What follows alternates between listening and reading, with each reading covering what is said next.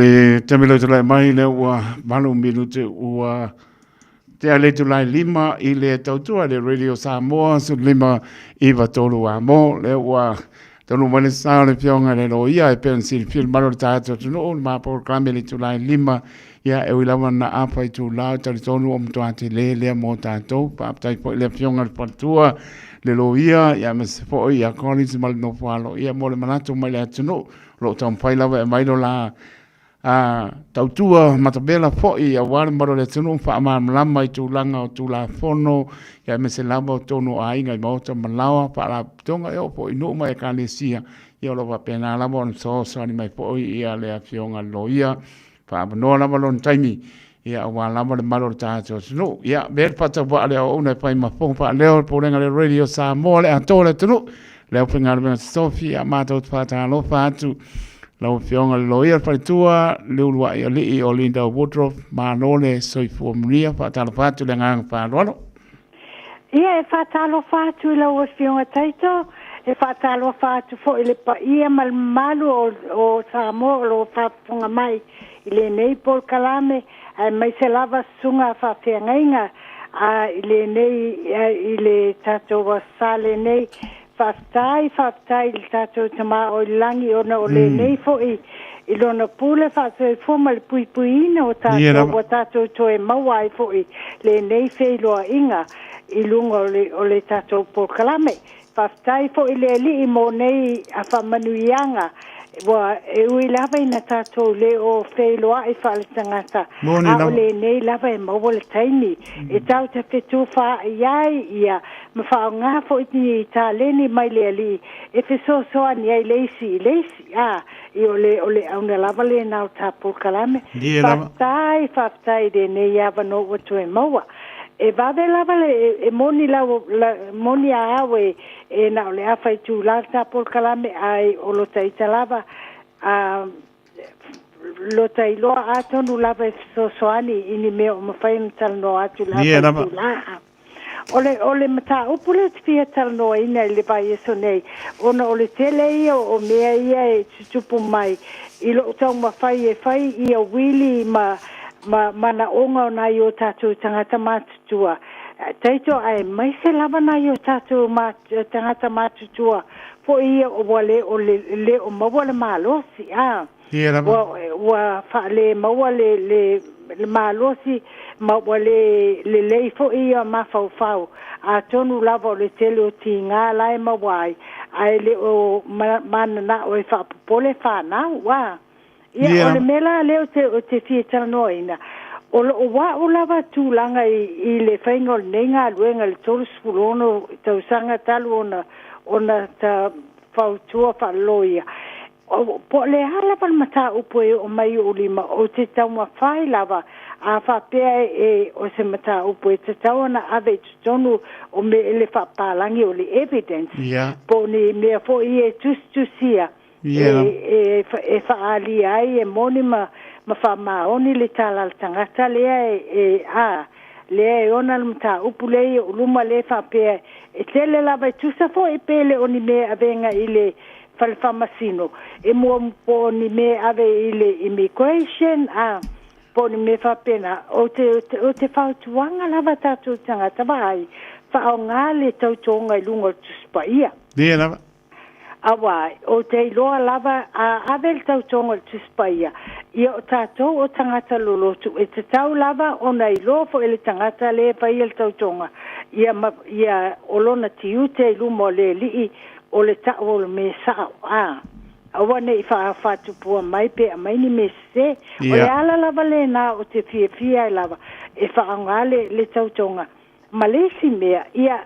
E tusa lava e alo le taimi ma tupe le amatanga le taimi e sauni ai nei tautonga. Ai e sele le lei awa a whapea watu se immigration application apalai. Ai le talia ina. A lau te ilo o lai sao uma mea lai tutonu o le tautonga le tuspaia. A avela I le high court po e apili. Apili le tute lai... ia le whai unga sen au mai in tangata o le immigration. Ia nano utango a whao ngā le affidavit nā po le tautonga le nāna whai mua. E le to yeini taimi mani tupe e aluai. A wala wata atia wala wasa o le whaina. Ai a whaina o ni whao matalanga po ina e tusia. Ia o te le whao ngā ina wai. O le tele lava o tangata po I. O le me au mai o tusinga po I e me mana o la tau ia whape ia o le tala lea. Ai le iloa. O le lato tiute ia a mai me sao o le awa o le whapalangi ia a ofisili ia o te whape atu ia o whena a mai ei mea ia o na whena whai ai se a lea te whai mai ei le tala lea o aina ei le taimina e whai ai le tala lea I upo whapalangi o le where, when, why, who. That's right. E avea e whai ngofi ala pe ata whai palangi o wai tatu whai ei upuna ia nei lone palangi au tātou ia tatau mawhai mai se atangata matua tatau mawhai lava e wha malamalama iai le ala e ala I ona te fisiliso o ma me whapea. Ia o le mea fo I sili ona tāua ia tau o le sefe o lota taimi a wa tele ngā luenga wa tapia malo wa tamatua fo lava a le nei lava e tate pa ia tuitanga tapa mole tusi mai umai lalo tato nei tusa sa mo mai te ale lele ngana Peritania Faitalia lava ma tangola ia io ile fa vasenga ma ave tu tono fa ngal tuspa ia e loa o mea e te tusia mai e moni masa o luma le vainga le tua awa tusa po le a ia tu singa wai mantua ele o lo wa uti na ona fa o nga fu ie o lo taleni e fai ai ia tau tonga i lungo tuspaia ona avela i o tau tonga na e fa tau to e sisi lo ia langa o ulena na moni lava fai le ia le tau tonga ia a fai la ai mawa e muli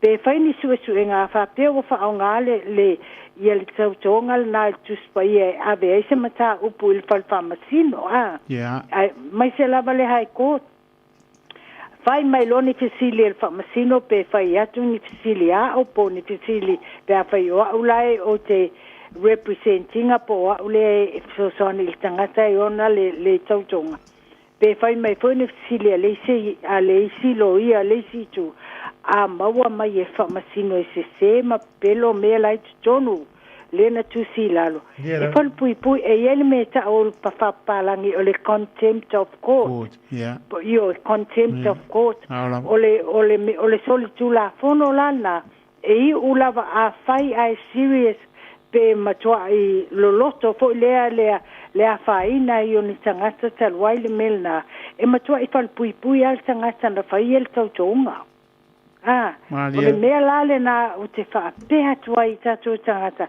fa mole e ala lama no talo sangaina ia ni fa mao ningo se mata upu e tu i lunga e fai i lunga se tuspa ia se tautonga ona mua e sefe aile taimi sefe le tupe lona tolu o le matua i tel tonuina lava el falfa masino o tangata e faia ia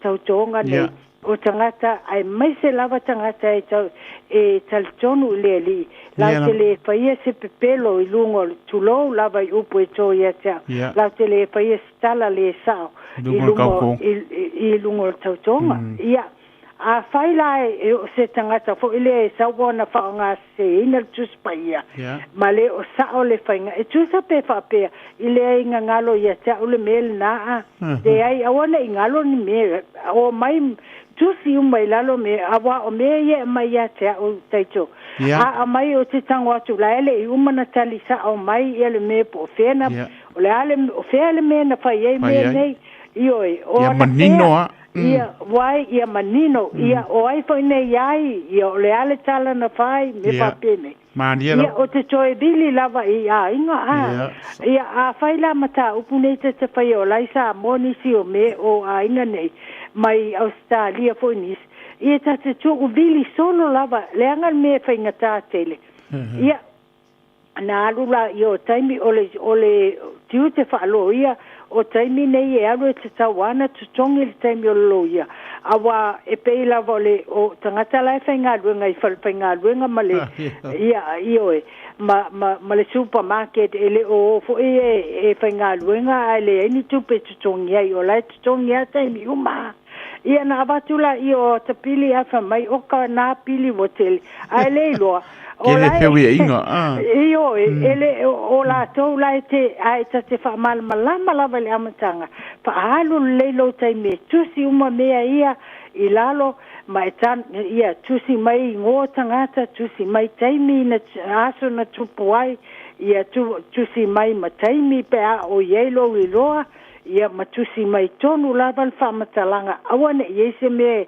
na ia a o loe le se me tawona ave ye tonu o te fasino tu lava le ai o me le tau tu la fono na ave tono le se sela o fa matalanga ele o se me fo ie o tawo le mele ta te faia ia pe ate fo e wa ia isi sa mo o mai le fa matalanga ala fo o i sa ba ile si ala mandira ele focus ele tilo na le mele pai ia o le ala la le na ele sefe ai lava le taimi sefe tupe ma te le ai le avanoa e manui ai le taumapana pe a u lima whaatasi le loia ma o tau nai o mai loia e pe soani wha mole mole a awa nei ma nei a lava la tatal noa atua wa o toi ngā mea fo nei a o mai ia i ma tau i tutonu o e o loa skul ma onga na onga ia mai ole mea ia tele na tailoa ona o nei tolu ono tau sangata te tui lunga o le whamasino ai a se fo io a sa fo ila a finau mai le whamasino a lau tailoa e se le whamasino te tū lava o te le fefe o te tū io o te tū talia ia ma ofisili whamamole o le ale ala o l'ofisili ia na whapena fo ni mena whailvai asun tene ia na ofisili lava fo i le whamasino ia fo e whamai e mantua o le whamasino e wa te pisa o le te sa whamanatua fo e fo lo o tiu moni lama maniela na tilo mai o tilo ai manai na ona e le whainga o mata upu a wa a fefe fo le lo ia e tautala i le whamasino ia na whaalua ia le whamasino arupi o ia le wabenga io ia la e whai ai lungo lona ia i loa ai le o tilo le mesa ai mai se ani mea fo ia e tau le tato wanga nu ko ni mea o le mala ma anga se o tato tangata i mea tau ngangana i upu a wai e tele lava upu whaaloia fo i whapalangi ele aini upu sa moa e whetawi ai se longa e tau mawhai le whamatala upu po le loia e whai le whamasino le ai e le se upu e whetawi ma le upu na ai maisa ia upu a peretania po ia wa mau tua wa leva e ta o e le upu e ta le race duty kata ia e le se upu na e ma se upu sa moa e ta o e wha e afu e fa liu ia ona tatango le fa matala le fa liu nga ile famasino mal tangata la tu o le mela o te fa pe atu au lava ne afu iso nga faia ia tala e fai mai i tutonu o me ave lungo le tuspa ia ia te tau lava na kilia ia te tau na sao mea uma ia ele malama vili le loia kongua lo ia fai fa mole fa matala mai o tele o malama mai mele ia awa e fia fo le lo ia fa matala ia au mai me wa le tapenanga ia awa na ia se me fa le tonu ai le fai le tautonga i lungo tispaia e pe ona o tawa a fai o a tapenanga le tautonga le fai lungo tispaia ele ma fai na saini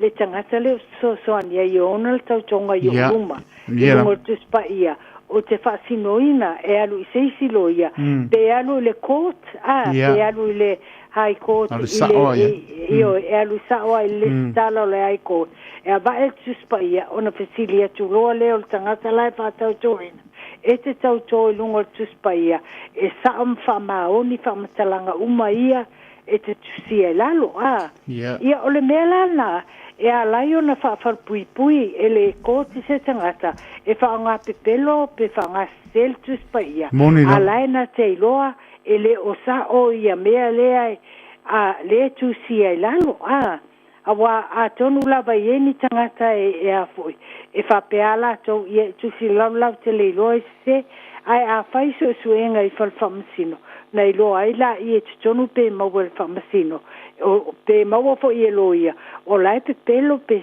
se le mele tu sia i lalo no ni lava o le mela na sili o le ai ia manatua lava le upu le soltu la fono e ta o le contempt of court po le o ia po wale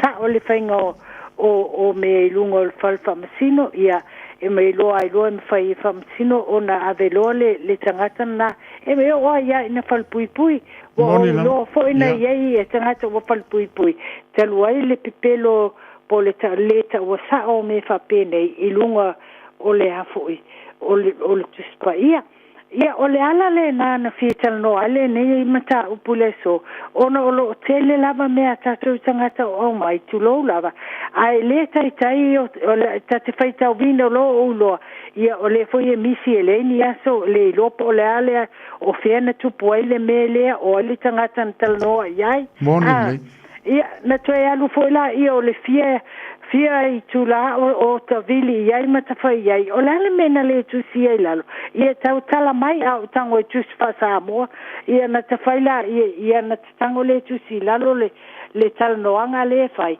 ia foto afa alu le fa no ia ta tango fa nga mena tal no e tu si lungo o le tau tonga e afu e sauni ia ona saule o le tangata e fai tau awa o tele ele fa pena un tu si ai o tu si lava o tango ave le tangata fai atu fai tau lele fai tau upu malama ai se me telo malama mai tala noa ili ma ia tau yoe ia na tata noa le ma fa malama upu nei awane e alu te tau to se le se me lungole o tu singa le malama e fa pe ele malama awa fo e te fa pe wa man tu fo ta por kala me ia so ia le telo tangata ia sa le na te ilava o fal pui pe molia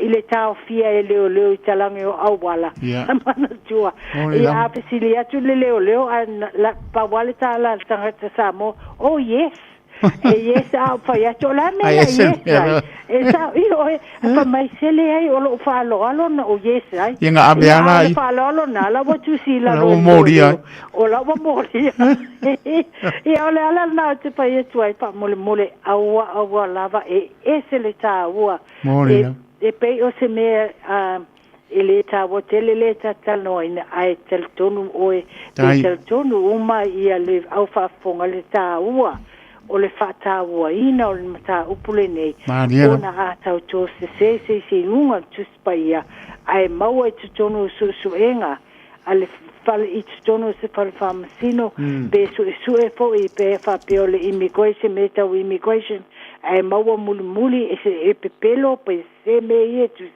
ia e mato ia fa ina level tangata i me ia ta o ai i lunga o le famasino ole oio tula fono ole contempt of court ia ole ala le na ai pe ona uta ita io tanga mo ele fa pe ele o tanga anga hele ai ni anga sala le ai au al ten fuita tele fi ai ia o va ve fo le fi ma fain tala tu ia ole me ala ba ta ona ta to fe o le lopo le ale au nga tonu ala ona fa nga ia le tuspa ia fa ia tau tonga mo mola ia male tiute o le tangata le fa ia tau tonga e tau tala sao mata o mea uma ia sao ma fa maoni me tusia ia ele na fa maoni lungo o le o tulafono a ia fa maoni lungo tuspa ia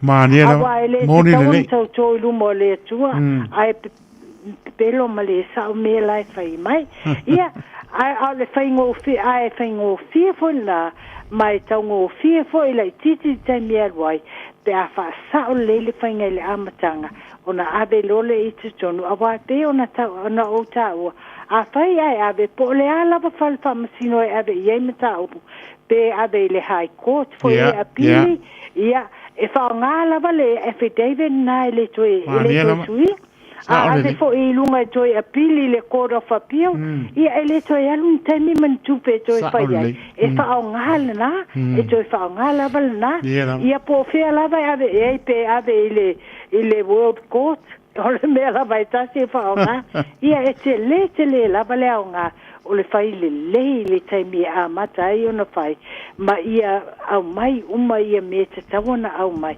a le malmalama te so tai lo ia io e ma fesili ai ona fai e lo le mesa o mai lava le amatanga ia ona manuia le oe manuia poi le lo ia vo le ai temi o le tele temi sefe ia o fa le temi ia e moni e whape ma whai o na teate le tupe i ai a watulo fo le tupe whape o koko nei mea wa ai le loe le pengofie e le pengofie ngā ruenga ia lo sunga tai tō ne fo e fionga tai tō le fo wa matangofie te mi pe i ni me ai o e pia sili mai ai o le ngona le anga whaatai le atua ia ma se lava le na lofa anga ba au fo ai fo i ia o loo vea lava lau whiongaro ia fo i le awhai tūlai fia sa o se mea alofa o Loma Collins ia male no fo alo fo le maro tātou tunu ia me se o le tele ina malama i fo i tātou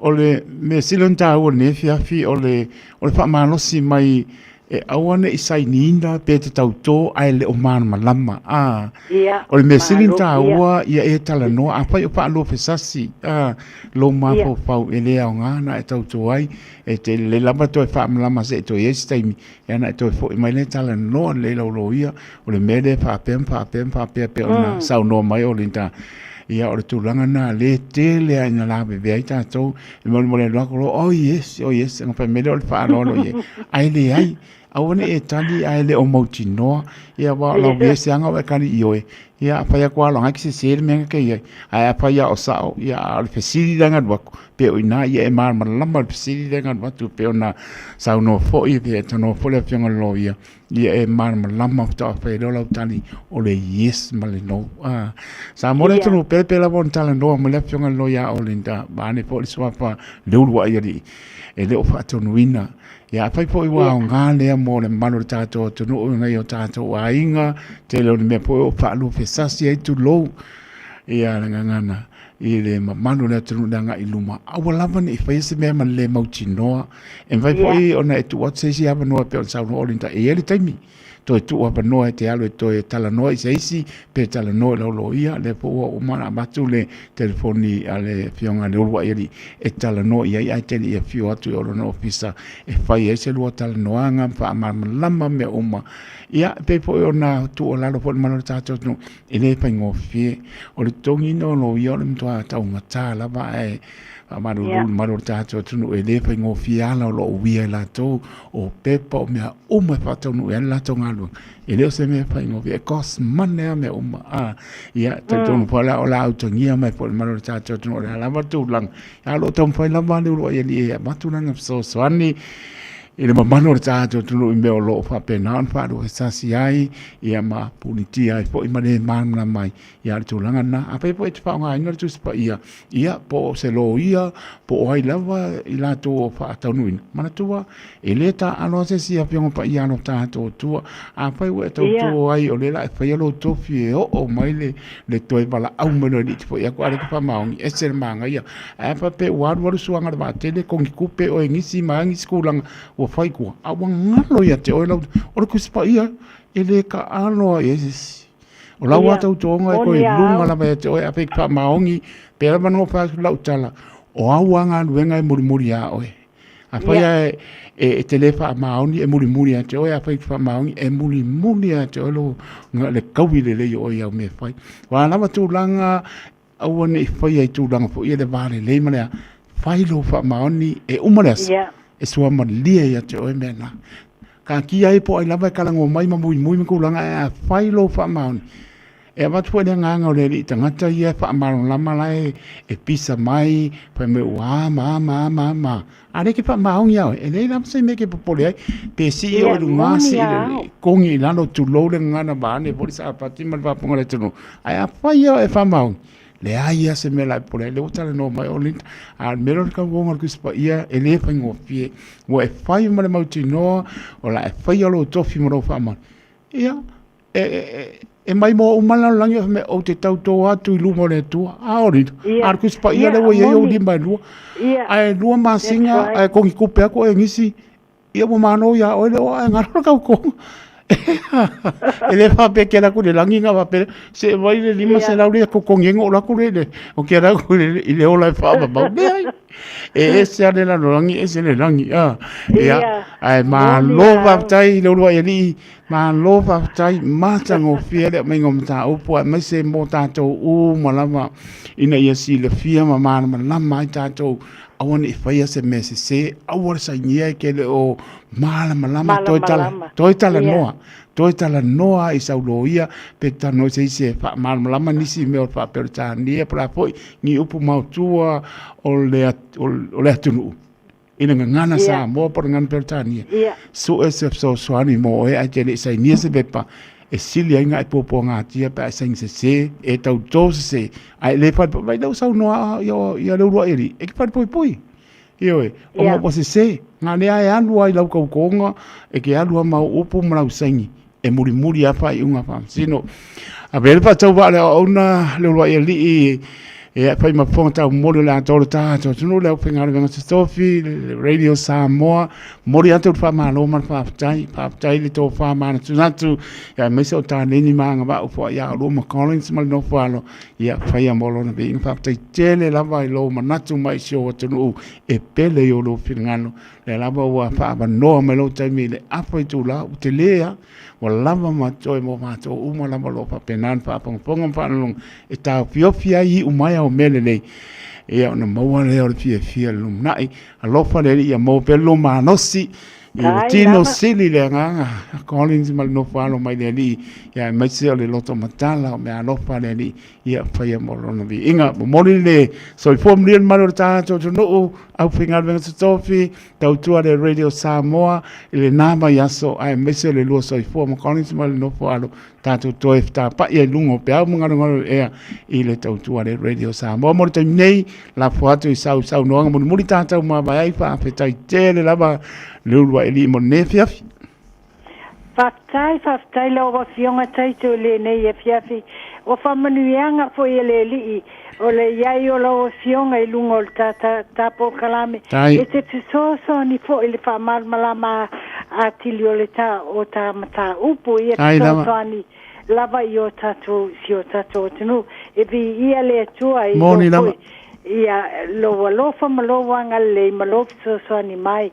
Malama tili tato mata upu ia tato tu ul tato tama o langi tato so fo mole nei va ia so fo I o la tato ia mapui o tato vola tato stalo pe lazy ma stalo pe le li mo pui nga o tato mo fo ai mai o tato wanganga le fai o me tonu ma le me sao ilana si la fanga awa pe ona eta wele si uma le ola nei alu atu iluma ile ali fai ia se le upu matal no ni mesa utupe manene le ai ele papena le ala ole ta ole taltonu male fa mautuina mal ia ole tuspa ia ia lo fale tu e tau sieta tau ma pui ia ma fasino tato wala ile ne vai so lo fatele tu lava o fionga taito fa pa ia ma le fa fonga I tato toi fe lo ai foi a tonu tato fe lo ai pa uma le ista wala na ia ai tato tu le lio tato fa moi ia fa so foi na le pa ia man malu la fa fonga ia fa pe foi lo fionga taito fa tai mo le ava no ma lo susani ia malo fa tai sau no lo li fa pe na na fai fa te tele lava ia mo foi o lo se to file mo ma nia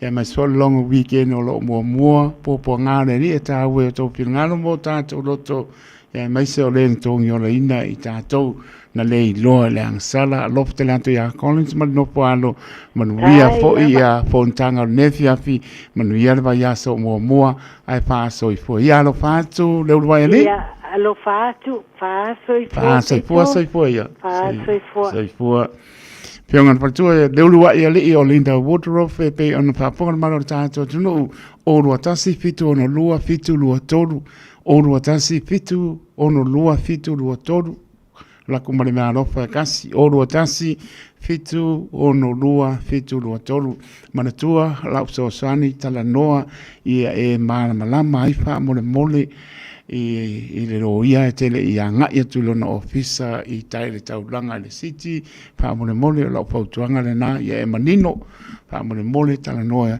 me umo lam tau pu ia tele I anga ia tu ai ia le roia malanga pa loano Tai mi tu lai mai lua su lua minuto na ta leo le tu lai ono ta leo no ta to saulinga no tu ta ta yo saulinga sunga ni ya o i mai manua sunga le o ya no tasi fui ama i lili ne ria pe antani tu lai ono ya to pata lo fa tu le ngang fa no malo ta to tu no ma no le so form ria le fia fio la sala o pamba lo so riba mati lu o no to pata lo fa tu ya to nei au kilani ma tu tu o yo tu no ma no la ma so form ria ia le di ta tu anga e to fa mana tu ina ia po ngā reri.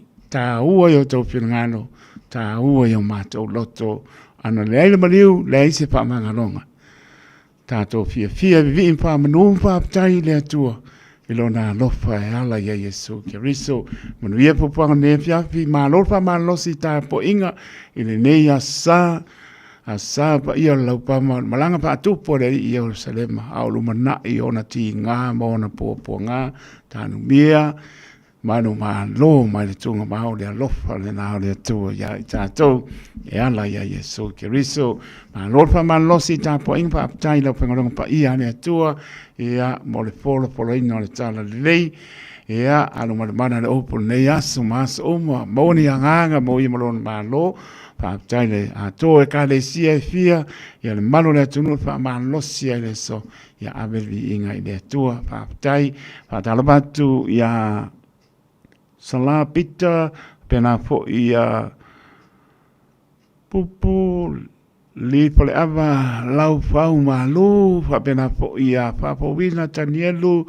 sina leo se onto atina ya rosalia lo fa telatu tina ya ta ele tole pa ya li pele me australia fa tele lava per tu ya serena siosi ma lo fa tai le ngata leo ubio yandro ya ma lo fa tai man wia fo ile afiafi ya ngata leo o muri anga tele a lo mana e kalo fai tala le motu uso alofa tu mo olua male palitua man no falo i Samoa manuia foi le seta ile na foi vai aso pa tai ma tamai mle tele ya wo ya lu mana e le ma ko pesele ma patuina ia se ka ia nga vai aso ma patuina ma e pole sila si oso le a ta leni po e le li mle tele lo mana e tala le motu lo fatu mo olua e a malpatua ia la ma no falo Samoa pa tai ma puta mai tale tu lai ono tato sauninga lotu mai ana ia tato pesenga ma vi ingoro tato tu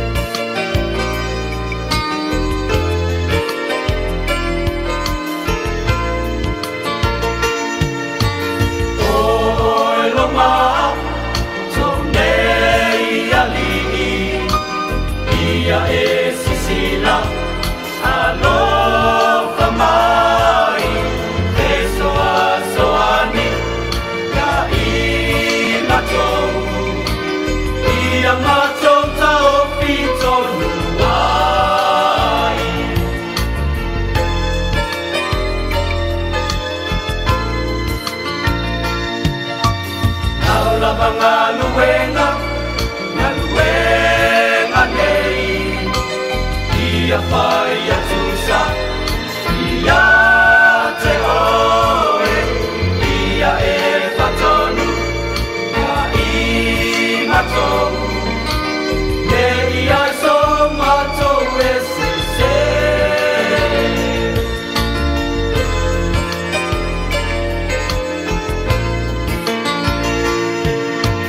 Auina mai Ia te i matou Olo wanganga Mai lunga Ia matawha Malosi ai E whai lau manue manei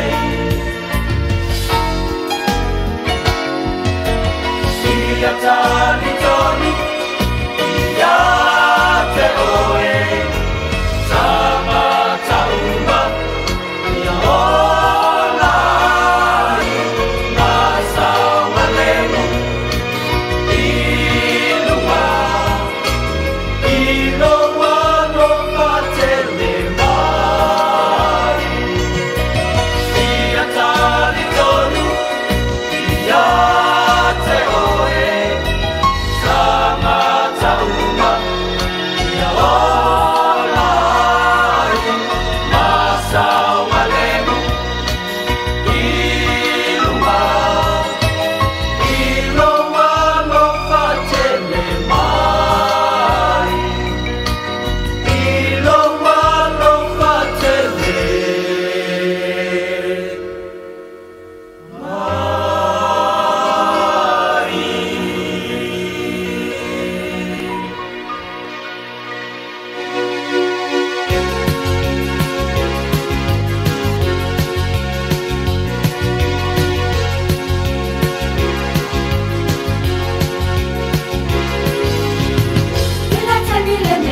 Ileta milene O te fia whai atu Ileta milene O lau o Yesu Ileta milene O te fia whai atu Ileta milene O te fia whai atu O lau o Yesu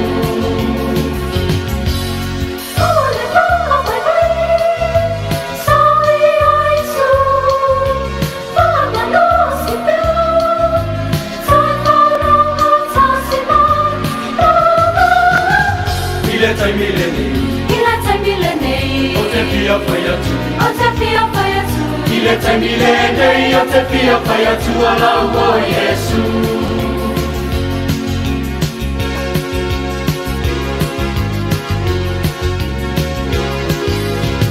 Awhai e le fia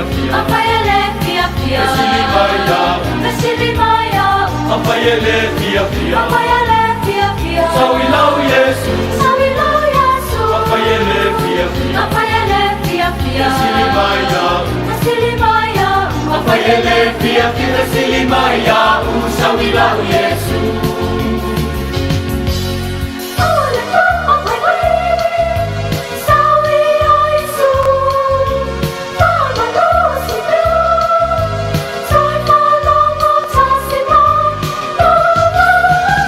Awhai e le fia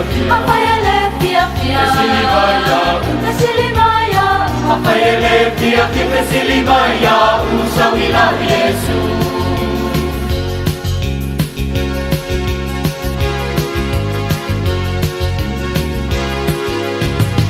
O tole tupulanga Awa e te whaatali Petala Yesu O e ole lumanai O tole tupulanga Awa e te whaatali O tole tupulanga Petala Yesu O e ole lumanai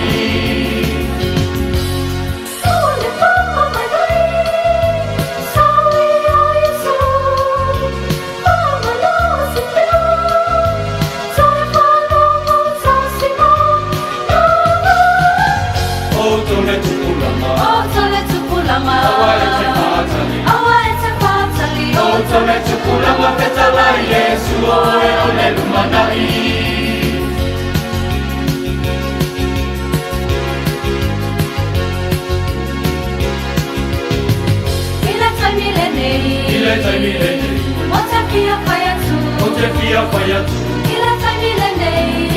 milele. Olaua Yesu. Olaua Yesu. Ilete milele. Ilete milele. Otapia fayatu. Otapia fayatu. Ilete milele. Otapia fayatu. Olaua Yesu.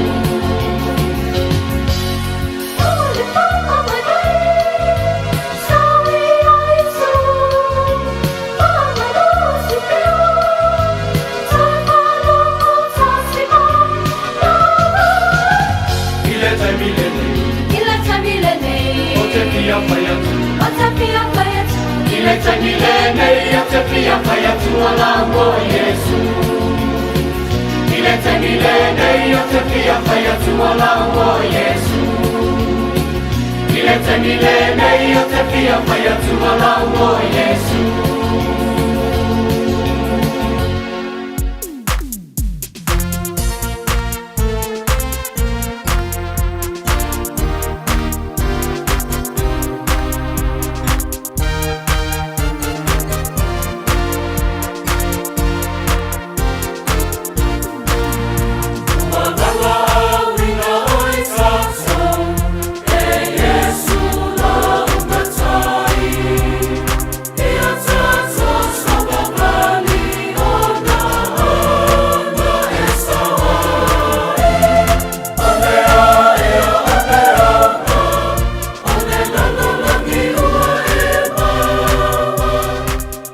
Ole te vele tu lai mai le ua tasi mara bilu te te ai li tu lai ono o mai vole te imi o le tato sauni ngā rotu rawano patu a bea lama nea la leo le tu lai ono whai mana ba alpi ngā rolo tato watua ia mai se lava ta lia mai nai tu asina sino o le lava i malu ta pua i o le ato toa le malosi ia mai se po inisi sa pia ngai mga ruenga le reiai ea tato lotu ile ne sauni ngā rotu le tu lai ono tatai o sauni ngā ne fiafi o le sunga le ria o i umai manua sunga i anu tasi pui awa i lili ne ria tato tai ile ne fiafi sa mora tunu pene husi mai ana ponga ia fatalo fatu ile pa ia mare mamalu sio tato watu no pele Samoa malole soifo manuia malangi ma ayo maya wala tato tapo yatu ile atua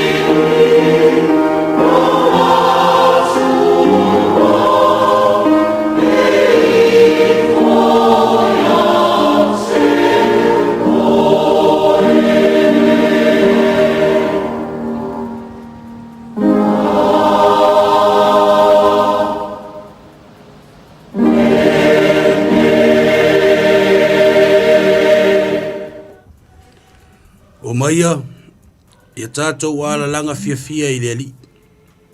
Ia tātou ala langa i le papa o lo tātou wha o le tanga. Ia tātou atu i ona luma ma le vi inga. Ia tātou ala langa i ate ia i pese. O le talo mo le nganga pa ia, tātou wifo ma talo i le atu. Le atua manai, o le atua o le alofa muti vale lava la wafio.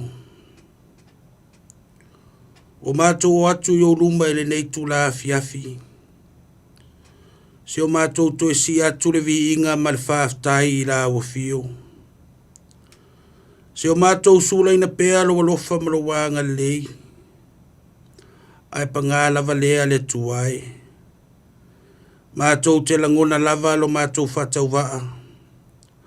Mātou te langona pēa lo mātou mātitiva whale anganga. O le ala lea o mātou wala awa tuai i la o fio. A fio mai e ala i lo wanganga pa ia. E tauto lua ina o mātou nei whatau waa. Nei o mātou whai aile nei tā po inga i le awa marimi ngau tele. Ma ia māwarunga i pēa le vi inga i la o fio. O le mātou tālo lea. E ala le swafa manu malo Yesu ke riso lo mātou wali i mare whaola. Amen. O le tātou vi atu i le atua i le vi inga o Saudia.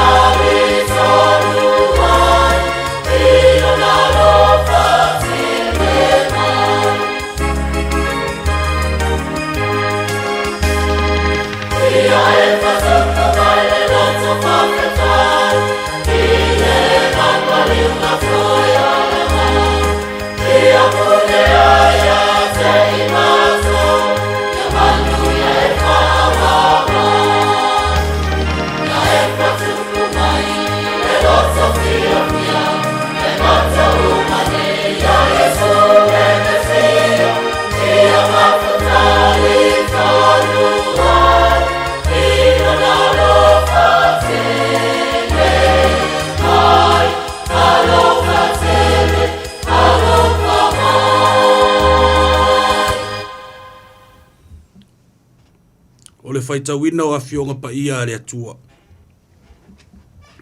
O le tātou tūsi filfilia ele nei a fiafi. O maua mai lea ele tūsi o le eseto.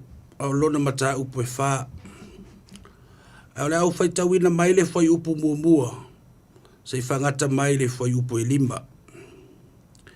E soto mata upo e wha. O le au faitawina mai le fai upo muamua. Sei whangata mai le fai upo e lima. Whaafonga maia o a fionga pa ia al tātou tua. O na tali atu lea o Mose o whaape atu. Whaauta la tau te le talia maia.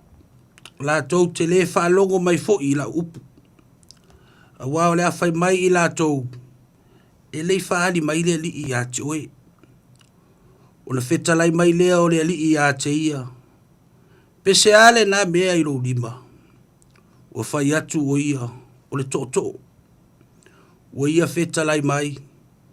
I nā lafo ia i lelele. O na lafo lea e ia i lelele. O liungata. O na sola e se ai lea o Mose. O na whetalai mai lea o le li i a Mose. I nā apa atu ia o lo lima. Matango i lona iu. O na apa atu ai lea o lo na lima, ua po e atu ai, o na liu to o lea i lo na lima. Na ia la tau talia mai ai, na whaali a te oe o lea li i lea tua o la tau tamaa. o le atua o Abrahamu, o le atua o Isaako, o le atua fo o Iakopo. Ia whaamanuia mai le atua e ala tātou whaitau ma whaalongolongo i nisi ana whiongo pa ia. Ma ia tū mau pēa ia te ia lona lava vi inga.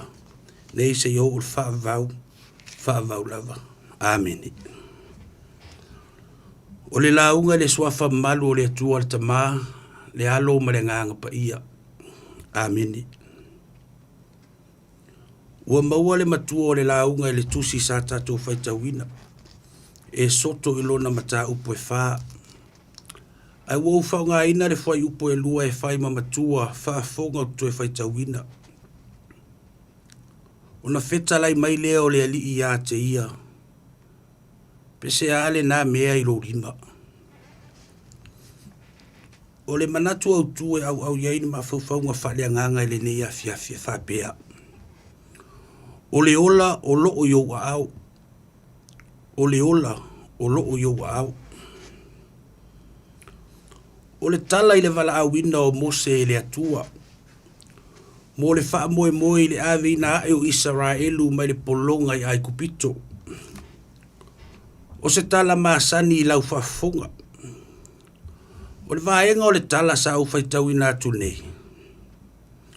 O le wha atolu ai lea o na wheta lai le atua i a Mose. Ai te ena pea i Mose. Ona o lona langona ina o lona whaatau wa. Ma lona le atua toa. Pe a fua e ngā ruenga tele ua wala awina i ai o ia. Peitai.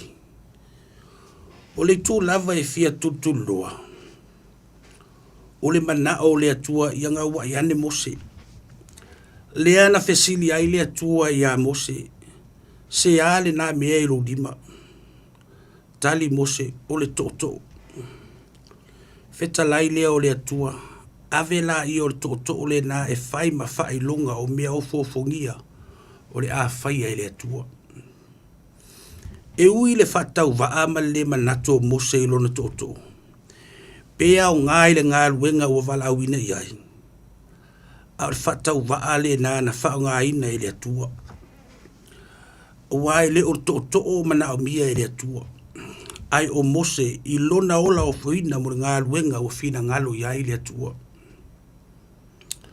Le whana ue le atua i le nega fiafi. Pese ale na mea i lo lima. Se sila ane lava yo wa au. Tanga i manino yo lima polea. Awa fo i na mea o iai. Ia. E mawhai ona ese lava tali e tali ele fesili. Awa ese uma lava mea o yo to wa au mo ufo i lima. A tonu e whapeare nisi. Wana o iwi lava ma ano. Papa ule lima. O nisi fo i e fua lava i le mea o ule lima. Po se tau mafa.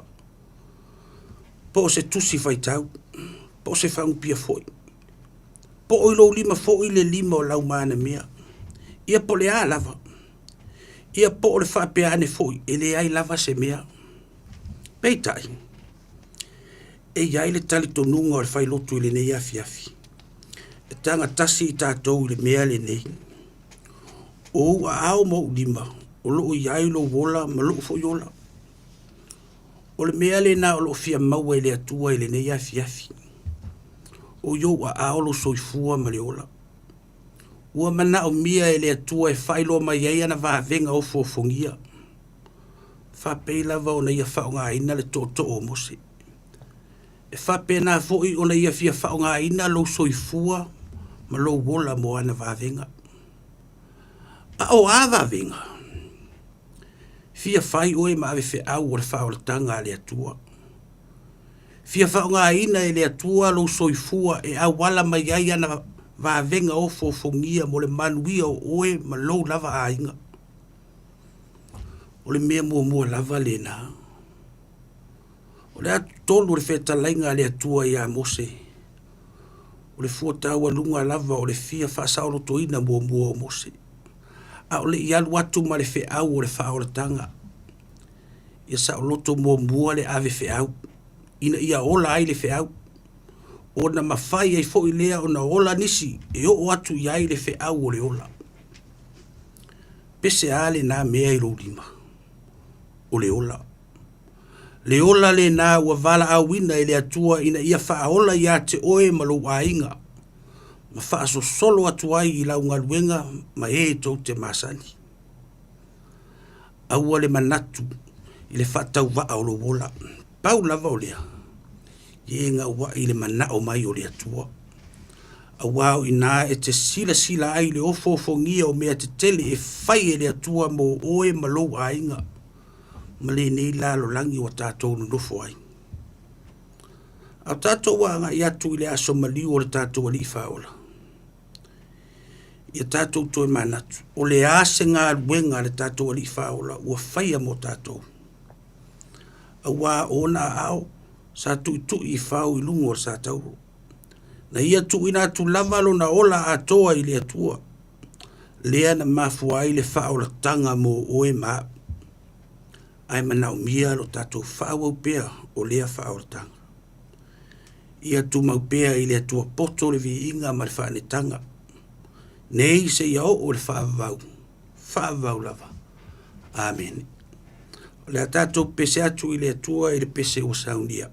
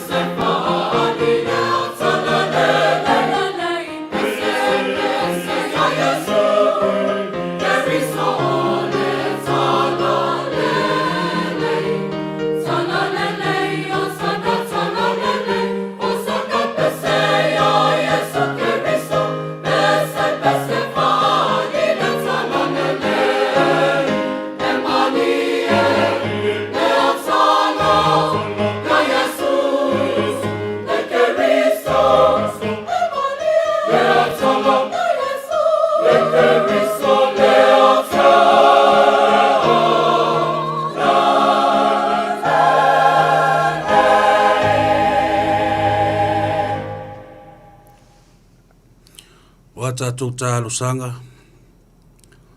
O le talo le whaaftai. O le whaatoi senga.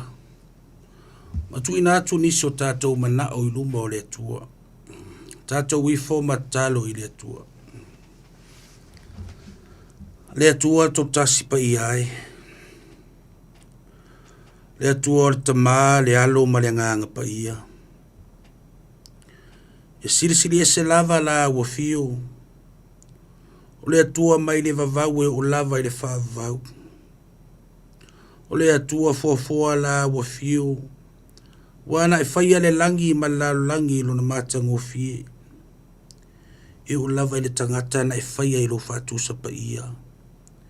Ina ia avea matau si mea o lau foafoanga mana.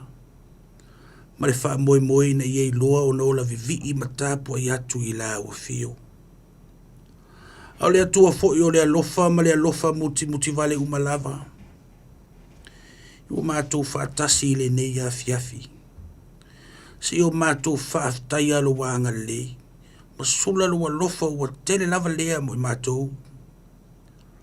Whaaftai o no nei a avanoa ua mawhai ai o na whaatasi ma la o nei. Whapea si o mātou wa atu nu o lo whalongolongo mai i le nei porkalame. Whaaftai o lo iai peo a o lofa i ai mātou uma. Le whaititia le nganga whaaftai. I lo whaunga ino mātou tangata whatauwa. E au nā tuai i la ua fio i so stiute ma so se whaiwai tono rau e kālesia. Whaaftai o lo peo a o lo whasio mātou atu nu o Samoa mo na tangata. Whapea fo ini usile nei o lo mātou au mawai. Via la ua fio i lo wanga lei whaso mai. Tau siai lo mātou wola i aso taitasi. E le ngata tino le mawhauwhau e whapea fo i le anganga. O tā leni maanga wa aesese. O e whaaupenga ina ai i mātou. Ai ua whai lava lea maala mātou te tautua ai i la ua fio i so se ala. O mātou whaaftai, ona o wa fionga pa ia. O lo wa iai, o lo whaatonu ma tō matau inai pēa lo mātou wola whalea nganga.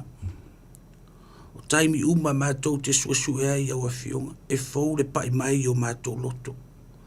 O ta iala masulu e wha maala malama inai o mātou ala. E whaamenuina la ua fio, o no ngā ruenga mana lo nganga pa ia. O lo whaalotu tele ia i mātou i taimi e la ngona e lo mātou whaavaivai. E whaamalo si au ia i mātou i taimi mātou te fiu ngofi ai. E musu ina i mātou i taimi, e mumu titi ai le la mepa lo mātou wola whale nganga. Ina ia mausali lo mātou wola whale whatutua. E ui le tele o a mātou se ma le anga. Au loa nganga wha pale ma loa nganga wha mangalo. Ua avea maala e wha tere ngese ai lo to sa. Au tele na walo wa lofa wha maoni lo mātou wola. Au le whaaftai sili. O le taulanga tutasi na saunia e la ua fio. E ala i lo alo pelo Yesu ke riso. O lona soifua o fuina mai. O lona maliu ma lona toitu man malo mai le oti ma tunga mau. O mātou mawai le ola e whaavau. Pe a whai mātou te tū mau i le whātua tua ma le sala mofa maoni i la ua fio.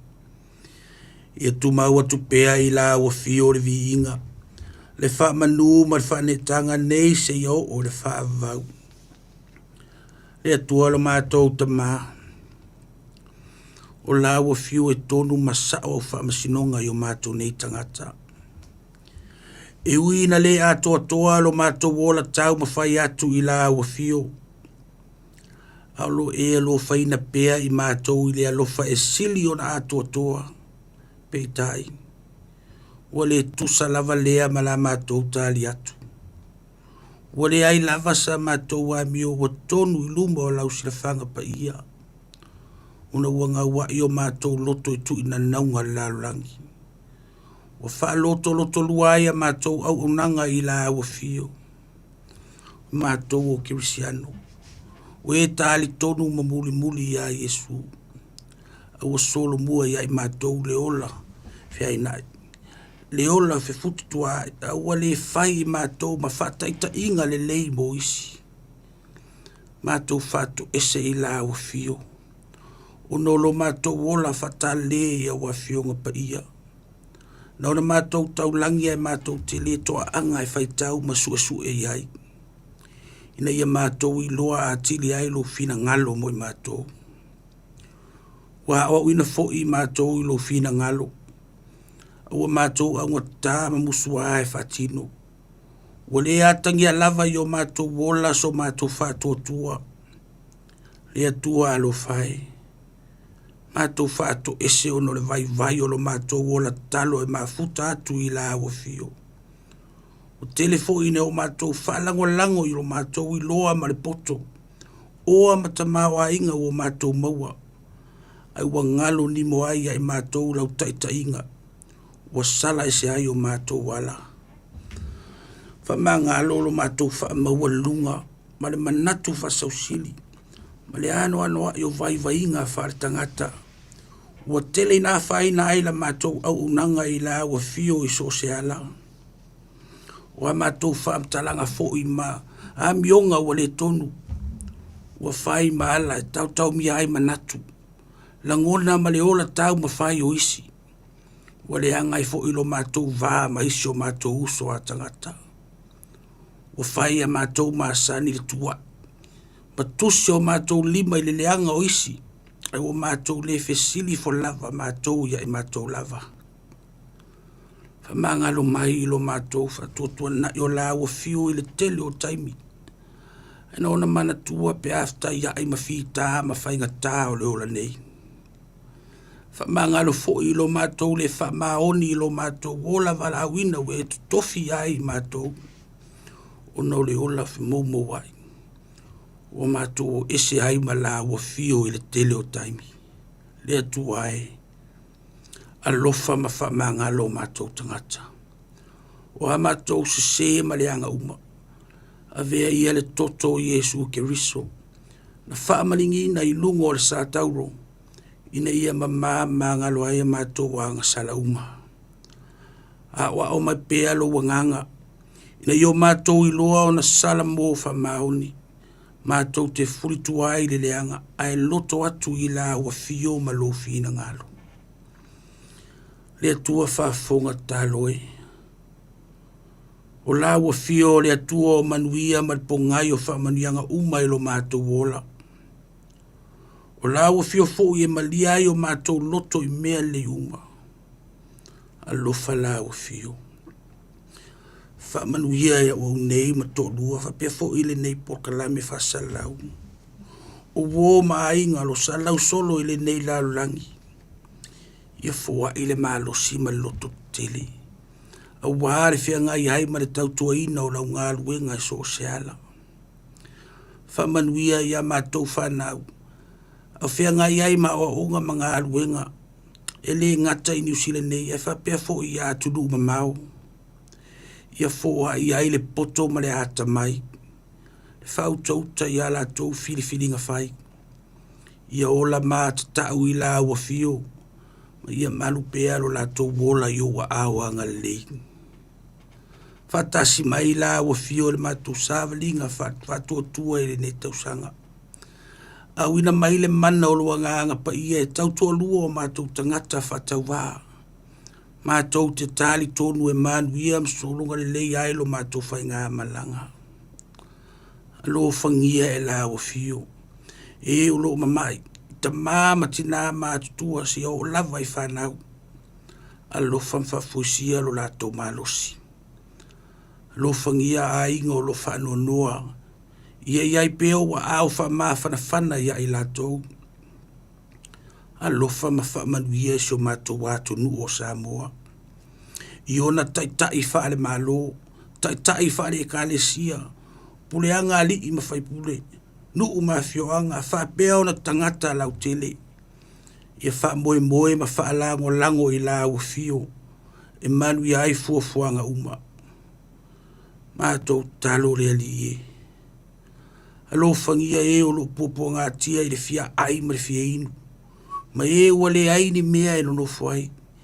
ia puipuia ma tausia i latou uma e uaoaga lelei faamanuia iā atu moto le pasifika ae maise i ekalesia taʻitasi ma latou galuega talaʻi auā le manuia lautele o ou tagata faatuatua ua matou talo ono faafitauli inisi o atunuu o le lalolagi ua oo ai lava ina tupu ai o taua ma ola fevaevaeaʻi ai ou tagata alofa la ua fio ma fesoasoani ina ia toe maua soʻotaga lelei e ola fealofani ai lau fanau lenei foʻi vai aso a matou agaʻi atu ai le faamanatuina o le maliu ma le toe tumanumalo o le alifaola ia faatasi mai pea lou agaga ina ia matou lagona ai le salamo famauni o a matou tatalo ia faatasi ai matalo i loto le tagata lava ia matou te ofo ina atu i la auafio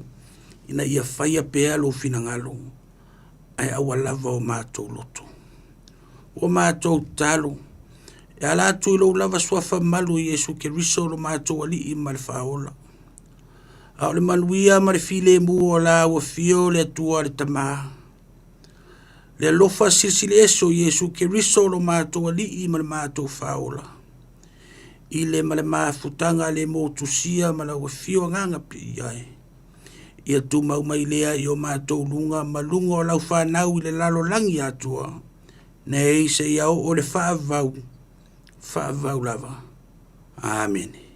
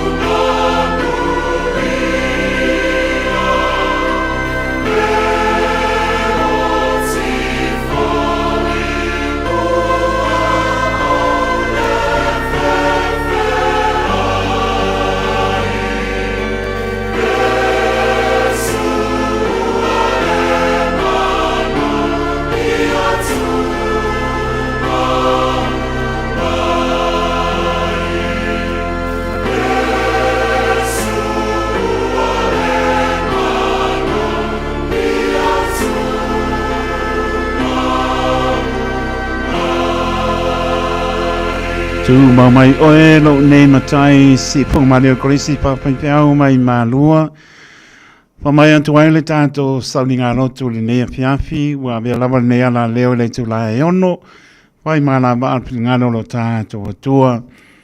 tai o sa ninga ne fiafi o le sunga i le li o i umai malua no tasi fuia mai lili ne ria lova pena po i ona ngā lue marwhaitua i a rina i lalo o tai inga sunga whapenga inga i a perone futsi i le kane sia whapotu tonga ke Shana Samoa i Tamaki.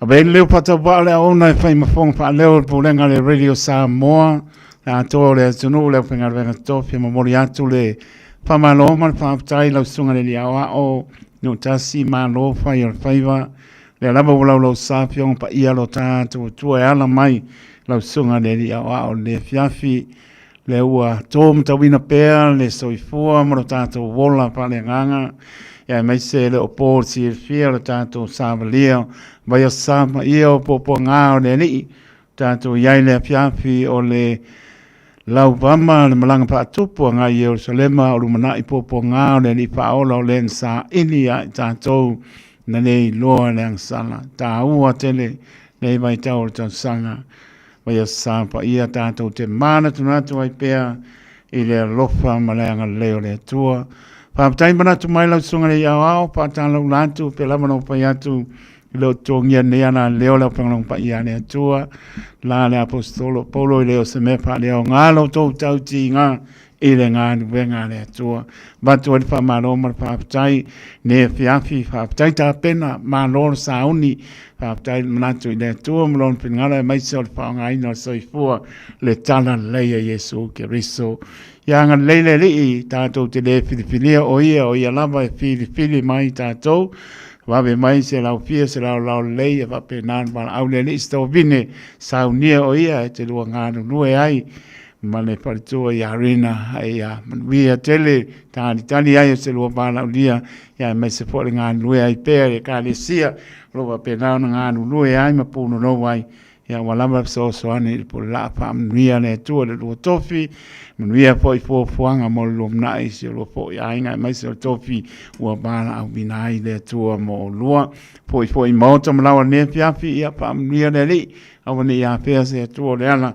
ia pui le li lo so i fua tau nu i mauta malawa ia pe lo ai po i malparitua ma ainga ia mai sporo tapo ia mai o matua fa ane nganga ai mai se le mano si o to e kane si o faiva ne fiafi famnia le tua o mana ia po nei lau ia la po atu lau sunga le au mo po nei lo fanga na ia to ainga ia me so i au penga vengo pa ia ne tua si o to e kane si ia mai se o na ia lo matua fa le nganga ma le nganga pa lolo no tas ia faftai tele lau sunga taito no le le ia noa o fai e foi o no taita ina saudinga ele ne ia fiafi faftai foi mo fa manuanga ia lo fangia foi de tua ia mo foi de so fu manue la usunga ia martua era tino ma foi mai silenga o foi fe au matiuto lo fe nga iai fa manue foi le tua so tato watu no pele o Samoa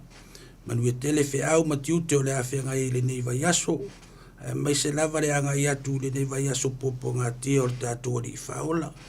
E mo le tuo i o lo whaanga ia. Na i o matua whalenganga sunga whawhenga inga e peroni futi mai whatua ia mawha ia whapea ia smatua i kālesia ia istamaki ia pe foi wō mahinga lo sa lau ni nei la langi i whaaftai taito mo le awanoa i manuia le nei a fiafi.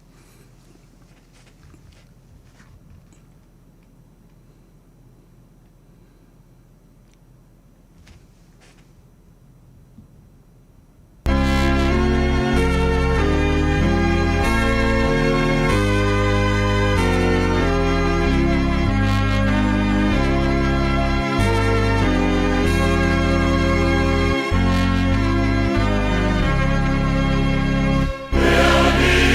you.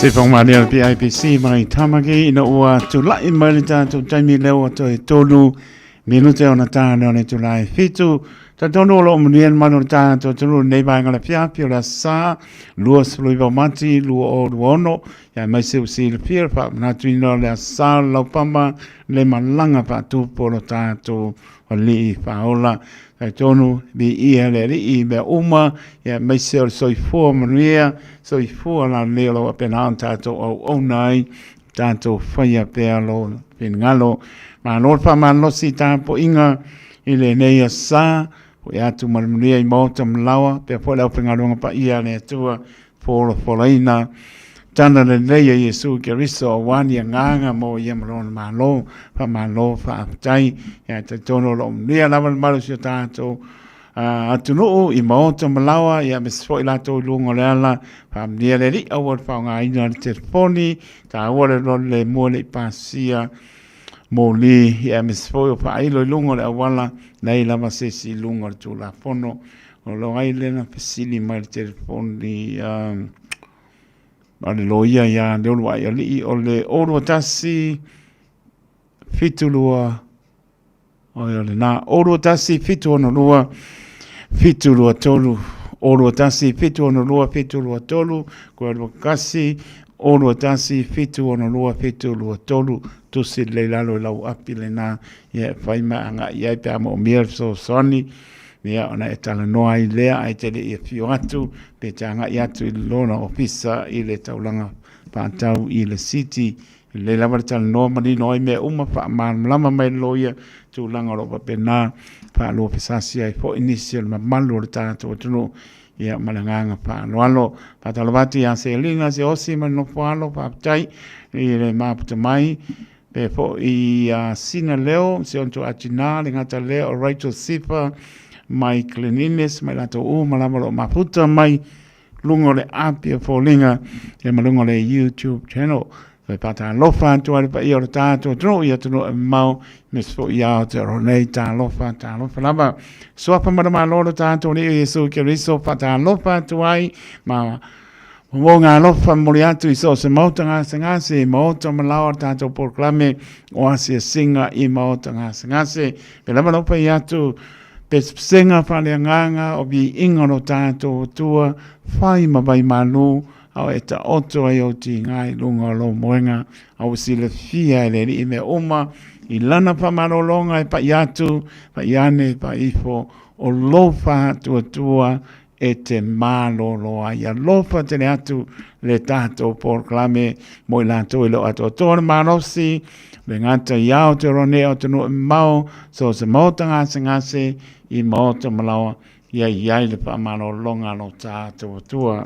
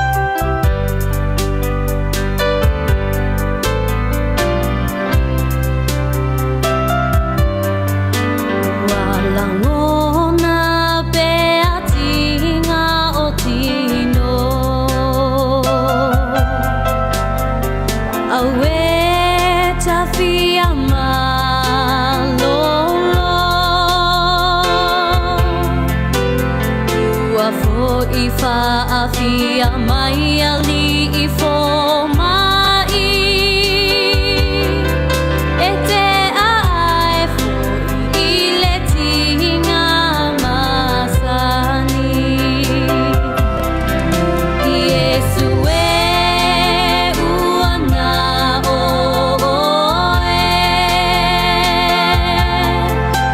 lo nei toi fa amoe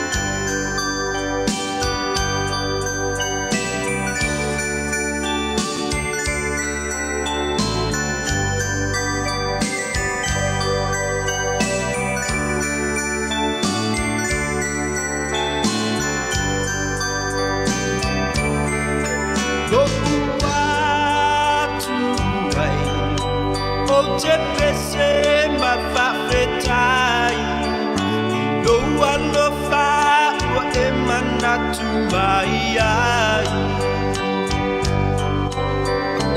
mai o le tu sa o kolo ngai lo su a fa Yesu o manolo ai lo ua tu ai o te pese ma fa fetai lo alo fa ua e manatu mai ai o mai o le tu sa o kolo ngai lo su a fa Yesu o manolo ai ko lo atua o le atua fai va venga e malolo ai e ua mafatia i a venga e amala alma le fatua tua i lo sua fa o lo atua o le atua fai va venga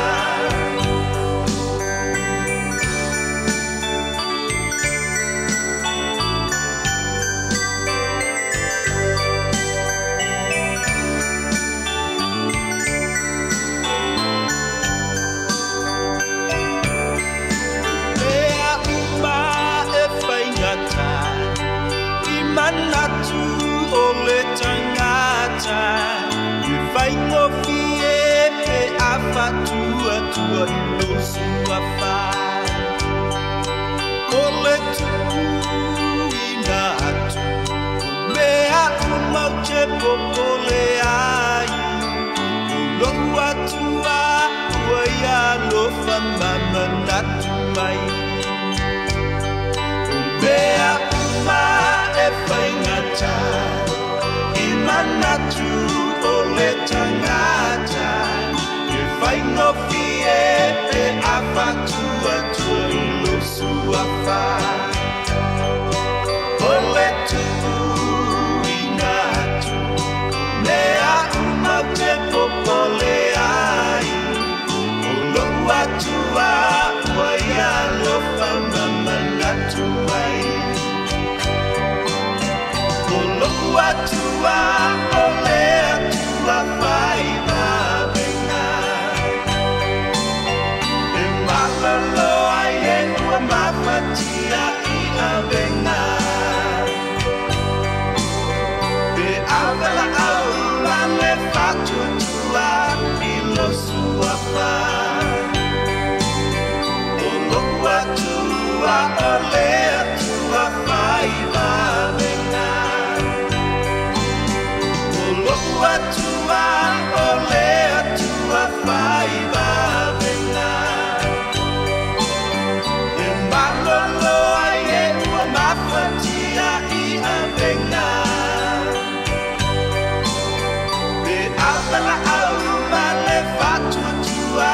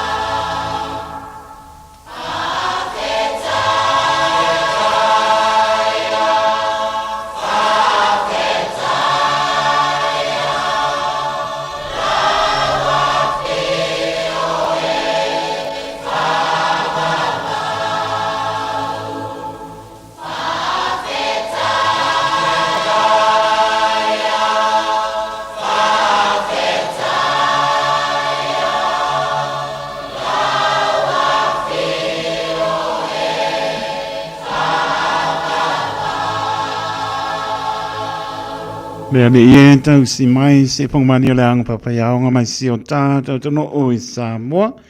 Whamai atu el proklame wa si singa I mautanga singase o lo whātua tua e te mālo lo ai. Iai le lofo le riso se mautanga singase, mauta malawa au te ronei, o atu no e mau a lofa te le hatu. Loa spulwan marap miluta wa te ane tulai fitu I le tautuane Radio Samoa so lima Eva tolu a mo manato lo manion mano tato tunu le fiafio la sal waiva mati lu o lu ono ya mase o le sal la pa ma pa natuina langa ba tu po lo tato le Jerusalema lo mana I ona po nga ta o to pingano mo tato loto tananto tato leina fa yo ni aso soi fo tolu fitu ta si lima I tolu numera Ia pena po le tātou I meli nau silafia apia polinga lunga le YouTube channel. Ia mo wala mai tāne tu lai valu toi whaolola leo lua I alofa.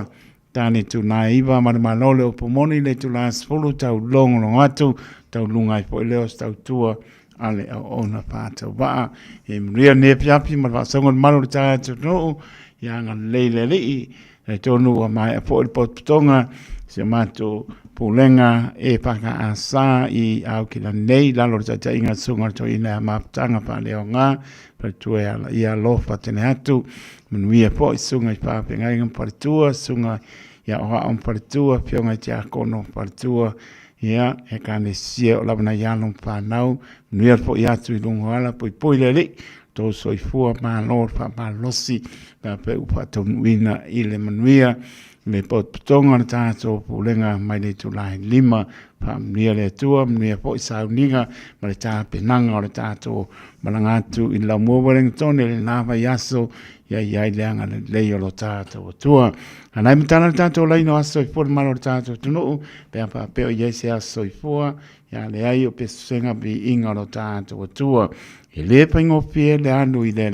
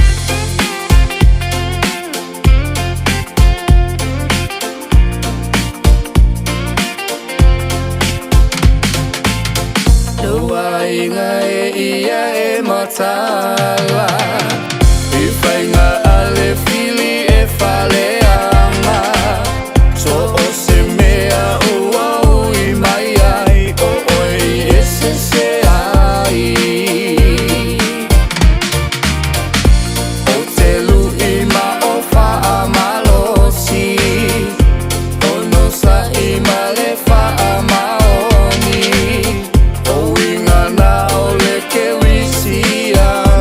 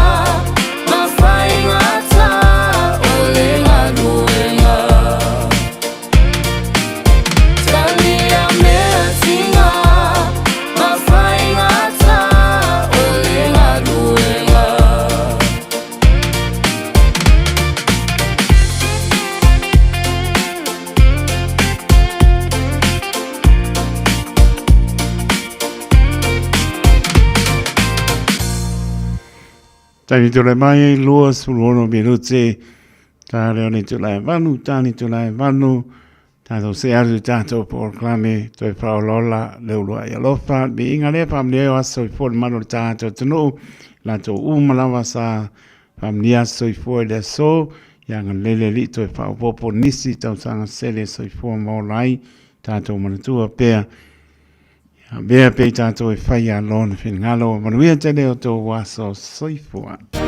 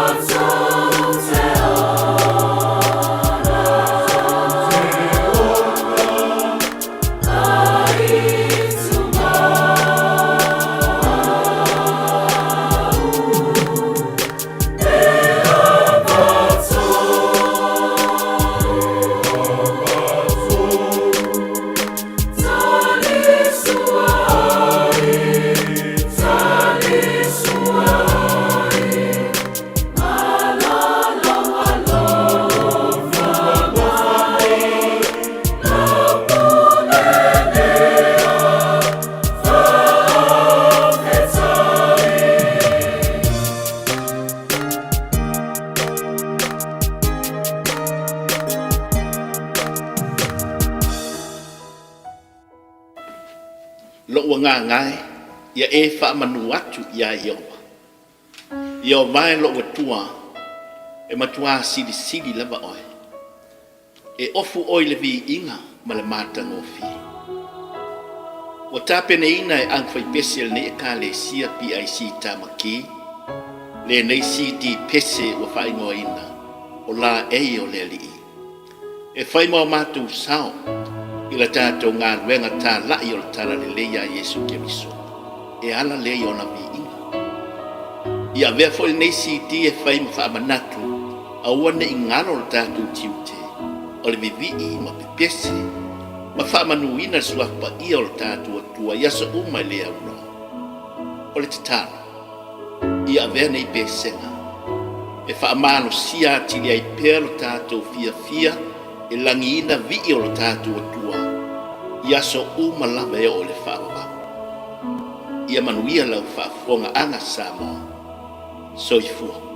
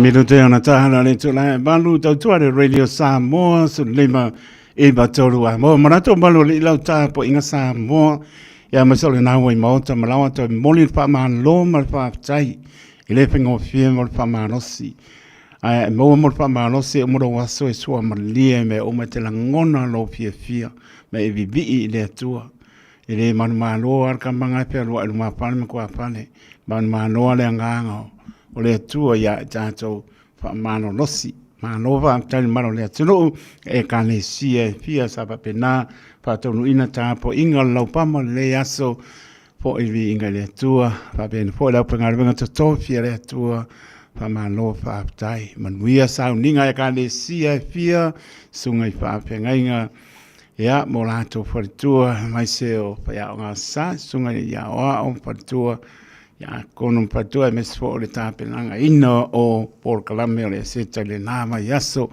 ya oli tia me uma ile fatasi mai lo tato tua le o tapela mai sunga to ina ya fiu taala kuini po fiu kuini taala ya mal sunga to ina to ala man fotu fa fo no ur tato por kalame pen masani ai ile tu la valu to fa ola le udwa ya lofa smaya lofa ponga Samoa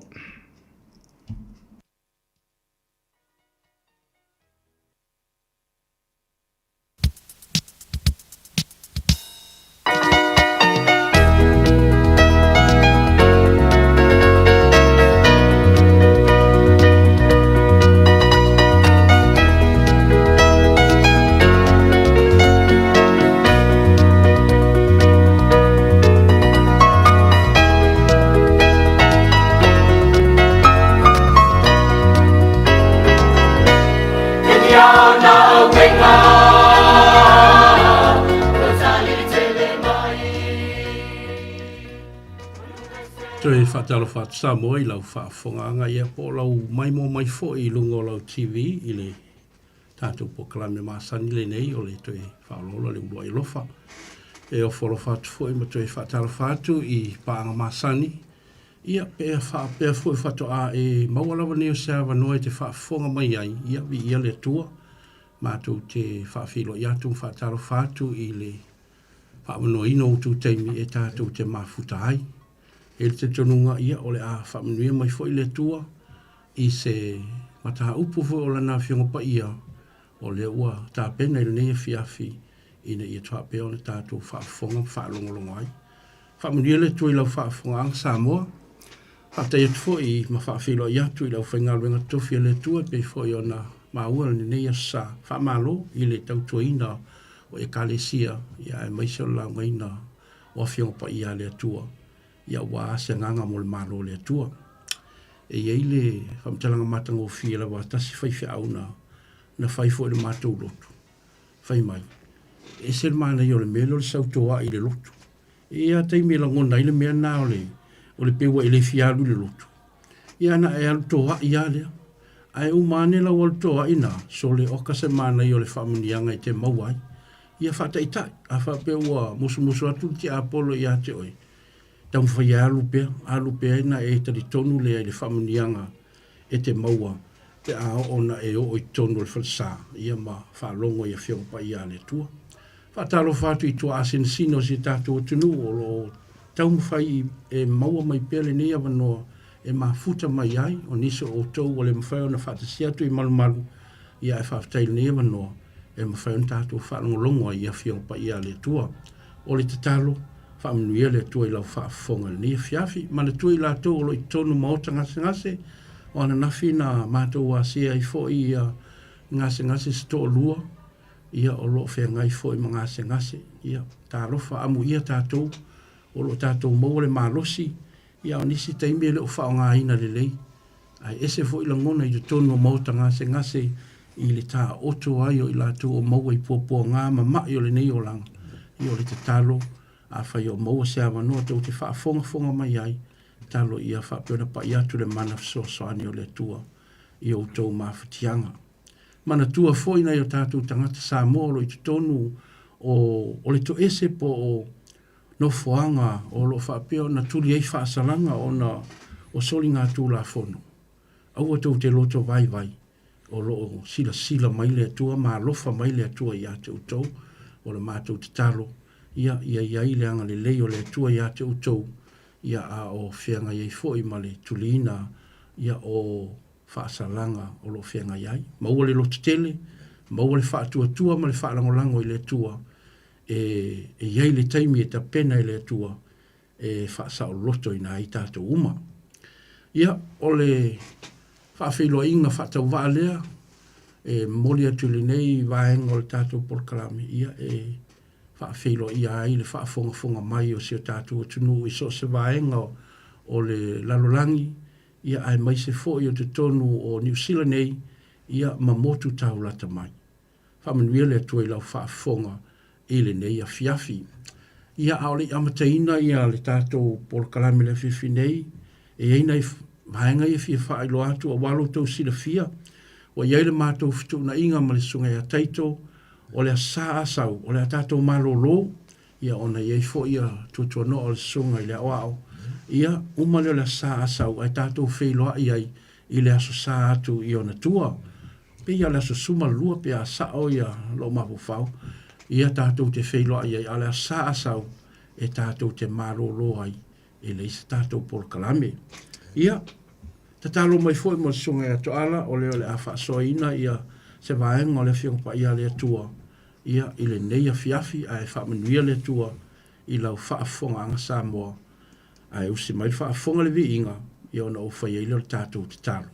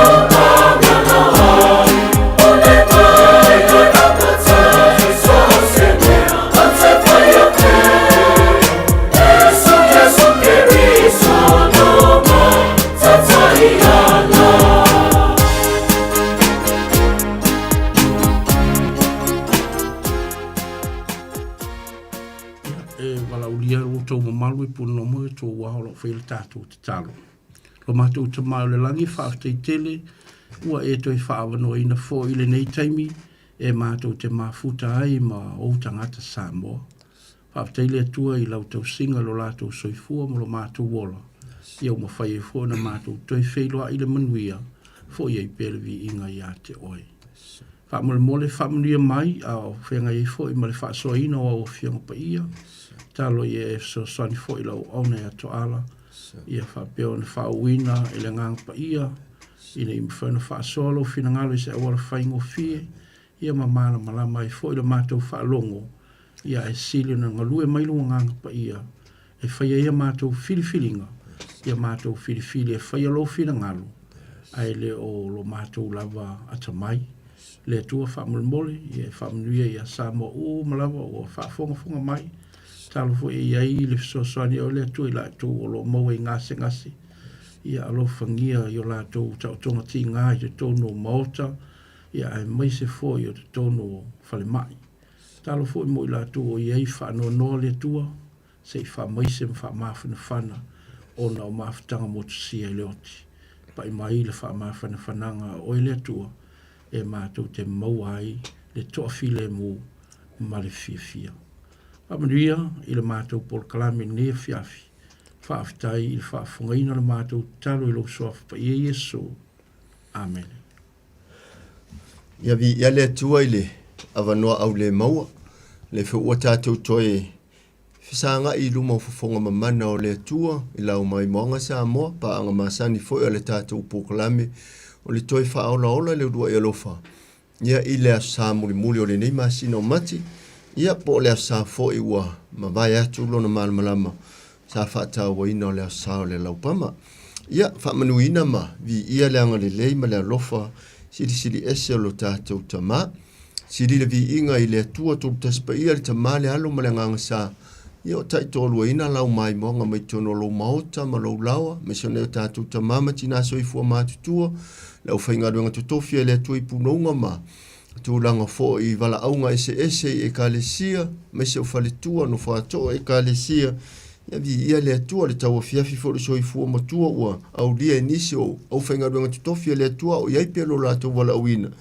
Ma nisi fo le mwheona whaatenu ina le wala aunga le tua o ngase tū mau. Ia ua whapena o na lei ua ilo la tau whinaunga. Ai vi ia le tua le so sia ma le tamau ainga. Lo whasoa inisi o ekalisia, me se foi o a hinga manai whanau. Ia e sila le whaaptai mea uma o no le nganga pa ia e. So soani lo tātou vai, la o tau whaafonga mamana, ia me se foi o le. Se vaenga i titi foi o lo momoli atua ile.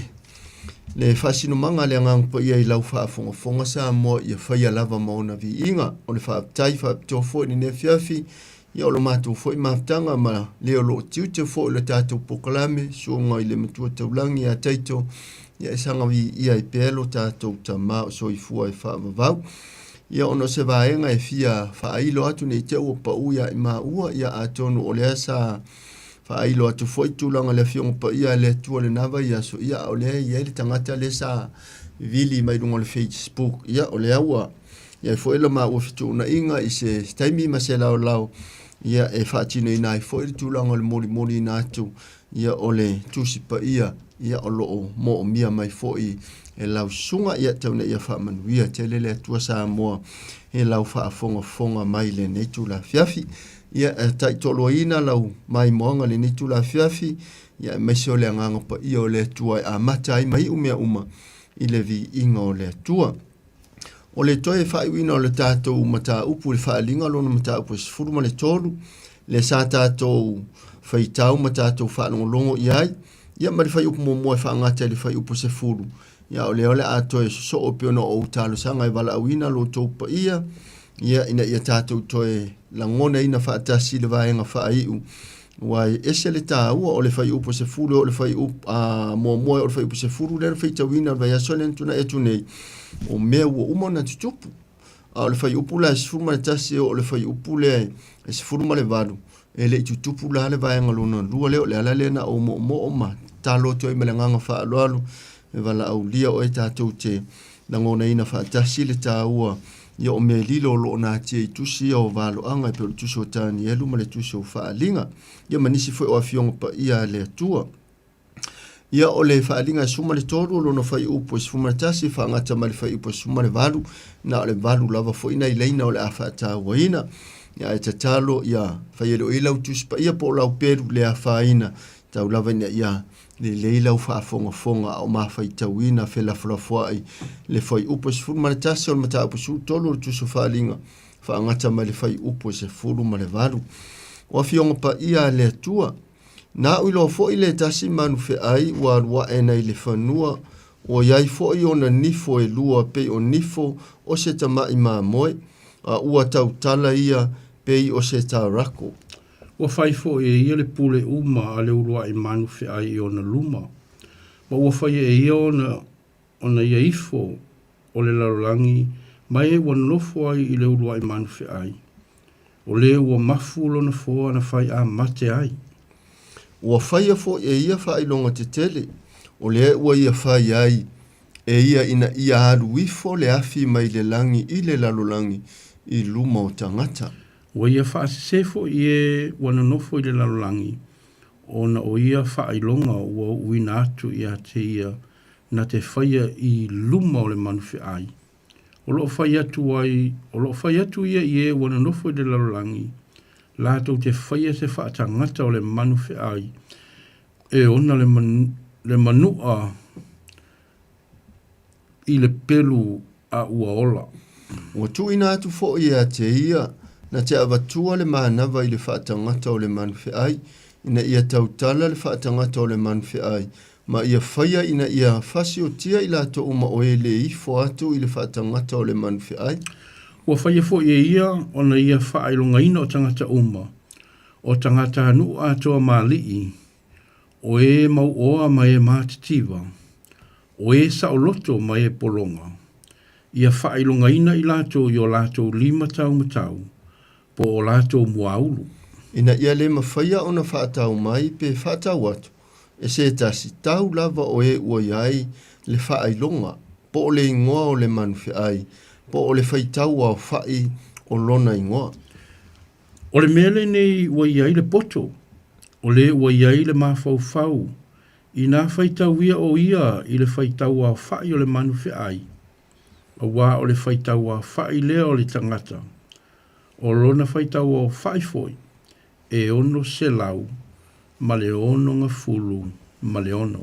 Amene, vi ia le atua whaamanuina, ia ma ia te le pele vi inga i le atua, pe la wale se talo i le unua sa moa, ma se veo paanga le tātou pokalame masani, ia e tā ua tele o tolu tātou pokalame, mai se o sunga i whawhengainga, ia ma nisi fwe o ta maa matina, so i fua mātutua i maota malau mano whanga whapitoa, ia o loo nau fwe o lava ni tala vou, ia e so olo mai la lātou whaalongo i ala le tātou pokalame, pe lava ona whaitau ina le mata upu, lava le suma le tolu alo ona whai upu mo moe o le whai upu, se furu le vai aso antuana e tunei, ia le sa whaitau ina e lo uso au una le niso vaenga o le mata upu e fitu o le tuso tani elu, ma le whai upu mo moe o le whai upu e valu.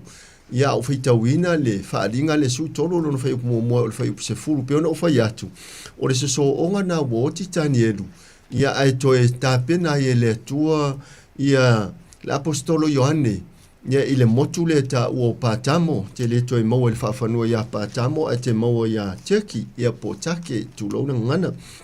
Ia, pela wana o whai atu, e se pokalame matango fia le atua, e ta umai ai, le te leo le fiso o ta ingalanga, tasi lava le anganga pa ia na tūsia, ia fionga mamana mai le kene, se tau le tūsi muli o whaalinga, o le ala fo i leo le te leo le fiso o ta inga o le whenga inga tuai, e o le whenga inga fo, le ala ua lewa ona mo moe tangata na avi e le whe au po ua whioti, tani eru le whenga inga tuai, ia ai whaailo e le atua ma, ta ue le atua, nei mea lilo e ala i whaalinga po whaale po, ia e ala ia nepukanesa, ia ai whaa, to e whaamatala e le atua ia Ioane i le motu o pātamo ua le o manu e whaa, pe ona wa ia le tani e lo e fitu, ia a watasi le manu e fōringa i le nā Mary, ia e olona ona vaipi o vai o le ulosa, ia olona ngutu pe o le ngutu o le leona, i le whaalinga le suma le toru le sa whaitawina, i le vai aso o tuanai. Au te manatu se i e toi whaalongo lava le whai upu e lua, ma le whai upu e tolu o tani e lo e fitu, te malama ai, po o whiana a mata mai ai, ia upu whaavalo, anga nei, tani e lo e fitu le ola whaitawina, i le whai upu e lua, ma le whai upu e tolu. ua fai atu tanielu ua faapea atu na ui loa i mea na faahali mai i le pō faauta foi o matangi e fao le langi ua pesi te tele atu i le sami tele. Mai tau mai o le faalinga na ave le atua ia tanielu e leo se tala faafata oto o le mea moni lava. Ai mo moni e le atua i se taimi o le pō.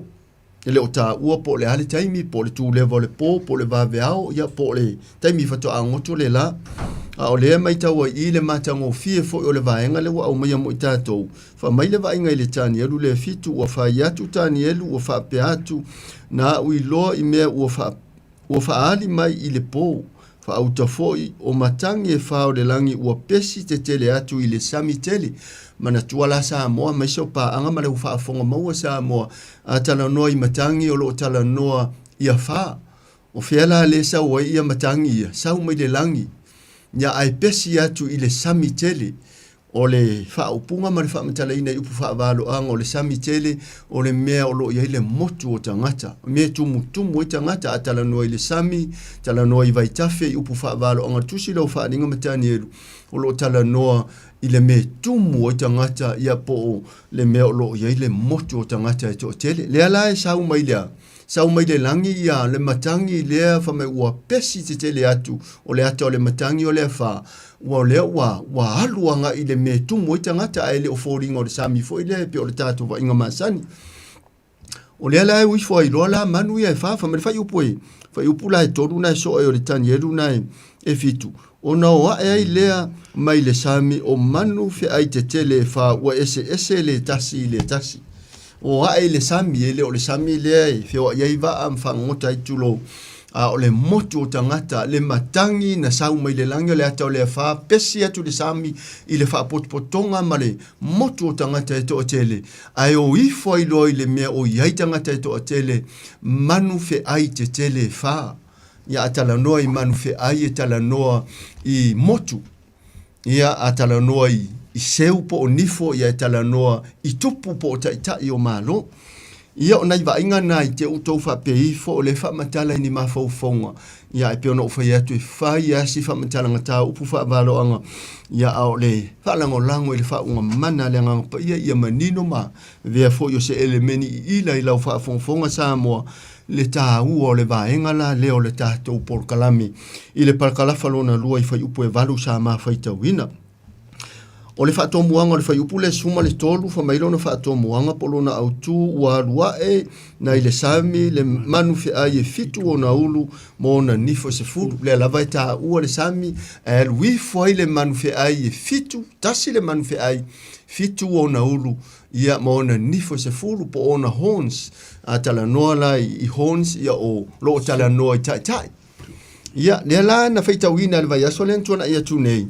Ia manatu nei te ufa o le taimi. Ia o leo le a tamu fai loe so o inatu ina ia e mala matili. Fa mai le fai unga o le fai upo se furu o le vai aso le ntuana ia tu nei parakalafo mua. Ai se na te taitaina nisi whaatangata o taua. E alu lava ia whaatangata o taua. Ai se na te fasiotia i le peru. E tusa o na fasiotia o ia i le peru.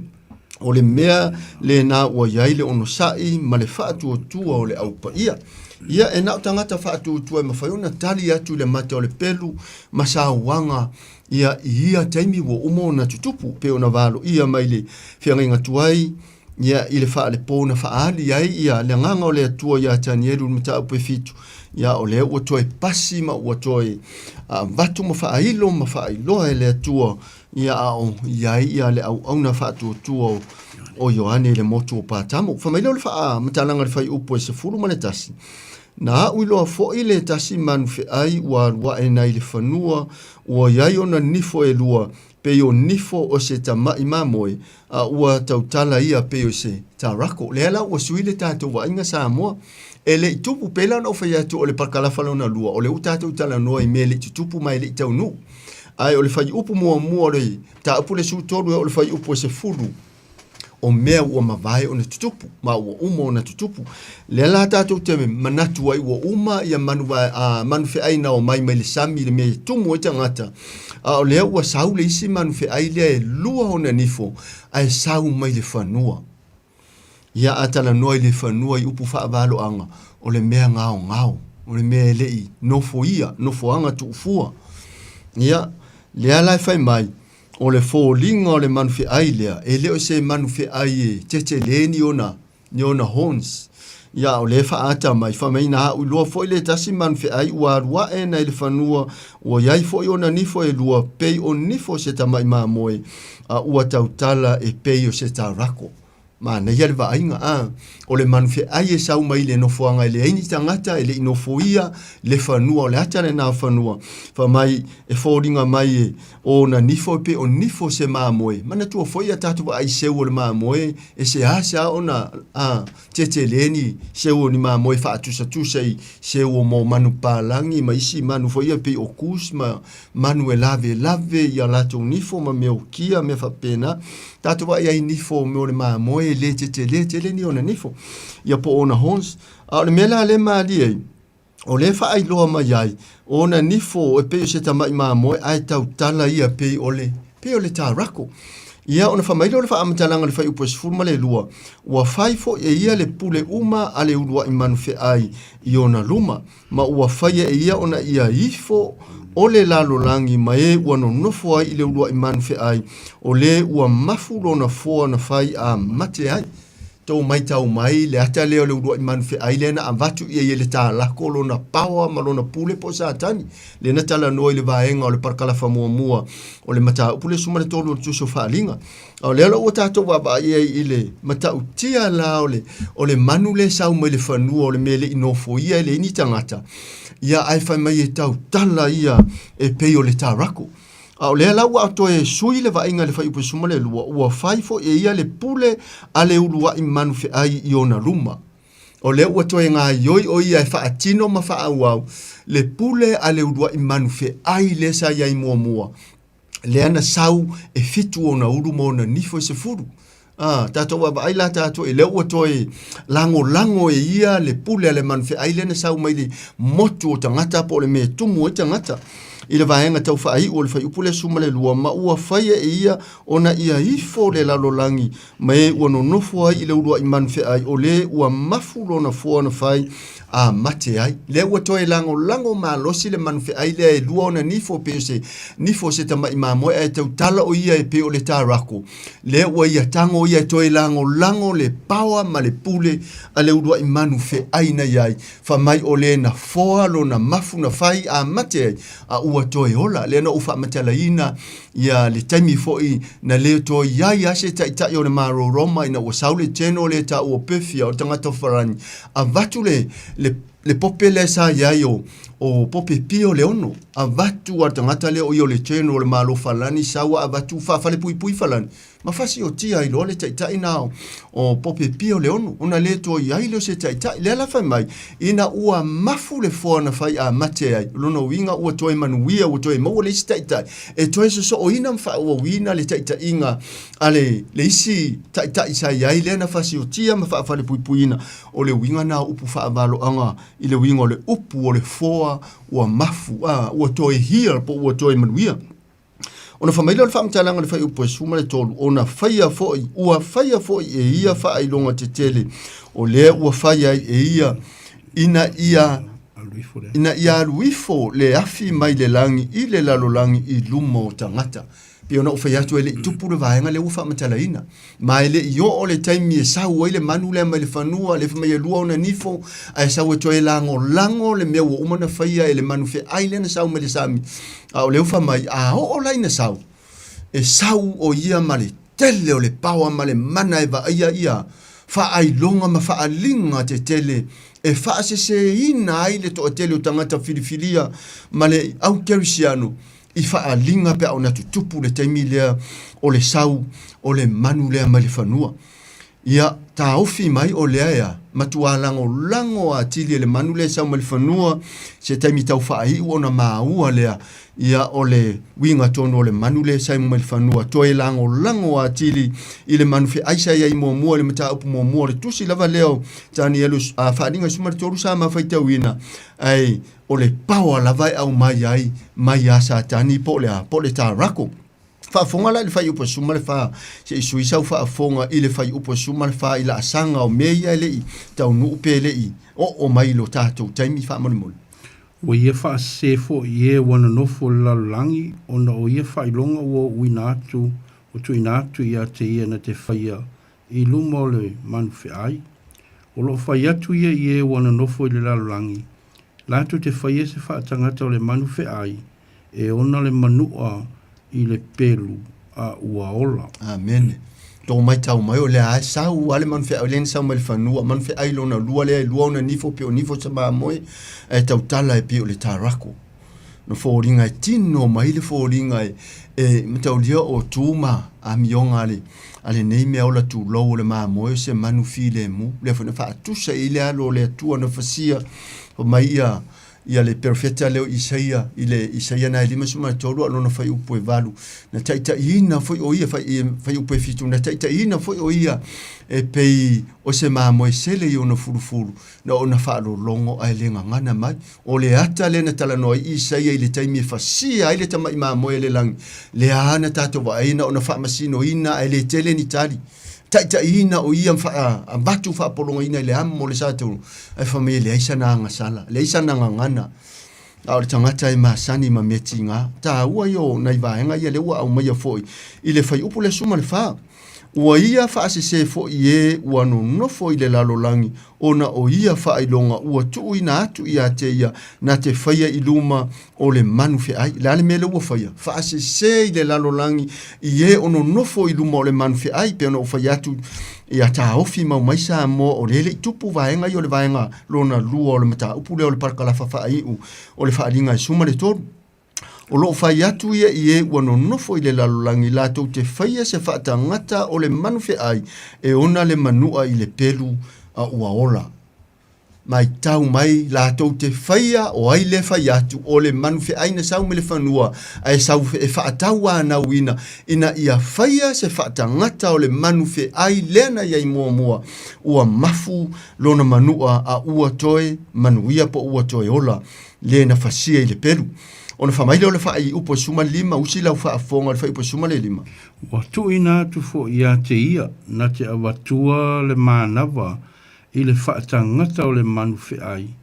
Ina ia tau tala le whaatangata o le manu fe ai, ma ia whaia ina ia whasiotia i lātou uma o e le ifo atu i le whaatangata o le manu fe ai. Amene vi ia le atua, te ana o whai atu sa moa i le anganga e tumu le whaaloalo, ma le ava tele ia o te ia i lavalo whae te tenga i tūlanga upu whaavalo anga o no le tūlanga i tau mawhai e whaeilo langa i ti e lo utumua i lo o tau toto pe a le tala noi upu whaavalo anga o me lilo langa o lele i tutupu mai ia ai e tala noa fo i e pele lau tapo inga o lau fo i tapo inga ai le mawhai o na pā ia se i ngō se tapo inga i sai lo ngontu tau lamana o na pā i me lilo i o upu whaavalo anga o lo na nā mai whamai i upu e sumane lima ua tuuina atu fo ia te ia na te avatua le mānawa i le whaatangata o le manfe ai ina ia tautala le whaatangata o le manfe ai ma ia whaia ina ia whasiotia i lato uma o ele ifo atu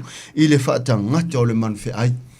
Pe ona o whaiato o lele i tupu le taimi lea ma o se taimi pito i sili o na matautia le taimi lea ai whaatuina ai masau le manfe ai le pule le manfe ai le sau me le whanua ma toe lango a tili le manfe ai sa iai mua ma whaatau nau ina ia whaia se whaatangata whaanga ioi lo se whaatangata o le manfe ai ia e whasi o tia i lato uma o e le hifo atu le whaatangata o le manfe ai manatua o le tani elu lea lona mata upue e tolu ia na matualili vahu ane puka anesa ina wale ifo ia sakalaka me sakoma apeteniko o ingoa ia whaapapelonia o tupua ia leana whaingoa ina aitama ia o hanania me saelu ma asalia ia peifo o na whaingoa ai whamai ole isi ingoa longo wao se tupua taa ua i tutono papelonia leana whaingoa ai fo itani elu o peleti sala o se mea lofa ane puka anesa ina ua ma fai ona fa matala ina le fa le pona le manatua e tani elu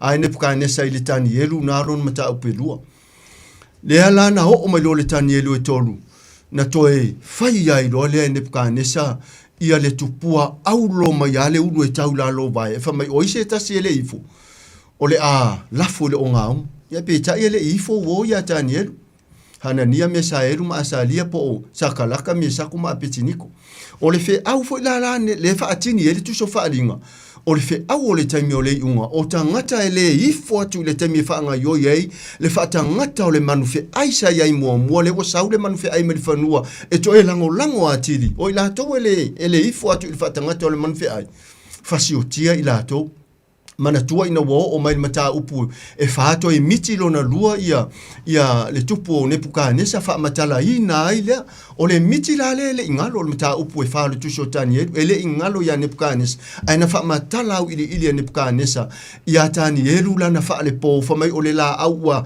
tupu tele ifo ile la lolangi o na la mafala wo mai ya manfelele wa to angai ilunga o na la ma ai manu no foi Paolo o manu fe manu ta alfanua ua mapu i fo Paolo le la aule ai fa mai ia le tala ua fai mai le o po le leo ya Nebukadnesa tu uia ilalo le la au ia lulu na la ina ia ma ape ese ma to ulu ese fua mo na la ona umalo le ape ua atu vale tani elu ia na toisa ili fo ilo tani elu ile tua mo le wingo le miti de fa matala lo le tani elu ale wo mo na fa matala ina Nebukadnesa le fa le pole fa matala lo le mai o le la au Nebukadnesa na eilo o e lava lea ese le matango fio ale tali fo ina fa matala e fa le po mo le tani elu e dua ele i na ngalo ya tani elu fa mai o le tupua na eilo Nebukadnesa o le ulu o le tupua o e lava lea le ulu aulo o le ata o Papelonia fata ma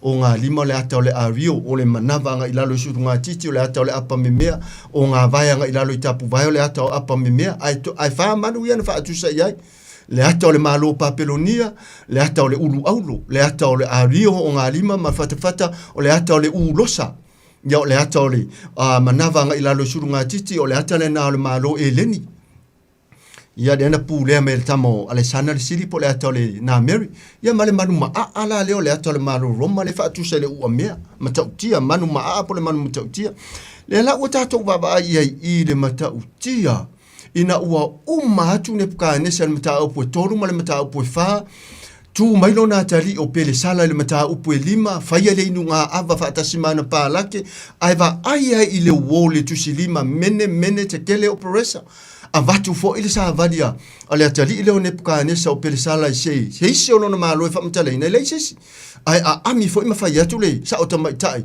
e ia ile tangata le na fa mtale ina fa le polo tama le fo nto ami tani elu ma fa matala I dole mene te kele operesa ai fa mai fa matala a wa mata ona vale le tau au a mata ona vale tau au o pele sala le tupu ia va ai o ipu na teu fa pele ina lo na tamau le manu foi le na fa o matia tito ma va nga o Roma le ti ai fitful teu na manu ia o faile la to party ia o fe au ipu le manu o lingi ia le ava malo si ma fe inu fa le party ai lo le tu si di ma le pui mene te kele operas fa matala ina le tani elu mene o fuatia o le afa wina ia lau no fo inga mene te kele operesa te kere fuatia oe wa e mamasania operesa fa mai ole afa ai wina lo malo matu wina atu ya me tai ma peresia ya ona umalole na fa matala ina tani elu mata upuna lima tu so tani elu ana vala au leo tau fa unga la mata upu lima tu sina tani elu vala au leo pele sala ya na ona maile ofupa au li male fili au ia fa mai na uma na vasto me alofana ya le tupu ya tani o mai ya tangata o kaleteia ma fa umatia fasi otia ele se le upu na tusi le pui mene te kele operesa o fuatia lo malole afa wina te kere fuatia oe wa e mama sangia operesa ole afa wina la uno fo ingole atu ina tu se tasimalo o se tasimalo me ta imperesia o atu le mata upu ono le tuso tani tu la me lo tangata le tari o le malo me tai le aise me fa mai matua sa o le aise me mana ia le te inga tangata le ai fa mai wa o ia li sili o le malo wa sa ili se me fa alangi aise se me anga sala ia tau le anga ina tani ana maua tangata le fo I fa atolu o tani edu I fo ilo na fa malama matatalo mo lona nu Yerusalema au ia le tafeanga o lo le mo ta ilo ya tariu le na le yona lafo tani edu i le lua o le ona. Ia tātou wa ele matau tia o le atua. Le tangata wha atua po a fōringa o ngā mua asa ngutu o manu whi ai. Wala au atu ia tā riu maulona leo wha mamai me tā upo ono tuso tāni eru. Ai tāri mai wha mai ia o saua ale a ngeru a le atua ta puni ia ngutu o manu whi ai. Meo na lafo le tā liu ila atou o ena lafo ina tāni eru. Ele i o ila atou ta ele o le lua wha mai walamu pala e o yo latou iwi. Ai na mafua i fonga. Ia nau ne pukanesa i fo atu i le tupua na ia whaataunu ina le matau pe tolu tuso tani eru. Nau tā liu a ise tasi e le ifo lafo i le lua o le ona. Le lau tato i e le matau pu le se furuma le tolu. Leo le afa anga ioi le whaatangata o le manuwhi au i peona o whai atu sa mua malau whaafonga mana mai le netu lafi o le le io o iai. Ma iai le taimi e whaanga ioi loa le whaatangata o le manuwhi ai. O le ato o tele fo i lato o le a fasi o tia o i lato e le ifo i le whaatangata o le manuwhi ai. Ma i le pule lea a le manuwhi ai na sau mai le whanua le lua o na nifo pe o nifo le maa moe. Ai tau tala e pe o le tarako. Whaafonga la le whai upasuma le ono o tato i tau whai ungo le tato whaasonga. Ua whaia fo i e ia, o na ia whaailonga ina o tangata uma. O tangata nuu ato mali, o e mau oa mai e matitiwa, o e sao loto, mai e polonga. Ia whaailonga ina i lato i o lato lima tau, po o lato muaulu. Amen, ia le atua. Ia le la o tato baba ai iai o le a, ele i yo o mai, a le ua long whaafetai le atua, le ua tau mai. O le whaai longa lau tangata o le a ifo atu le teme whaanga yo, e le wha tangata o le manuwhi ai, e loa i lātou, i yo lātou mua ulu, po o lo lātou lima tamatau. O le whaai longa le nā le manuwhi ai, le whamai le whai po suma le ono. Ua whaia fo e ia ona ia whaai longa ina o tangata uma, ba ia le o tala noi se, ba enga o le lalolangi, tangata uma o le malo, le nei lalo langi a toa i maa lo lanu mga ngana. Ua whaia fo e ia ona ia whailonga ina o tangata uma o tangata anu a toa mali o e mau oa mai matitiwa o e sa o loto mai polonga. Ia whailonga ina i lato i o lato lima tamatau po o lato mua uru.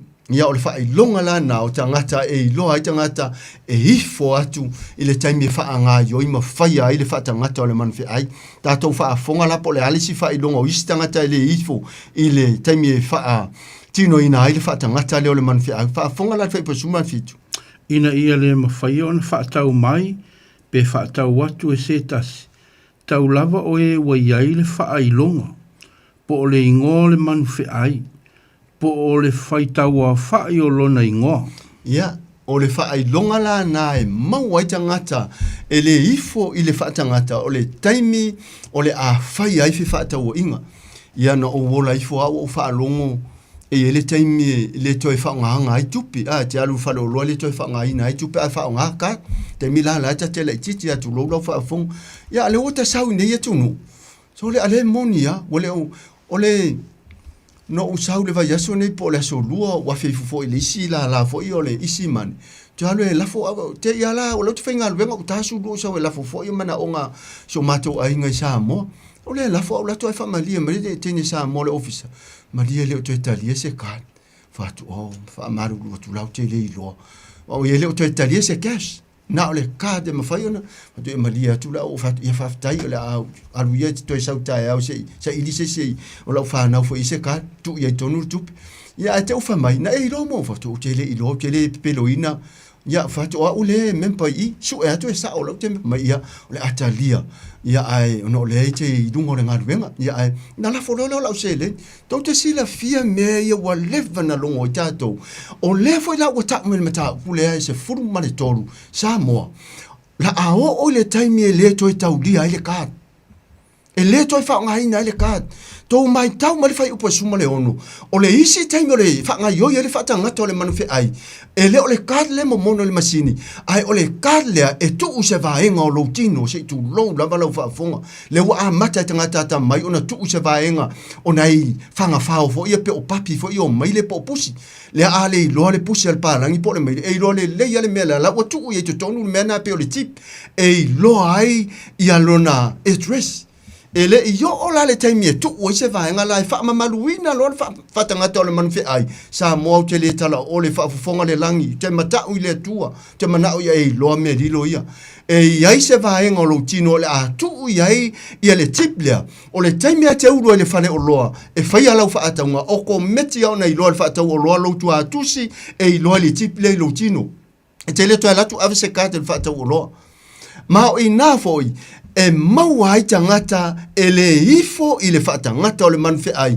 e lois e ile tip le por card le atu se vai ngor tino pe no fai vi ia le atu le wata uma longo mama ma yate oi e fai e lau fai unga mai to tele la o ke siano ole ata ngata vale ina ona ole le ifo atu le fata ngata ole manfe ai fa mai o isi fo ina fie muri ile manfe ai sa yai mua pe a ho ina fa nga yo ile fata ngata ole manfe ai lona lua le lango ina ele isi manfe ai le luona ni fo pe o ni fo le mamo ai tau tala i upu fa sa usile per tarako fa mai ona o ese leo lato tele iloi lato iloina malitali tonu inga le ai la se mai ifo tupua le fai longa le moaulu e leo se fai longa tu le moaulu o to tonu ole fai ai se tu lo malo lima ole ata ole malosi ole lima tamata ole a fai isa wanga ia ale manufe ai le sa mo le fanua e lango le fa tangata ole manufe ai mua sa yai pe ale ifo ila to ile fa tangata le pe a o ile taimi ma le tausanga e fa nga yo inai ona fai mai lo le fai muli e se furma le valu ole mele nei ua yai le poto ole ua yai le mafau ina faitau ia o ia ile faitau au fai o le manufe ai awa o le faitau au fai lea o le tangata o lona faitau foi e ono se lau male ono nga fulu male ono ia o le upulea o le Vicaria Filia Dei o le upulea mai le ngangana e leni ma ngangana e pelu ai yai le taimi o le afali li wina i mata itusi le upule na ona mawai lea o numbers ono mai le upulea Vicaria Filia Dei ia masai lo ngutu te pe ya no fa tu manu le tapu inga ai le vaenga o lo fa wa i mase isi o tai o malolo o muri ele la lo langi le taimi nei i se vaenga o le tiara o lona pulo le fa wa mai ana ye to tonu le upule na e mawai le ono ma o te fa pe atu fa i ula tala sa mo o te alofa ya te oto o te fa alo te alofa ya te oto ai siri ona o wava mo o fa alo ile atua na ilo na ina le neimia fa ai ula le tala a o la ina fa nga yo ya le fa tangata o le manfe sa mo pe no o fa tu lo o le atalea o le a fa mamaluina ai le Sunday loa o ila to le ale ifo le taimi e fa mamaluina ai le tula fono le Sunday loa po le fa mamaluina le asa o ila to o le ale ifo atu ile fa ai longa le o le maulu ma le matamata o le a fa tau nu o isa wanga matauti ale manfe ai le ma fanua to e lango le manfe ai le na mafulo no fono fai a mate ai o to e ola mai la o ila to o le ale ifo i fasi o tia ila to o ele ifo atu pe a fa mamaluina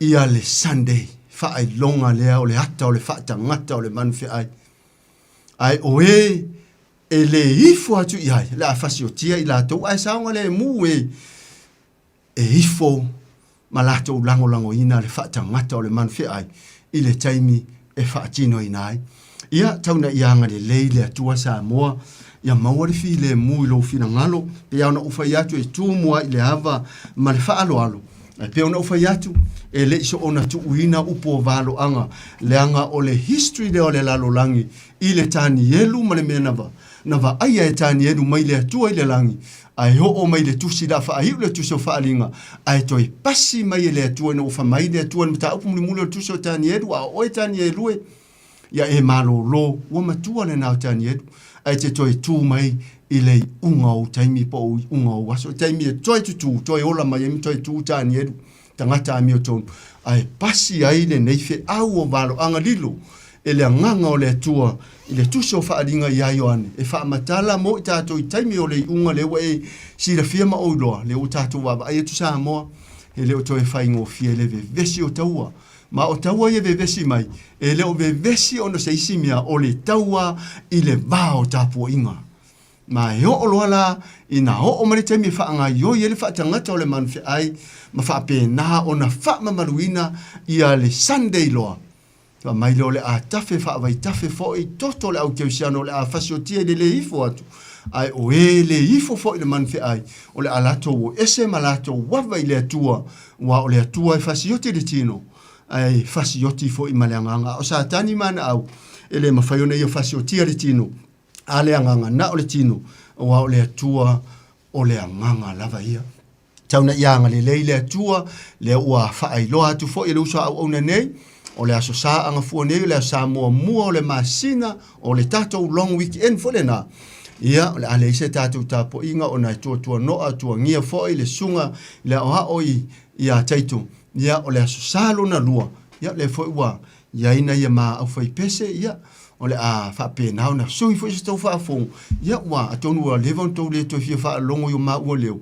Ia, ai maa nei au langa i la unga le pese, ma o le a whaapupu ai fo i la, wa o le ala le, e umi fe au ia ai nati lava e omi na ia onea, e le leo na maa lia pupu.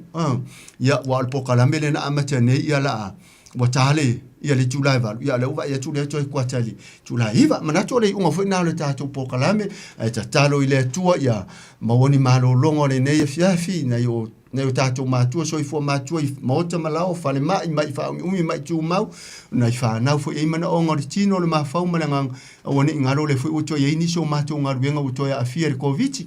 Nisi foi na yo ma e kalesia la foi lockdown yo la tu fale sa mo tau tuana o le foi to i sau le time o le mata le winter ai ne ta tu fa now sino na mata ina yo ta tu matua so i fo matu tu ya ma fana o la tu la e ya ma fana ya no foanga ya o foi ni over vivela e pe fo le tu mo muso e sunga me tu tau langi na pol kalame ile ta ya o male afiafi ai fa le ne yo ta tu matua ya mese fo nei a ingo ia fa no no no mala o leoti anga le leile atu pa ya tu lona au fa ma fana fa yo matiuche o le vaiaso amata ia vaiaso pupu pa le tatu te a malo lo ile aso wala ile al watu ai mele aso fua au tu ana ia a fa na o ma waso mai ia o foi la anto e fa yenis fa no ia al watu ile alu ma malio anko ma ansis ia ai tatu wola yele tu spa ia ai ma ne sia malo longa mo maftanga ma inga fa na mo ya ile foi fa mo ya e ala le taimo le seta le ole afa maluina foi le asfaraile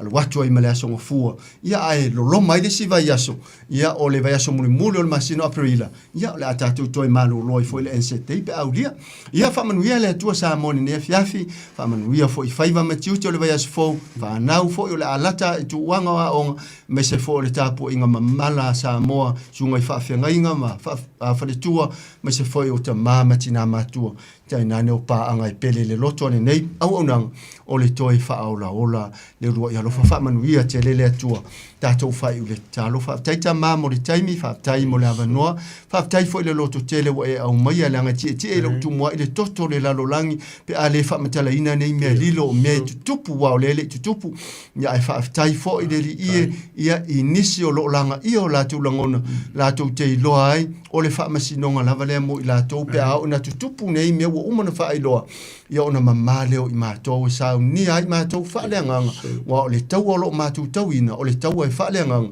leanga i te fio whaaleanganga mai ma le tau i ta mā e ala ia Yesu whamanu o mātou a inga o whaafonga mai ta māmatina mātou tua nisi o le lava i maru tā pua ia o manu ia mawhifia e tā pua i mele nea fiafia sa te tasi whamanu ia fo i lau ona ia te teo manu wharitua mane no whaalo le e kālesia ne no whaato whamanu ia i tiute ma wala aunga na tua foi ia le faritua ia niwa folau ia marisunga le fai fe au foi ia ile atunu foi au mawai America sa mo le lato wa society ia ia fa pena na fa manu ia me se foi America ia lato tapo inga ma to talo tama le toto masa lo ia pe leva ia so i Israelu ma United States ma Iran talo la o fio e fa lo longo i me uma o ai tangata sa o foi la fo i la pule wana e faia o le atua fo ma to talo wa afia na i fa na tangata la tele le toto masa le utuva la o me yonge ia me se foi o whaamai ma tau tia pui Samoa na lua tuli manu matawhao le lalolangi whaamanuia mai lau fio nei po kalame lo muri mai ne iai le anga le leo lau fio pe amamalanga tudungo le ala tama leo ina ima ua i le whaatusa o le pongi sao le oti mai se o le fidi ai manino malama mea umai lau fio o lo mātou talo le whaamanuia i paanga masani ala mātou po kalame whaamangalo se upu alape i lau whaafonga tama whaaftai lo whaafonga mai. Amen. Amen.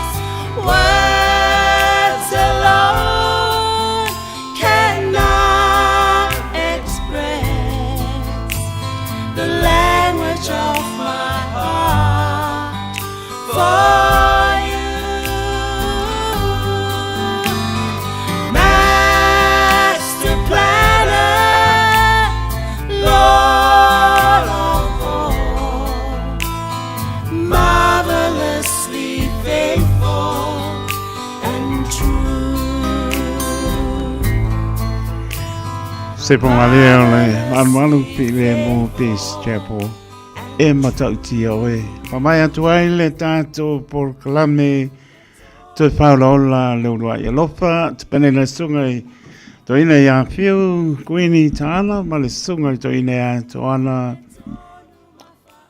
manfotu whāwhanu, mori whamaro man whāptai sungai to ina mria po atu i lungo ana, mori soifua le aso wa o whaina e toi po i mai tātou porklame po le asas funurua, na o pena toi ta liu mai tātou porklame le nā.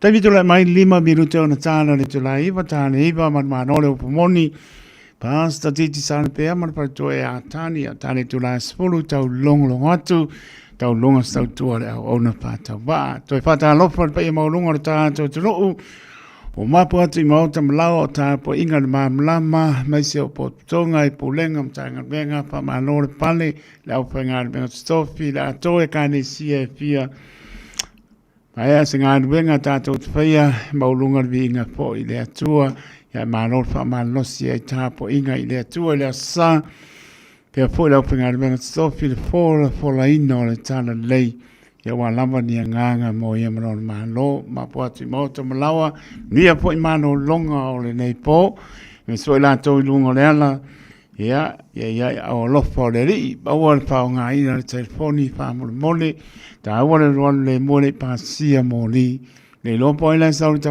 tau mo nga bale tu di no sa o le na ya ta wa fo le silsila toi fa I lo lungo le wala lei ya se si lungo tu la fono ya manuia po ya tu moto malawa nia po imano longa le lei po le wata pe mai pa sa titi sa pe mortato por clame manu mano le moni smela fa ponga sa mo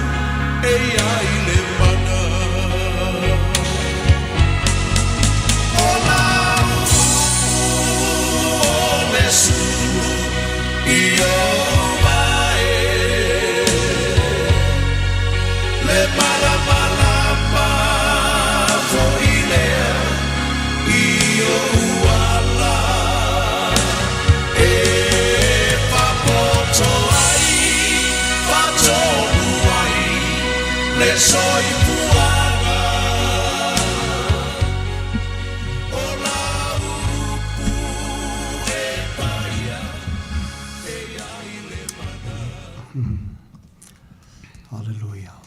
Hallelujah. Praise your wonderful name. Hallelujah. Hallelujah. Hallelujah. Praise God. Hallelujah. Hallelujah. Ele foi esse fam talanga te mal ni foi a fiafi. Olo la vana sila fia la u fia ta ma me uma. Amen. Mai le vavau e o le whavavau tama. Hallelujah. O leo lo soifua pe e whavavau. Praise God. E pa ia, e mamalo, e sili ese.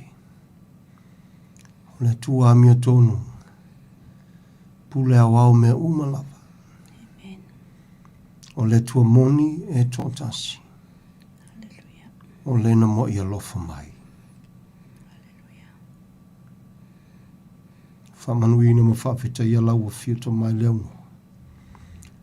I mea uma o taimi uma, le ne fo yaswa le ne afiafi. Si te atu la mateina si o lawa ina whauina tama. Hallelujah. Ma tia le whantau waa. O na bema le loto e whamaulalo no lo walo whatuno. E ua mea uma i le mali ufua lo walo bele tama. O lo ola lo ngalue la upu e le foi fua e whavavau. Praise God. I runga lua lo ngang pe ia. Malu pui au tanga te iu aolofa. Whafta ia tu le foi fua le nea fiafi. Ufina ngalo lo fai whataunu ua ile o le loto o le tangata. Malu pui ia lau whanau iu aolofa neima so o ma whafta i tele tama. Hallelujah. Thank you, Father.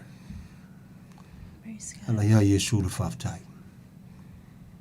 Amen and amen. Amen. Hallelujah. Praise God.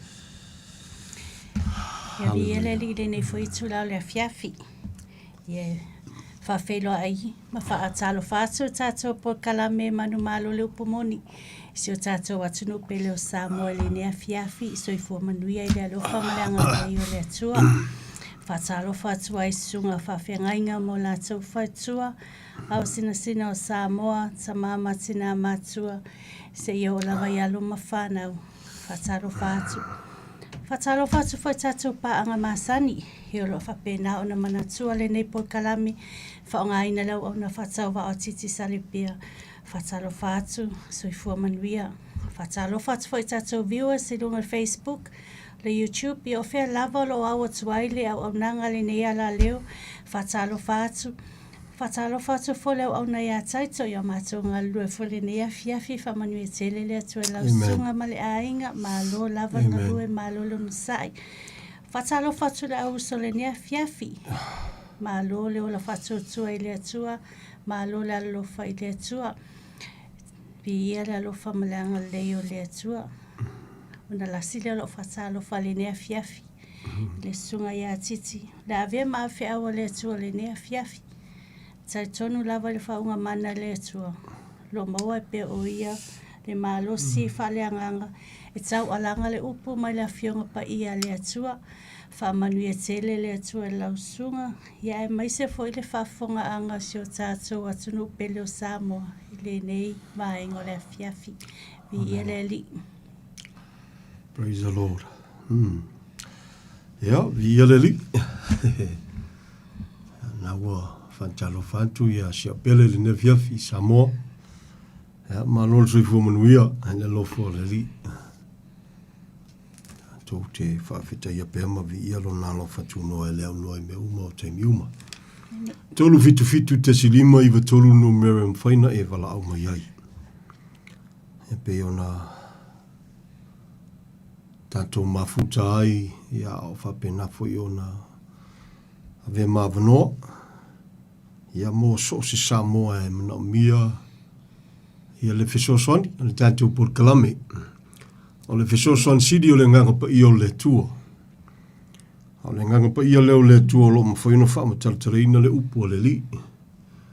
Ia mai o le mea ua mautinoa e le mawhai. Ia ona toe mai e le nganga pa i o le tua se mea e toe wha se ina le upu. Whatawa alo tātou soifua. Le mea ua mauti noa tue wha matala le tusipaia. ile feso swani o le nganga pa ia. E mo le mawina lai me tutupu soifuanga ma me tutupu ile taimi. Ia whaftai le tua. Soifu manuia le lofo le tua na fo nofo tapena ia le susunga ia wa o ia teitu. Ia mwhai o na whaafisota ia ma ko ngekia mai pe a whai te tau mwhai ma na fiafi. O se avanoa taua. Ia iei foi ma le taltununga o mantou loto ma le wha maulalo. Ia o le tō telefoi o tātou ia ua naona. Tāpua ia o lo nofo te talo ina ua e langona ma e mautinoa. O le lofa tu noa o le tua na te talai le neipol klame. Ia, ne la valai o mai le so. O le lofa tu noa fu i o le tua. Ia le wha pitoa. I se tangata e tō tasi. Ia o le lofa le tua mo Samoa. Au. Na le awa tula utala i laulangi antoa, ia ona o le nei le tū, o le tua la fo i e tapene le tua le si fo i tangata o isi atunu, na fo i tapene le tua ona tangata, o e ola i lalo le alofa tu no. Praise the Lord. Ia le li, ia o tātou lava ia, si o tātou atunu pele, ia o le nā. Anga le nei le tua ia te o le nea fiafi. Au mawalo wawanoa te mafuta ma e talanoa ma iai pe a e mana o mia, le feso soani. Ia ma toe whailo pea, ia ma te tala pea le awanoa. Ia pe a mawhai ona e susu mai kako ke kalakala o aku, ma mafuta tulungo le neipol kalami. Ia ona vaenga e mana o mia, ia pe te manatu fo i e te fia feso soani mai iai. Ia a mea ole matango fiele na. Praise the Lord. Praise the Lord. Praise the Lord. O le upumoni e le ngantia. Ia. Tate awauno mal whamaulalu. O le mauti nolo i e whainiso usua awauna. Ai le to o tele. E le to o tele. Ia anga leile tua ia te o le nefiafi. Praise the Lord. Whamtalanga tuspaia. Tau tinonga le tangata o le tua le ipu filfilea. Ma tau te le pei o le to a tele. O e whaafilongia le upua le tua. O se tasi leo whaafitauli e mawhai na whesoswani antu ma le loto e whamaulalo i le afiafi ma le afiafi. Hallelujah. O se tasi leo vaenga sidi atu na matautia i le soifuanga a wa wina o le tangata. O le tūlanga le tau o le a wa o whaafilongia ina o le upua le tua. Ia, o le toa tele o tātou Samoa, e malama i le tua i lona tūlanga, e le o li liu, o lo soifua, o le pule awao mea uma, o le tua e pa ia, e mamalu e siri ese. Pia le li, o toa tele lau tātou e malama i lona tūlanga le nā.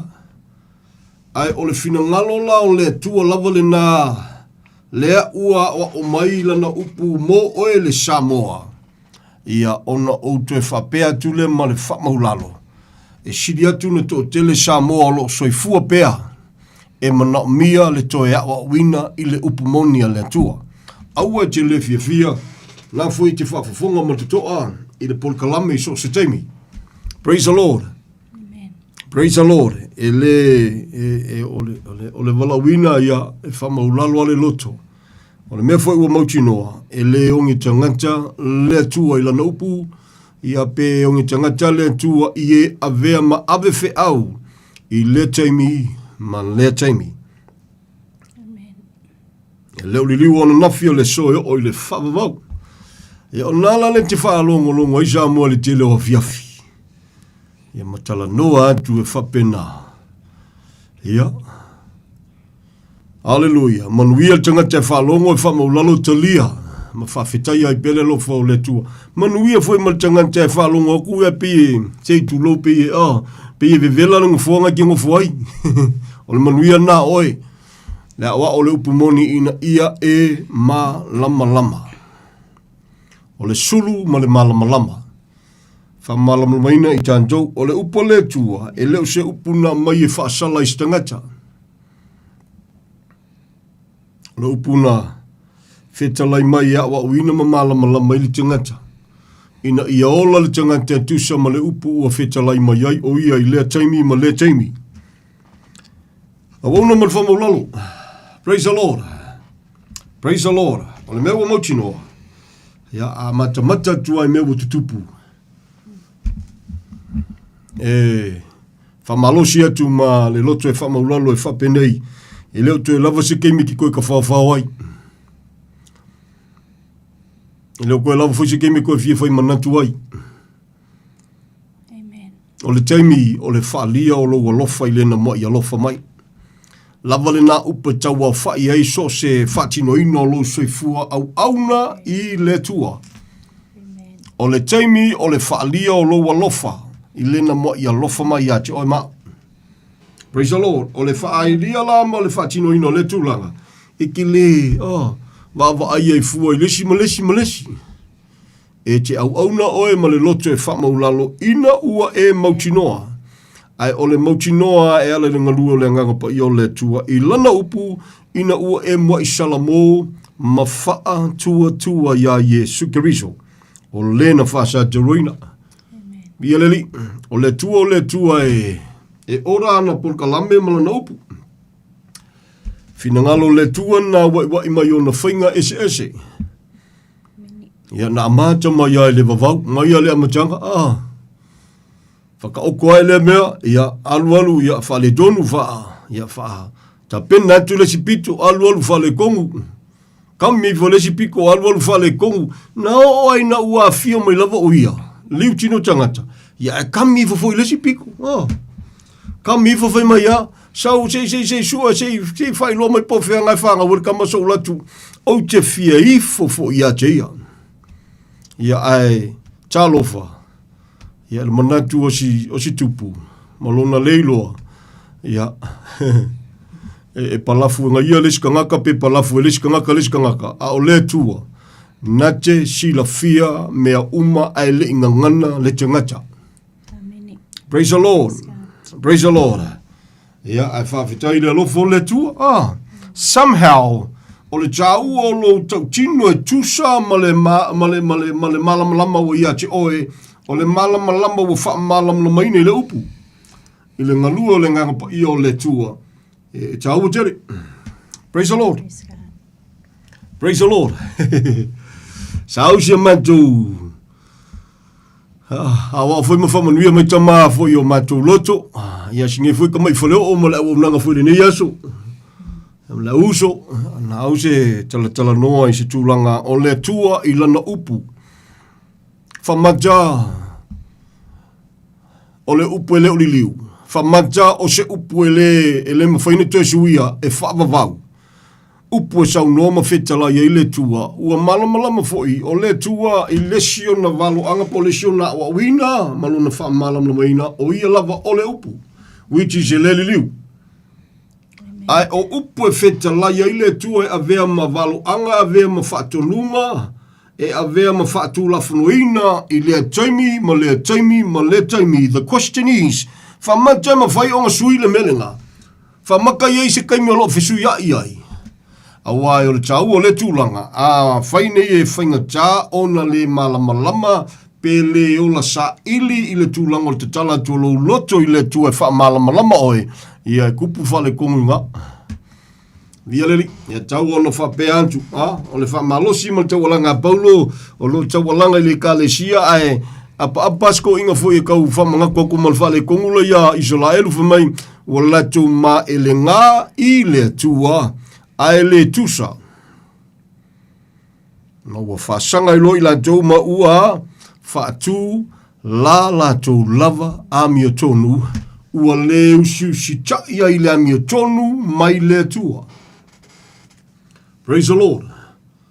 Praise the Lord. Tātou Samoa. Just ia le tari. Mai paua fo ngā o le whamtalanga le tusi pa ia. O le se ai le whavavau o le aulu whale el Samoa. One and one alone. I lona whamateleina o luna o te lenga, ua na o Yesu Keriso na whaasa taroina. Samoa le tunu pele. E se na mawhia ngi kuspa ia. Ia, e kauli linda ilo mafau e ka fika mai fai kau pe a ona, ni ia leri. E iai teimi awa o mai ia Yesu, even o Yesu lava na wa wina mawhetala ina nisi o teimi nisi o mena whetala iai. Ia ai te ngalua mai lesi teimi, ia o sui. O le taua lale na e te tauai o na tātou malama. Ia mawhawhitai iai le loto i le tua ina ua whamanuia bea le tua i le loto. Ia ma ne fo yaso fo i le auso amaitia. Amen. O le mea ua mauti noa, yes of course. E le kei me whiri wa iai mea ngā. E le kei minga whekalai mai ia umangia wa usila wa sui le upo whekalai mai le tua i. Ai o le mea ua mauti noa sa whamunianga o le ne fo yaso amaitia. Yes, of course, e mwhainga whesu ia i le upo whekala i le tua. E na o lea tua e mawhai o na whesu ia inga. E le mawhai e se Samoa o nga whesu ia inga le upu. Na o lea tua lava. Only him, by him. Na o ia e mawhai ana suia. Ia a tatou ola e vangi le kuspa ia. Ia ka ua malaka ko malama. Malanga ye timi le tala no mal tuspa ia le fionga pa ia le tua e le liliu e o le whavavau. Le foi e tala no masi el to telefo ia le tusila le matei o lima. Le fionga le tua e mawai atu le nei lalolangi Ai le mawai a se yota tasi. Via le li o le whamatalaina o le mena tala no le tusila le matei o lima. Si whafonga mai whamulmole e ele teimi e mutai. Polo inga, whatonunga, le atua, not only mai la matanga, through ya isala elu, o mai lalo le lofa tunoa, there will be a time. E fisu iai, tala tuspa ia. Hallelujah. O lo por kalameina le tua e anga i le teimi muli, fai mai na te whaafowina mea uma. So e esel kanga ka fou le fou I no salamo ma fatu tua ya Yesu Kristo a vele o ma tanga ta fou I a ese fou le si fa fou inga e fa fou le tua me uma a le yulu vale kulanga ka ko ile nu le cha o le Jerusalem fou ta wo malama Samoa. Praise the Lord. Praise the Lord. Praise the Lord. Praise the Lord. Amen. Pula le tua Whawhitaia I le tua. Hallelujah. Fo ia le vi inga ia ta mai leo noa. O lo ngalue, lilo. Ngaluenga ale malo lea. Po le whainga malo lea. Le manu ai. Na ona lilo se ia vesea le o loo whaalave. Whamanatu ai le matautia ma le whamaoni o le tua. E le mawhaina olo palaina whatasi e le tua ona tangata ia po e wa filifili e ola e whaafifia I le tua e ala ia Yesu na maliu ia ma le tangata e fiafia le lotu. Tō anga I le lotu, tō anga e whaimea le lotu. E le misi se mea e whai le loko e le au ngā e fiafia ia ai pangalea. Ia e fie fai mea le lotu, a e le alofa I le au le lotu. Si koe fai maria kusi mea lea. E fie le lotu. Fie ka ngaka o le loku la e loku wai. A e le alofa I le au le loku. Le pula wao le ka le sia walanga le ia ma se fai fia we pule se lotu. Can I say that again? Samoa le tunu pele po feanga ki ka poa I e po fele lotu. E le ama se se tatou e pule se lotu. Ai manatu te pule I tō e ka le sia o e anga makao o e nga something is not right. Ia pe mawhai ona whapea atu lona winga e sao oe o naitu Yesu I whafo lo soifua. Ua naoni au na e whatau wa o tātou tangata Samoa po whianga ke loku ai. No matter who you are. Awa lava na yeise whamawalunga whaleilunga whavarvalea se Samoa. Hallelujah. Ana le se au noa lona lofa tu noa Samoa. Maulalo tanto loto I le tua. Praise the Lord. O longa lue whali lilo. Whainga malo lea. O le matautia I o si melea. Ia leri. Ia ai. E matautia I le tūlanga o longa lue whali lilo. Ai ke le ofo ai. E ke whawhikaia le tua ona o lona lofa ua lawe ina I tātou. Praise the Lord. Praise the Lord. Le mawhai ona olo palaina whatasi le tua, ona te ngata whatasi e masakangi, ia malana polkalame, whatasi e malea, ia male manufe ai, male perfecta pepelo, ole tawhatolu le na sakangi, perfecta pepelo, male manufe ai. Praise the Lord. E se la waria, si fa fonga von mole male lo te famaulalo. Praise the Lord. Tu famaulalo ileri. Le mafai, e mantua ile tala ya loka. O ke mantua se tasio fai fiau. Ya, o maliusi a wauna, se uso a wauna sa e finiti kausanga o mawai sa mantu ma futai foi ma fesotai. Na wolo fala se uso inga wa. Hallelujah. Ya na awa se faso ya talsio ia langona. Ai se ole ralia ale you foi na wa ia na foi vai temi. Ya sa foi to tele ya sa no la fa pena se uso abuna. Ka uska mai kikile loka. Ya ma fa pele sa unga se uso vai fiaule mai. Ka male loka so le ke fio fai kan kuspa ia le ma se nga loka. Ka mai kike ka mai kike ha le se nga. Ya no walo fai uso ya na isi ava no sa musu ya kalsia ya.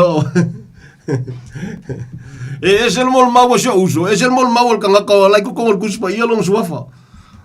Ole apostolo fapitoa mo Israelu langa o Paulo le apostolo fapitoa mo nuese. Even though lana fa ngaina ile lau tele le ole soifuanga ayele lavalo la tau lava valawina fapitoa.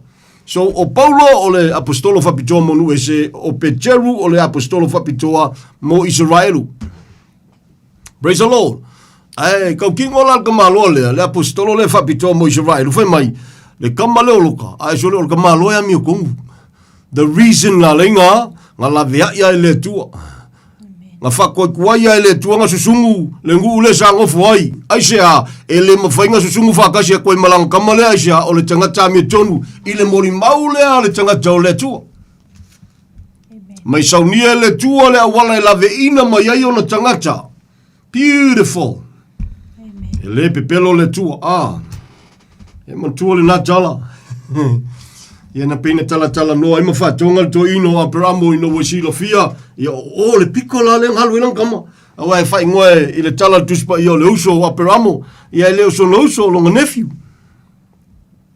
ia le praise the Lord mai se le tu ai famul moles ia wa ke ko sa mai ai ngo wa ku le wa ia o senta ko fa umkia ai fa afel ko inga fa fkai le li fa maungo le tua se famul mol le o ke lua ia se ko lima se fulu e ma foi anga la ve inga pe foi fiafe pe fia foi milion ala yo e kali mai ve mai o gay ai o te lave ina le nu ai fa lo ngo kusko ngo pelamu ai chuti chi pikile ki le ngumela ya ko so mai la ngumela sko sau wa o se fulu pe mai le tu ai fa mol a wati to sa mai o la ko fa konga kwa le fa mol a mo se ko se fulu a mo se ko se fulu ia fa mai le tu ai se ko se fulu ele fa mo tina le nu o le tava ai ele mo fa no lo palaina fa tasi le tua ona tangata ia ma tangata ile amana ia le maliu o Yesu Keriso. Akalango ya Yesu Keriso malona maliu. Le lalo langi a koa le feola le keimilingei. Black or white o le alawa ko inga kangaka. Le ale atunu o sa wai e fua umai lalo Yesu ta jo. O levanga mawai atu le unga tupulanga na fua ile tua. Tala tuspaia na te taui masui mua o e o le iloa le tua lua o e le ana i le tala le leia Yesu Keriso. E lua me fuai ma wha masino inai te ngata soi fua uma mai le amatanga se yo le ngatanga. Praise the Lord. Ie malamalama o ngi nge fuka ko. A me se ka ko la wa fe aula nga te se ele mea ia o nga finga kalenga e la ngona le fatu ma le taua o le ato tuanga o le manuia e ala ya Yesu. Lea ua tau tino le ipu filfilia ma kau kia fo le nga kau ki ngonga lima dia.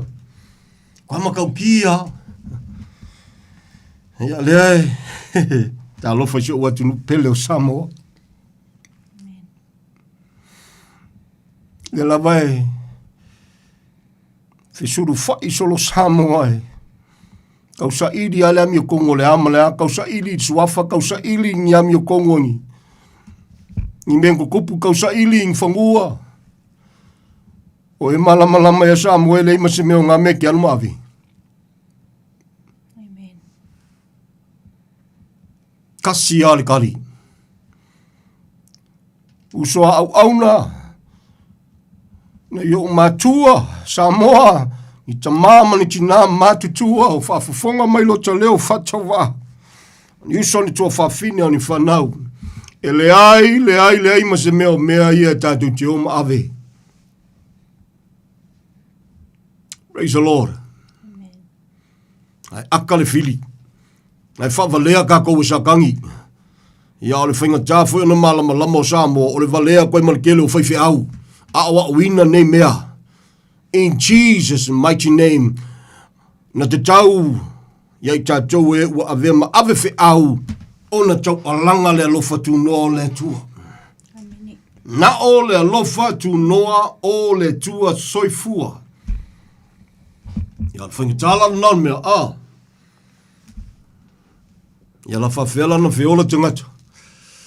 Al manonga leo tio, tue leo ti leisi. Awa te hita mai whamolmole, e whilwhiri te hita, I feel sorry for you. My so-called, o uso au aunga so se whaiwhi au, so se kai, so se kalesia. E lofa Yesu ia te oe ai whawhifonga nei whi au, e whai asi wholonga tā, ai a whawhifonga le leo kalinga e rua seitulo, o le whi au o le alofa. E leo se tala inga o se lotu, ai o le moli mau ma le whamanatu ia te oe, lea o le alu afe tausanga, talo na tau ave ia o tātou whale tonu, matutu i lungo le sa taulo. Amen. Se tua i nā lofa se tamai nā whamaoni. A ola nei malama. Ia na mawhaila nei tau tino le tau tino, ngā lele wa makwai o ka ingua i le manguia. Le ipu filfilia whapitoa monu e se whamai o mea sao ngā wa consider o ota o la pisi. I le whamtalanga lai awa wina i le whiaure nā se tulou, pe me wa prefer o la pisi ea. Whaisi heavy soli. Hei! Ia lea, au sulu solo aisi o kaku wakungu e kasu e maa. Whalo i o, even on le tatou whainga malo. I am praying for you, Samoa le tunu pele, le whainga malo i ona tai, i ona tangata no ni a inga le tino ni wo ni e masani. We are praying for Samoa. E se fo ia mga ingisi fo kako e oso voile le monge a. Ia le ai ma se mea. O lo fa se tasi o whaiwhi au. Ia lau le taulo sua whali uso, kalsia e whafonga. Praise the Lord, wa whaila na whaunga ma, la ko fwoi piko la au ai. Ia na whau e leo se tasi o lo na tia, gono ma whai mai ia, e leise se whaiwhi au, e leise Samoa e. E le ngaulo koko, i se si whamkalanga o le ama kwa, e leise ka ngā kai ma whainga lua whawsanga, i le mengo o le whaila au ma Samoa. Ka lofa i lau sunga. Praise the Lord. Tala tuspa ia e malili, ai vevela. Te lo telo me Samoa me whakemongi. A leke encourage mai whai mai o tangata u whawina e le tua.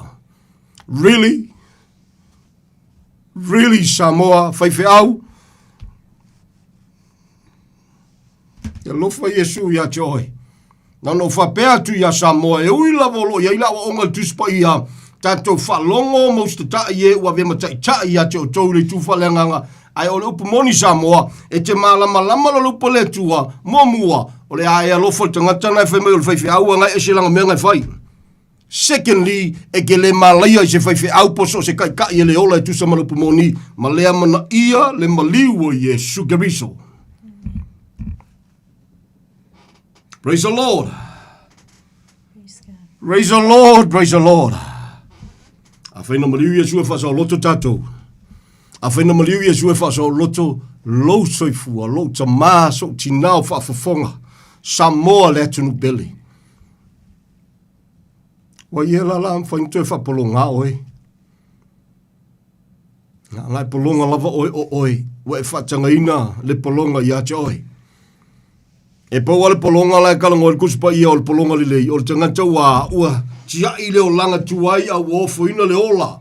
Wa fato ese ma fa pe atu lo wola le nei. Yesu a veo e mali ma faola lo wolanga e a mata tu lesson ei fe so soani lo wola vai tama fai ma oi. And that is the only polonga e vi ai le tua. E ma fai a fo yanga kau o le kau kua ma fa pipi e le sofa le tua e su e ka ko mea ka ko ia kai i le piko i lunga. Ke le ia e ma kwa ma fie ia sa mo le melanga. Who are we? Tātou te whapolonga i le tangata na maliu Yesu e le isanga sala e whasaloto. Amen. Samoa e le atunu pele. Kau ngakali kau ka ngaka soli. Hallelujah, hallelujah. Ale tio fo Yesu ke aku. Tangata lona nu, tala noa le soifuanga na ola mai ai Israelu. Tangata tapuai, lau fai loko Israelu. Hallelujah, fa mai o koe le anga. A fia kausami mai a mga o mai loa kali. Se fua moa se ia. Kia veise maa, kia veise ngaka siaka lava. Kia veise mea fa pena. Mai loa mai Yesu ele o koula le fale kongu. O lo tau manatu e a sili me te tapena ina, na ilo mea tapena le tua moona tangata. A su e kako mea su e le swafo le tua ka lofa i le tua. Sa moa le tunu pele, kako ke le palafua le tua.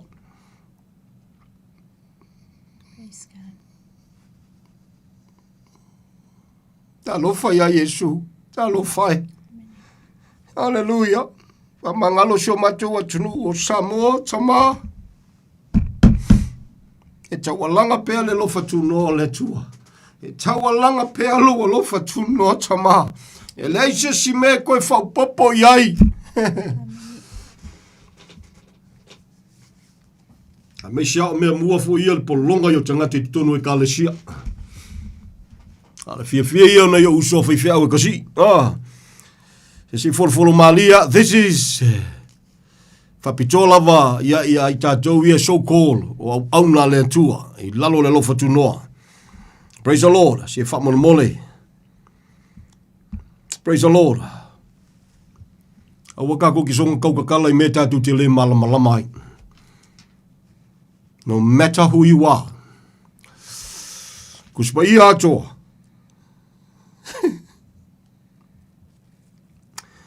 Tau tinonga te ngata o le tua whai maua tonu lona manatu. I au leiloa sisi mea.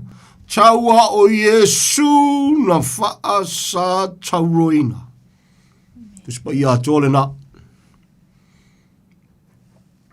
Praise the Lord. Alo iei whainga malolo a ngai mai. Ia. Hallelujah. E o lesi e ka lesia. Ia po lesi tapo inga o le a kula ima iei le Antichrist. O lesi tapo inga tula ima iei le mengol perfecta pepelo. Ia. Si whai maria. So soani le tu al kemi ki whawhafo ngai fo i le tūlanga. Knowing for sure ai ki ngā ono lu le malamalama ai le fo i fua le kemi e vangi ai lunga. Praise the Lord. Ia ai i le lofo le tua Samoa. Matautia. Mea lo oanga mai. O le mea ua mautinoa, ona ua whatangaina i le tua, paua le mea o le teimia le tua, le whakamoe, a ua whakanga i le tua. E le aia se kari. Na le wha maulaloa, le tafu e al sa taulo Yesu le tali. Amen. Via leli. Praise the Lord. E malia le loto inisio teimia li mai dia. Ia ngā ka lai kiki mai ia nanti sila fia Samoa.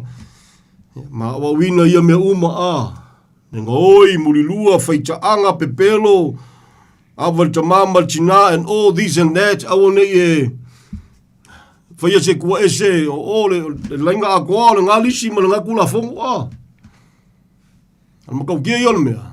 None of those na maya mo oe Samoa. Can I say that again? None of those na maya mo oe Samoa. So se Samoa o lo soifua pea i lungo le fonga ele nei la le yaula utala no tu atu la utala no atu la tamai ya tatou ia soifua pea Mai o lo tutupu ai. Fua umai lungo le maliwa Yesu. Le chali ma le unga o tātou. E leo le kula fongo se fulu, e leo le sapaki, e leo se fulu wai, e leo le pentomenga, e leo sesi lava poloa inga po sesi lava tu la fono. A e sila fia se mau. Tala noa mai, wala au mai. Le lofo le tua o le taua leo lo mala malama i le upo le li. Ya, na fesosani atu, i le tusi pa ia atoa Samoa, e whao na vaeng, o ia le vaeng o le upo le tua, e fesosani ina ia e malamalama i le kenese o le whalinga. Aleluia, lo whao puina o le whengainga tuai, ma le whengainga fau, i lalo o le whengainga fau, e toi vairua inga, o mea na tutupu ai le maliu Yesu, ma mea na tutupu ina ua maea o na maliu Yesu. Ese mea ia. A ele malamalama I mena, peke whai mai o le takta, peke whai mai o ai lava lau tangata. I feel sorry for you. So sani le tua ia te o le nefiafi Samoa le atinupele. O le tulanga na he o aia Yesu, o iei mena wa o Yesu, e le ka kaunga koe launga I se Samoa. Pe maa ia I se launga, e le ka kaunga koe launga ai. Ia la whawhewhea la pia whaikele malamalama. E whaila o le alu la ko laulaunga ma kua maanga ia I laulaunga. A o le paki ia male a menge le laku I lalo. Ai a menge se sea kua ia se kako wa mio le alu. O lalo taloto I luma o le tua. Via le li. Praise the Lord. So sani le lia te oe Samoa le tunupele. E alofa Yesu ia te oe. O le maanga ia fwinga o le kalangoa le mele. Susua le lei al kamalea. Tatou tala noa le tuspa ia le tua. E te le ka waso I le upo le li. Ia, se I whaia se au kama I kala le mai dia. I'm kind of urge e le ngango le tu e whai. Ia atonu le manam la maini sia. Ia atonu whafonga se uso lea e te le. Ia, te alofa te uso. Sa tatu mafute se tasi oso sa. Ia le li. I love you brother.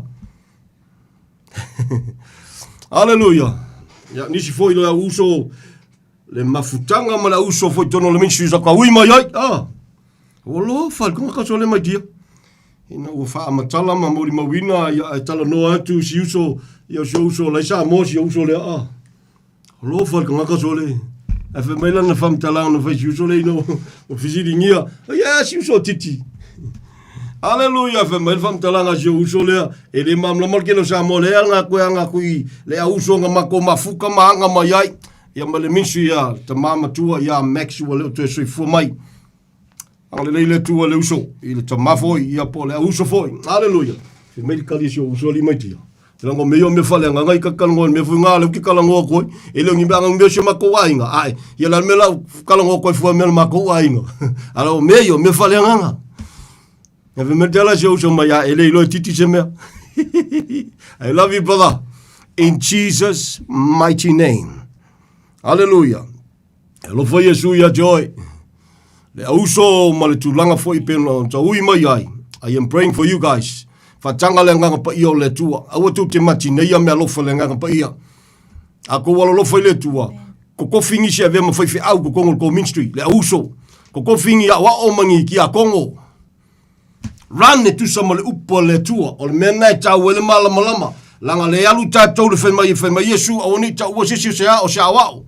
O Yesu lava le ana fai mai la na fetala nga fakali se ko mo le nga pa ia o le mea lofa fo ai foina o le mana mai le langi o le valanga fo ai afio mai le nga pa ia so mo mea lofa e equip tai le kalesia e le ma fai la alu handicap ka kosole a kai kai umala o fela wow o fea wa praise the Lord ali mo fele vai a kalinga uma o fele isu.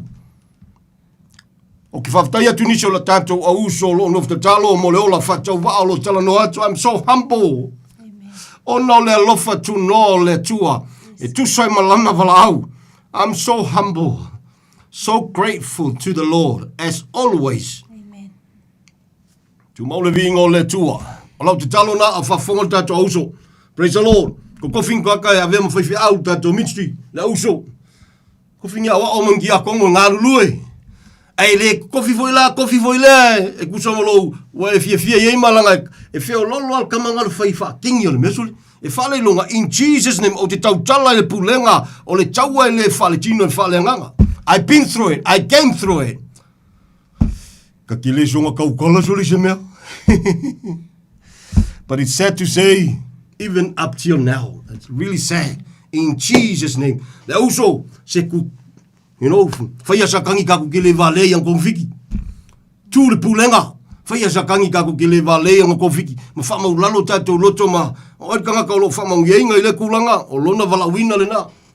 Praise the Lord. Tu ye se teime nga lua tanga tam saidi polale. Le fao ngai ne fao ngai oia. Hallelujah. Talal tuspai ele so potiti. Praise the Lord. Na o foi Paulo ia. Ia sionga kali o kimo keo a. Ka penga mai a ka penga. Ka penga ia. Lau e pikopo a. I ua pise ia kaulo le pikopo pe e alu le lima fofol kanga kai se ka le sia le. Sia ka le sia le nga ka ue papeo la kou le. Ele se pikopo le ka le sia le nga. Le pikopo le kuspa ia. O le ta unga nei ta uitanga ta bishop. Ia po au auna. Ia po toi ina foi. Po le au ave fe au. Leo mamoi. O le au gau. Ia po fai fe au. So sani le tua ia te ole nei fo ia fiafi a. Anga le leile tua o longa lue fa lilo le lua Thessalonian ta pelua o longa lue fa lilo nga luenga a satani por fenga malole a na ona lilo se ia vesea leo lo fa lave. E ile fai fia ungo fa longo kalwengi ia lima tia. O kala ngo fe mai bole ko this is the ele ko yese malole langi a. Ele ko yo sisi me ole malole ngi. Ka fia kukua yo o ka fa sori. Ka fia kukua yo o ka fa ma fia fusia ke oi. E molongo fusia mo fa ko lo fa Yesu ye te oi. E ma na yo lo to tu dia se ka kalo ko mo lo zunga. The reason is this. E fa ngo fia la fa nga ina le mele tasi. La val kasila. Anga fa pea ole this is the promised land. Ele ko fiokingisi. Ya le ai fiokia ka ka. Ya. Ele lo pesangi te wo walu se ko wainga. Iringi va yaso. Ole mea o lo tupu. Ole malanga le maliu maleoti. Ai ke lo le manga ia. A fea oi. Pe a fea foi ita po sia pele a. Aka se manga ia a fea already le mea a. Beautiful. Hallelujah. Hallelujah. Manga ia joli. Ate mana tu ele maliu no Paulo ala wanga tu amala ko yasko inga. Me wa fika ngisi kanga kolonga inga maka kolonga ngu. Inga wa falongo la ko yangal kamalo yo Jerusalem me woi. Eve me wa kilinga fika ngisi ina wa falonga tu le si uleo o le tangata o le tua o fa pe mai. Fusi mai so fusi aku. Kako kele ko fe va ai. Ola wala kwa mo wala kwa yasha wa falia le tua lo fatali mai no anga mo au. Ona ole vala au ona ole mau ya Yesu Kristo. Ale manga ye ole alu malmotino ele fefe ele popole ele nga ole lo fa so ma tu fa manatu fa mai Timoteo tau fi mau me na wa winga yoi Timoteo ka fi mau. Praise the Lord. Hallelujah le awalu. Tu sia Filipi pe sia ele mau ele ya toto ele ole la vanga lu ele lopo fe ai. O yo no te mi fai militanga jole tua. No, I am ready to go. I know where I am going. Amen. Woo, beautiful. Hallelujah. Now nisio te mi sa fa pe foi sia wa no mo fai mai sole. Ya e kalesia. Se wo si lo fiele tua lo taloto. O ele me ocupa, o fale com. Ele se fale kong foi la leo ka kusa mo va pe o le mo so ngol wenga pe o kurio mo ngol wenga pe o ka mo fai ku ka fea por sa nge ya sa mo po ngisilo po skalia al femer tanga tole tu se o fale kong lo ka manga ku e lua me o fale kong oi ole a o fialu o fialu se o felo ya tu le no mo liu mo koka amen o fialu al mele tupu ya o fa lolo ma fofo o ke fia ngofo ona o lo vala awina amen ngai le kukuso vala awina Samoa praise the Lord Wana man whamaulalo I lumo o lentua. E whapena sila ngona li mai tia. Ia po iau ka ua li e. Sekia ka ua mai tia. Pe ka o whakasi, pe mua au, pe mua oe. Ia pe a fia mai a Yesu le ai ka ko ke au ngam whaongaina lo ta ola whatawaa. Au tātou ngā lue whatasi man whanau le a uso fo i le tino ke riso. Woo, beautiful. This world is not our home. Lofa jo ka kua kunu. Ia le ia ole o tala no fa la we tele le tala no pe no masani e sa mo. So tatu watu no pelo sa mo. Fa ka waso la venga wenga fa ya inga le podiuli. Ia ma vevese ia ma fa loa ia ma su ia po ile sa o ia mea. Swafa mafungua. E fe merkus pa ia a mo lole mea ai. A moa le me ingu, a moa lole ofu, ngata. Ia, wa whaila si o ngongo si a mea li mai tia. Ia, e iei fwoi si ka ua fwoi whale o la kake ngongo fwoi ia, e fwoi ka kamai ngal kaunga. Wit pēlu. Rai ave haka ika i onu ina ngalu wenga, o le winga o tala, o ani meu whamanuia i le tua. Ngal whawhikai mal whamaulalo. O nai le tua. Awa ni aveo ni me ke kau au sulu ai mai le mo le Yesu enga o ngā mea. Amen. Ia le sisi sai e aluma ave And not only that, so le o e malama sa mo le sa ngile tua susungu. Wow. Ia le Wala me e te. Aku ngalu ai mai le fie mai songa i le si sa mo ma e na ai ai ya e monia e mana mie shuka ku ku sa mo Yesu e mana mie le fainga malo Yesu na fa sa te roina langa e sia le si mau sa mo fainga malo tala tus baia langa i lole la au yo na fua o le me ia fai tete sa mo o le sipili le o le the religious spirit. Ia leli. E uia e tatu te tala noma whapea e se ame whal por kikia whal malo e se me whal e kalesia. Al mea ua mautinoa o le ua vali whaksolo a kua iama le mea. Ia ai, angale leile tua ia te oe. O Israelu, ia ele te umi. I tua le whenganga tua ia ele ia fia mai Yesu Keriso. Na ola i le tūlanga o mele leila tau te whaia.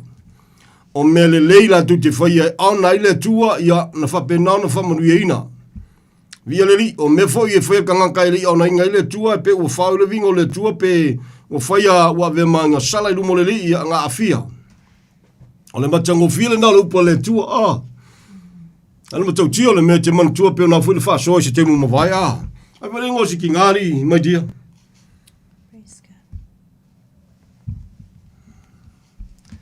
Si whawhine tali tane foi lea. Rāwa. Nai sau. Pulkala mea le tua, upo le tua. E ui ale o langa olai. Ai wa avealo na mana ia, ma whaia se ngaluenga, ua la vea iai kanga oko, kanga kawa ai, i le teimi lea. Ai na la vei nai. Praise the Lord. Ai anga whapela e ola le soifuanga le gaming ei. Ia sitina lea, o le mea ua mautinoa, e le mawhaia e lona le lei masianga fesosoangi le ngala vea iei kanga kai anga waku. Pe ang whapeo lalo le lo fatuno le olai. Ai ele o ia Yesu lo langa, ele mawhaia langa e mea le leina ia whaia. Ma le lave ina au no antu, o na lave ina o ia. O i se tasio vaenga ia malama i Samoa, e esale mengo o le mele lei, e esale mengo o le mea tonu, po le mea sao, e tusa ma le upo le tua. O kako e gelenga mix up kako i mele lei. O pese ile o mea sao kwa ia ma le mele lei, o le tala tuspa ia, tatou fai tete o le tele o mele lei le loto le tangata ino sia i lumo le tua. Aisea, langa e whao e kangaka le vi inga. E ke fefeke e wha valvalea. Ia mai manatu i fwai, e siri oe. Ia mai whapei fwai ia, e siri ko wainga, e siri ko ngu, siri ko e kalesia. Wha mole, a e wha fonga i loto leo le nea fiafi, wha maulalo lo loto pe a whai ise loto wha pena i ate oe. We are nothing without the Lord. So zoni le tua ia joe sa mo le tunu pele. Le atunu e pele, le whainga malo i ona taitai, i ona tangata nuu, tangata tapuai, tangata whailotu, ia pefona whasoa le ne fiafi. E Marcelo taimi, te talo mo si o tātou atunu. E pewa mo maria kua fōsi melenga kau. Pisi mai ele si foi kaimi kalua nge ia. Ia makau. Kau take lai ngau si e kale sia le la Musalemi. E kau ia lo malama Samoa. Ia le ri tau tele. Mana ele manatu ale el tatu whainga malo ia e mga mia le ola mo Yesu na whasa taruina. O na talanoa la ia ua malama le talanoa. Langa mawhai anga pise ia mangai a. Samoa le tunu pele le lak punga kusbaya. Praise the Lord.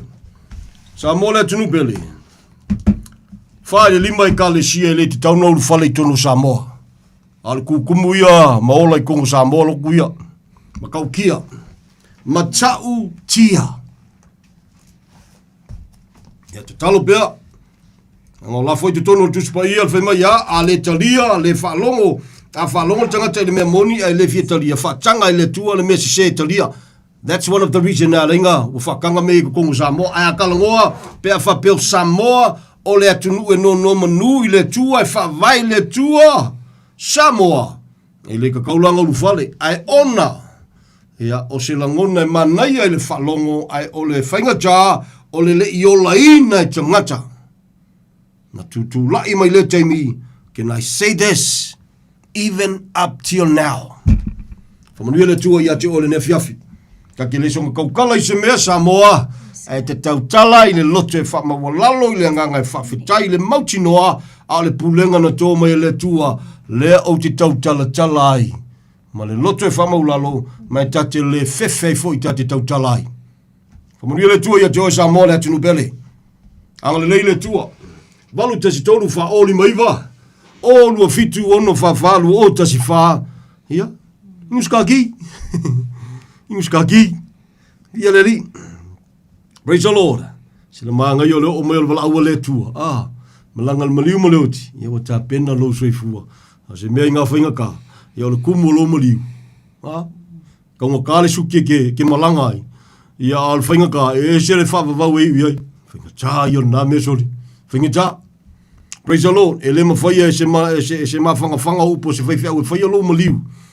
Pe kumu whai lo maliu o ngalawe inga oe. Pe awhai e ke mo i ingi fo o lalawe tu Yesu i whafo lo o langa. Au ke fia mapolotu Samoa. O ke fia mapoloku ke le sawai. Ole fua vai nga e le fa la ina tatou. E le fa nau fo wina tatou o le fia mapolotu. Tau fi mau Yesu na maliu mo oi. Kamala ma kai mau ai ka pe ole ka mai kiki foi le yaso ye Kwa mau ai vai la walu ki ngapol kamala walu la ka ke mga ol ku kai ka mau le la walu mo koso kai ka. Sa lo le liska ka mo ka koso kai ka. Yung kakanya kwa le makavava ya kwa la wala kwa mala kwa ya ma ngai ye nga foi ko nga nga. Tala tus ba Samoa. Ia e nau i mea ua e whaalongo ai maa wina i oe ina nei tea. Langa ma whainga ke a peanga ngai whaalongo. Ia, by the way, talatus ba ia, ele wha, o le si whema ia, a wala, ngā le whaalongo a ele se me maua. Papa, ia, whaalongo fia pupu, manga ia le whiau sore sekir whiau, ia ele umi. Whiko ailo malu i tau mawhita, ona o le upu, ona o le whinangalo le tua, ia ke ia lea ko suile piko le kuma iai. Matui. Ele pe whai ngoina o le a. Matui whema ia. O le popole i mea ale lalolangi ma le pepelo o le oa. Ua le fua ia le upu lai whaalongo ai. Ia o kai le mawhia ia Samoa ngā mea. O le popole i mea ale lalolangi. O le popole i mea ale lalolangi. Ia si popole ko foi kangaka e le whaola inga, ai koe popole koe foi makangaka so kolo tangata whaola inga, ai sori. Foi a fi ngaunga kangaka lelo loku i o le whalawhamasingo, ai o koe foi ma so kolo lotu whaola inga, foi lako fi naunga. I kai o le whalawhamasingo, Samoa, tala tuspa ia. Se o tatu te vale e whamul mole, tino geriso, E le whaiangi whingaunga ka ngaka o le tua I luma o e whapaupau. Pe aka mai pe whai mai e triple doctor. Pe lo ia mawalunga. Pe whamasingo e le whai ai ni mea whapea ale Tino Gerizo. Aisea o le polkalame le tua, e rane le tua, e kaite le tua, e whawai le tua, mo le viinga o le tua. E le au ieilan malama le au whai. Ka ai.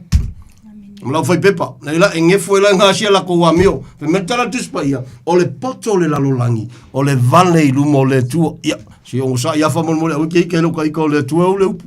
O le poto le lalolangi. O le valea I le tua po luma o le tua. Pe a whai ke le isalamo.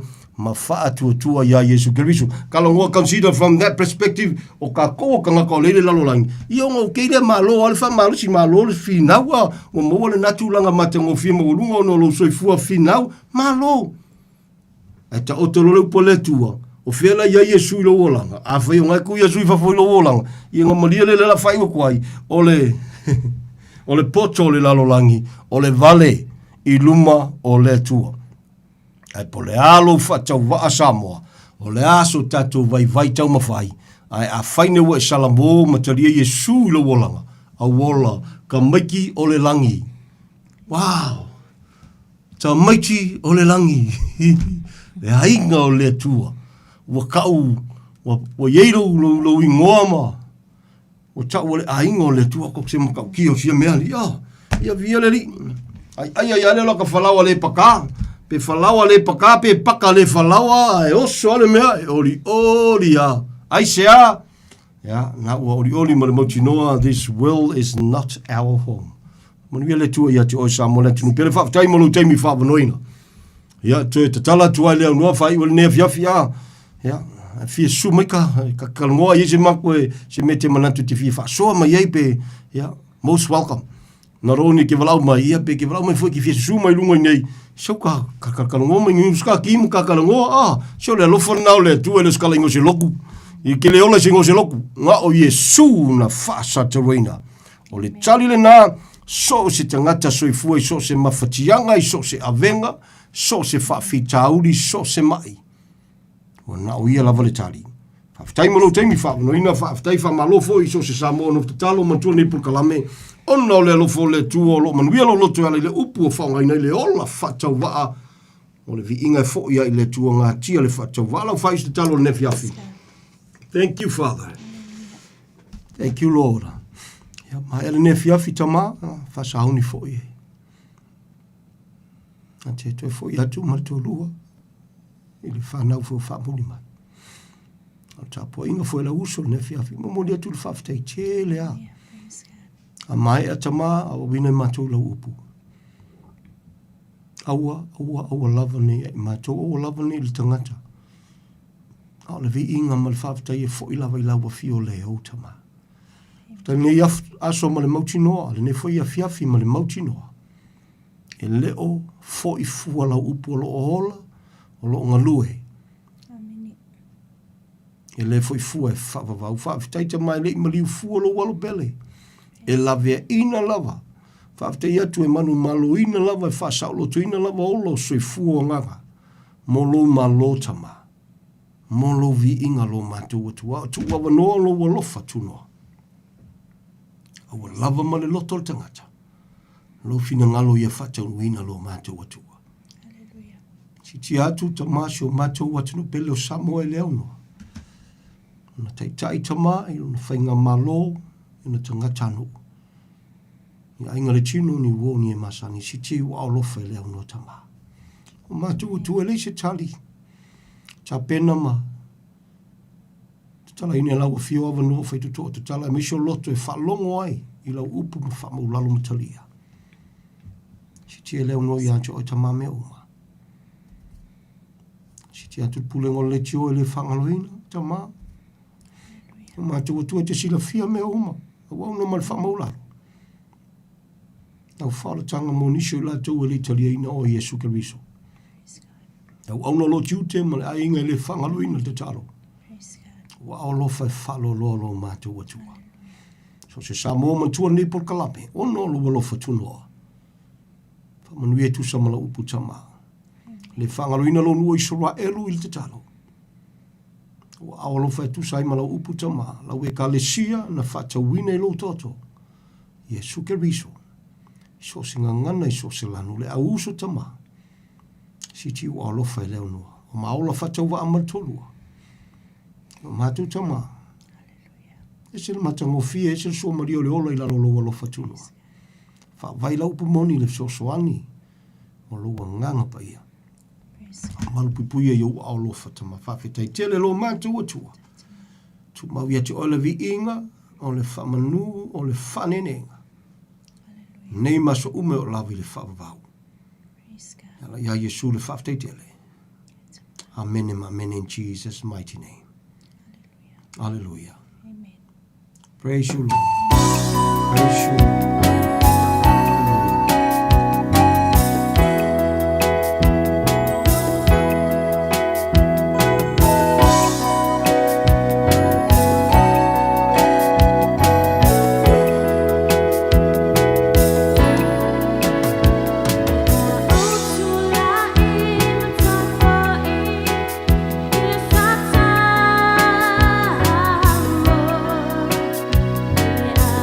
Tulain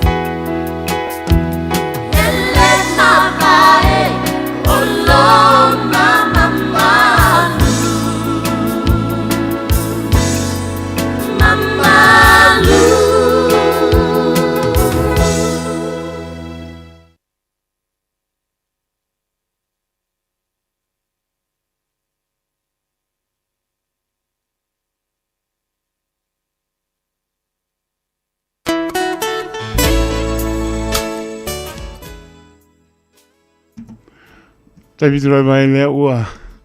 Hono minute wa te ele tu lai sfulu. Tau tua le radio Samoa su lima iwa toru a mo.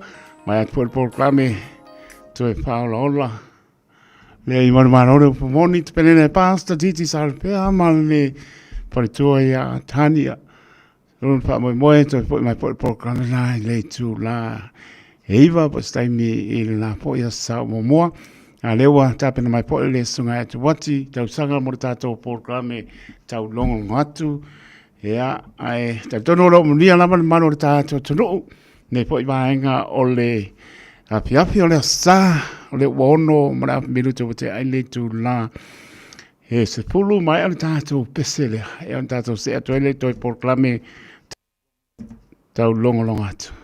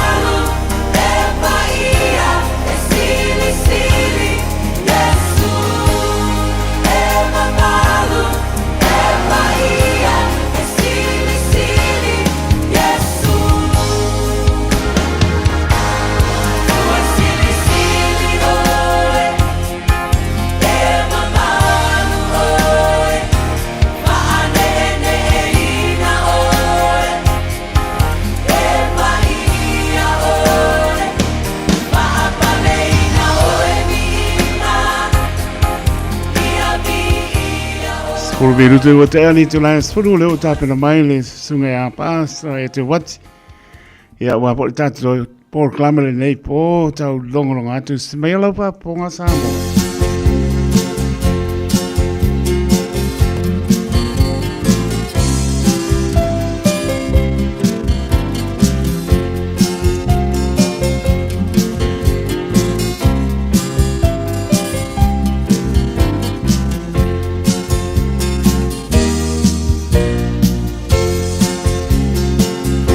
Te longo longo atu te alama Lele tala lele Le tala wina Talofa Samoa fa talofa ma fa filo yatu ile le fiafi le so fa malu tatori fa ola yeso I au na tofia le atua ya lo ngafa tauli maina wale le tawsuina li puvayo le ola ia ile fata faita ulanga ma le fata faita ulanga ia la tonga luenga fai ia wase manuia ia so tatu watu no o Samoa ia fata lo fatu fo ia Samoa ato ile lalangi ia mawhai ona tātou mafuta le nea fiafi ia wā fo nei Paul Kalame o le taulongolongo i le upua le atua. Ia peo nei ai nea fiafi whatarfo fo i neo tātou matua ta mama nai tina sina o sio tātou atunuu e lo whai le whaiva le tapua inga ia wā lava ia le alo whaiva au auna le atua. Le ngata fo i leo sio tātou atunuu o Samoa ia i fuafuanga ma Paul Kalame whanga solo ia i le nei fo i tausanga man nei soifuanga lo tātou te iai. Hatalo fo i lau sunga li au taito leo lo tūl foe, leo lo ngafa ia awa lava le tautua ino sio tātou atunuu le aso ma le aso, aia le aso pa ia o le atua, lana ngaluanga whai ia awa lava ia tū whale anganga, tāpena ina o me ai whale anganga ia nei aso ia awa lava i sio tātou atunuu o Samoa i le nei pō. Ia whaafelo i atu ma whaataro whaatu i le suafa mamalu, suafa silisili o le tātou alii, ma le tātou whaola o Yesu Keriso, i le nea fiafi, ia, la tātou tatalo i nea fiafi, whaaftaita maa i nea fiafi, ia lava oe i lo lei ma lo wha maoni, o mato ia i le nei Paul Kalame, mato tatalo whaapitoa nea fiafi, wha manuia, so mato atunu o Samoa, ngata foi lea o le aunanga le tio Samoa, ia wa lava le moli ina o fe au fale nganga ia wa lava le fisosoani i o matu tangata Samoa i lea atunu ma le atunu fa ile tuan matu tama neva no wa fa no ina ia matu te taulongolongo ai la upu i wala upu lo ia ile ola o lo ia ile mana o lo ia foi le fa malolonga i o tangata fa taita mai ne fiafi fisosoani mai oi la upu la fa unga mana nganga pa ia alu ai male mana le upu taulongolongo i le nia fiafi. Ne mawhai ona tofusia whaatasi mātou i le whaunga ma whaamonianga whaaleanganga mai lau fio ni nei pō. Ia fui mātua to ilo vi inga ono lau suafa Yesu. Amene. Amene. Fia mawale tusi whaitau mo tātou nia fiafi manatu lava lo tātou ia i le asale lau pama. Natu fo ia tātou ia i nia fiafi ma nea sa i le se sa e taua i lau Kirusiano ma lau langi atoa ia ngata i lea o Samoa si o tātou atunu pele ia ai o tifia whaitauina nei upu mai lea fiong pa ia lea tua po nei whasi whaitau ia mai lea fiong pa ia lea tua ia walawa lau whafonga Samoa i le nei po. O le tusa Ioane lon mta upo e whaalon whai upo e luas fulu e o luasu ma lima o te fia whaitauina nea fiafi ia lau whaitauina ia i le nea fiafi ia mo i tātou. Whapelon whaitauina whai upo e luas fulu e o le luasu ma lima. O mātou ta maasa tapua i le nei maunga. O tau whai mai o Jerusalema le mea e tu saion tapua iai. Whetale atu Yesu ia te ia funai. Tali tonu mai ia teau. E o mai o naso. Tau te tapua i le tamaa. E le ngata i le nei maunga. Po i Jerusalema. Tau te tapua i male leiloa. O mātou tapua i male leiloa. O a mai ai utaia le whaoletanga. Ai o mai o naso o nei fo iai. O e tapua i wha maoni la tau tapua i le tamaa i le nganga ma le wha maoni. A walo sa ili le tamaa i e tapua i wha pena i a te ia. O le atua o le nganga lava ia. O e tapua i a te ia. E le tatau na tapua i atu ai i le nganga ma le wha maoni. O vai mai le fine i a te ia. O iloa o le amari o mai le misia. Le ua ingoa i a Keriso. Pe mari o mai o ia. E wha iloa mai mea uma i a te i mātou. Whai ona mōsina manatu mo i tātou sa mo e tu sai man Paul Kalame o le taulongolongo. I se mata upo e whapea e fia tuwhaina atu a wālawa lau tapua inga sa mo nei po. A vea i tātou ma tangata tapuai. A vea i tātou ma tangata tapuai. O le aso nei, o le aso e whapitoa e tātou ke usiano ma lau langi o tau le aso le lau pama. O le aso le e le vainga o le tuspa ia o aso whalongona i Kolokota. O Kolokota e le o se langona ma se nofuanga le lei. E le fo ini whalongona le lei e tutupu i Kolokota. Kolokota e iai tangata o lo mata i le temi na sauni ai le li whaola Yesu e mali. O Kolokota la, e iai tangata tapuai, e iai tangata mata, e i foi matangata whaitio sa iai le temia o Mea Yesu e whaasatauro. A ole so tanga ole nei tala ma le nei fiafi. Ona o korokota. Sa tapua ia e tangata le temisa ave Yesu e whaasatauro. Na iaila tangata sa tapua i ma le alofa. Ia e fo tangata sa tapua i ma le mata ita. O le whiau le fiafi nei, a vei tātou matangata tapua i. Tala len tātou whaitawina, o le tala noanga Yesu ma le fine Samaria. O le mele tā ua le tuspa ia, whai mai le tala le fine ia Yesu. O le maunga lea mātou te tapua iai. Ai na wha malama i Yesu, ma o Yesu i le whafine. O le maunga, le tā ua i tuspa ia, leo se maunga. E leo se nofuanga. E leo se mea e whaavai e se tapua inga. O le maunga le tā ua i le whasifai tau le tanoanga Yesu ma le fine Samaria. O loo tala noa i le loto le tangata. Mana tua whai tātou, o le loto e whaatusa i le maunga. Le ala le tātou te whaalonga i nisi o taimi. I whailaunga o se o tātou atu nuu. Whailaunga o e o lo tu foi a wa foi ale ia se o tātou atu nuu o Samoa. E le o lunga e a mata i le manuia o lalo e a mata i le manuia o Samoa. Lona winga, a tala no i le maunga, o lo tala no i le loto, aisea, le anga o le loto e a nga i mai ai mea uma. O le loto foi, e whanau mai ai mea uma. O le loto foi o le tangata, e ei taimi e le leiai, e foi taimi e whaale tonu ai. A o le whiau le whiafi nei, a vei tātou matangata tapua, i o le whisiri la. Samoa, e whape whio na vei tātou matangata tapua. O le mea mua, e tapua i maleiloa. Tapua i maleiloa. Whai mai le tala le, whai mai le whai upe lua fulu malelua. Whai mai upe lua su malua. Tau te tapua i maleiloa. A ua mātou tapua i maleiloa. A wā mai a iu taia le whaa o la tanga. O le tala le na whai a Yesu, na tala noanga Yesu ma le fine Samaria. Tau te tapua i maleiloa. A ua mātou tapua i maleiloa. A wā mai a iu taia le whaa o la tanga. Samoa, o le tāua i o le vaenga lea langa o le fine, o le nau le whaamanuianga, ai nate le o iloa le tangata lea luatu ma le whaamanuianga.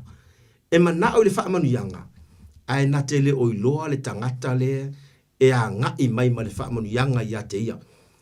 O le ala le whai mai le whai upe losu malua, whai mai i tatau na tātou tapuai ma le iloa. Ia e mamalama i lau mea nai whai. Ia e ola foi ma e soifua mo ola. Ia tātou malama lama i le tātou mea le whai. Langa o le tapua inga, e lo se nofuanga, a e lo tala noa le tuspa ia, o tātou loto, o i ngā o le tapua inga moni. Sa moa e whaafonga mai le nea fiafi. Ia vea o yos tangata e te tapua e male loa. La le wingo le whamtalang, ia e malama lama i le atua le te au au na iai. Ia e malama lama i le atua, lea e te wala au ia i tabi uma, maso uma. O ia o le atua e alofa, o ia foi o le atua wha maoni, o ia o le atua e malama lama e toi ano nistemi, e ei temi tātou te re malama lama ai malama lama le atua ia te tātou. Le alanga le mana o Yesu, ia tātou tapua i maleiloa. E ta tau na tātou tapua i maleiloa. Nei u lavanga mama lama le fine lea. Nei u fo i nei loa le fa fine lea. Yesu o ia o le li o le ola. Langa i le pungi sa pea temi uma. E i temi tātou te malama lama. E fo i temi tātou te e alu e pe te tau give up, pe tau fai tio inisio taimi. Langa te lo malama lama i le atua le te au au na iai. O le atua le te au au na iai. O le atua iai temi e tofo ina ai tātou. So se temi le tofo ina ai tātou. Ia tātou loa, ma i tātou malama lama i le atua. O le atua e alofa wha maoni a te tātou. A o langa i malama lama i le atua. E te le fesilingia lau o unanga. E te le fesilingia lau tapua inga. Aisea, langa e malama lama le atua i ato. E au fo i lan tātou malama lama i le atua. Whaftai le fine lea. E ui ai le pongi sa iai. E ui fo ilona le malama lama sa iai. Ai na malama lama ina ua whae. Ui ulataro noanga mai Yesu. Na i ua ina malama lama. Aisea, ua whae loa e le atua i ate ia. o Yesu o le tali o le mea lai ai. O le tapua inga fo i ma whaino ufa upuina wha pe tu sai mele upo le atua. O se tangata la tapua i se tangata ina ia manu malo. Langa i le is tangata tapua i se tangata ia whaia ina. O le tangata tapua e tapua ina ia i le tangata la tapua ina ia manu malo. Ina ia ola manu malo. Ina ia malosi. E whape ngā umale le mele tala no mai ele tuspa ia. Te tau ona tātou tapua i le atua. Aisea, ia tātou malama i le atua lea tātou te tapua iai. Langa tapua i le atua. O ia na te au mai le manu malo. A o langa e manu malo. O na maua lungwa lea o le mea tātou te tuu iai le atua. Langa o ia o le atua e sili mea uma. Samoa, ia e malama i le tangata le te tapua iai. Tapua i maleiloa. Au te tapua i pongisa. Wa le ista ngata Samuel tapua i ai le mama lama le mele tapua i ai. E le fo ista ngata Samuel le tapua i se taua pe tapua i se talonga. Ai le o malama lama i le mele tapua i ai. Ai ta tau ona e tapua i male malama lama. Ta tau ona e tapua i au auna maloi loa. O le fina ngalo fo inga o le atua ia te tatou. O e loa e lofa le atua ia te oe Samoa. O le ala leo le mana onga o le atua. Ia tātou tapua i maleiloa. Ia tātou i loa o ia. Ia tātou malama lama ia te ia. Whai maile whai upe lo suma loa. Tau te tapua i maleiloa. Au mātou tapua i maleiloa. Au wā mai ai utaia le whaola tanga. Samoa i la fiafi nei. Ia vea oio stangata tapua. La ale to inga tapua. Tapua i mai i lo loto e te alofa i le atua. A e ai foi fea lava se va ingo le nike lopio e whafofonga mai ai. Mai maua mai ai le tau longo le upo le atua. O le fe au le atua mo e mau. Ia e tapua i maleiloa. Mea lua. Tapua i male wha mauni. Fai upo e lua suma lua e wha apelo na fai tauina. Ai o mai o naso, o nei fo iai. O e tapua i wha maoni la tau tapua i le tama i le nganga mai wha maoni a walo sa i le tama. I e tapua i wha pe nā ia te ia. Tapua i mai wha maoni. Sa moa au na le atua, au whainga luenga le atua. O a mai lau tapua i le atua. O e tapua i mai wha maoni. Le anga le vainga i se le tau o le olanga o le mea leo le wha maoni. O le wha maoni. E whaingo fie lona whaatala noina. Whaingo fie fo ilona whaamtala ina. Ai whainga tā i lona whaati noina. Ai sea, e whaingo fie lona whaaleo ina. A o lona whaati noina. E whainga tā lona whaati noina.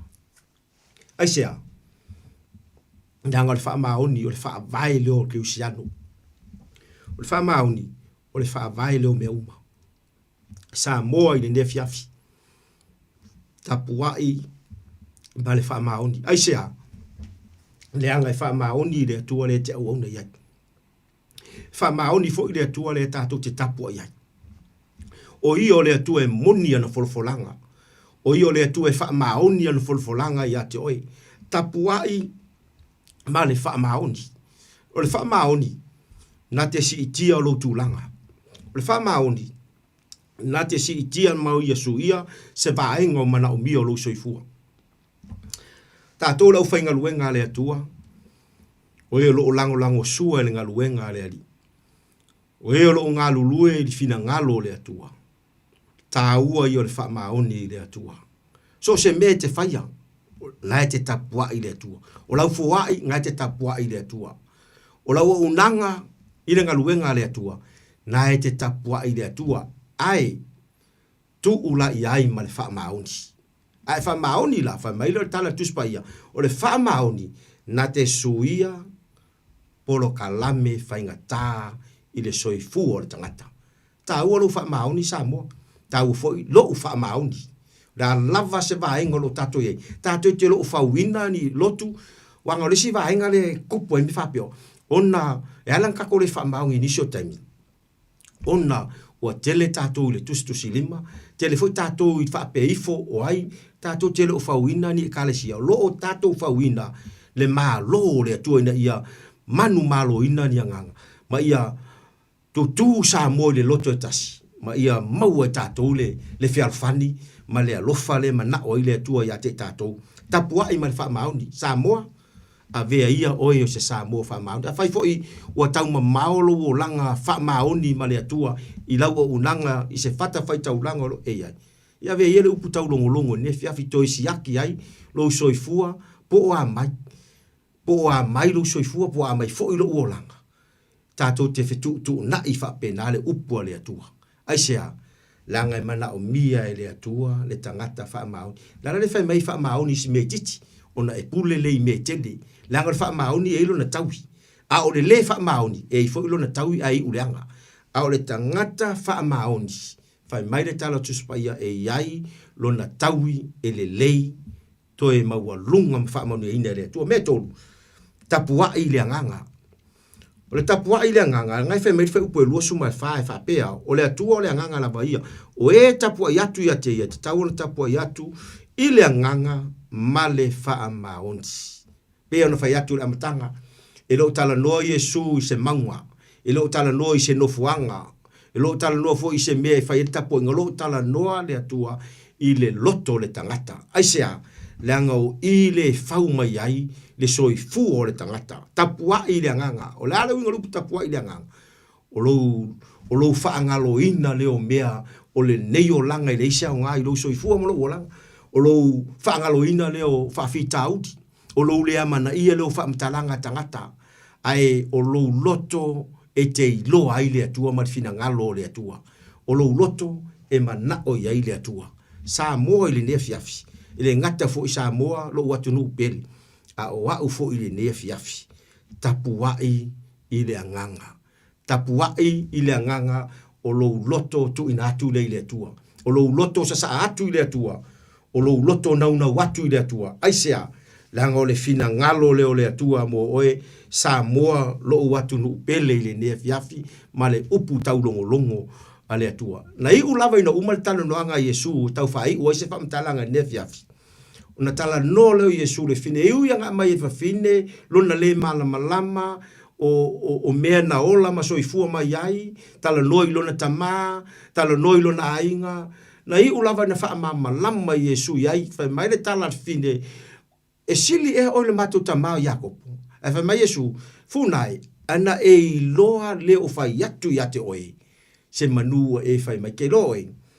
anga le o le loto le fine lea le tau o le fetalainga Yesu o ile na suia ato ai lo na loto ile atua aisea o i fo ila le na mawai ngai o fai mai lan tala le Yesu ama ia le na vai le vai o le ola ama ia le na manuia se yo wolai ona fo wa i fu ai le Yesu ia o le me alo fo le ola ia te ia aisea tapua i le nganga o le nganga e te loa i le atua e ke le loa le atua i le tino te loa le atua ma e malama i le atua ina ua e ola ma e soifua i le nganga ai le mafaiona malama pe a e ola i le tino pe a upar tuspaia e malama le nganga o le atua yo tatua nganga ai le malama le tangata ola fa le tino i mea le nganga ai malama le tangata ola fa le nganga i le tangata e ola faletino. Samoa lo watu nuu i le neipo tapua i le nganga. Mea umata te faia, e faia i le fesoso ni mai o le atua. E faia ina ua tala no mai le atua ya te tatou. Samoa lo watu nuu pele neipo o le feau, ma le lui tau, ma le tau longo na le feau o le atua, ma le upo o le atua neipo mo o e Samoa.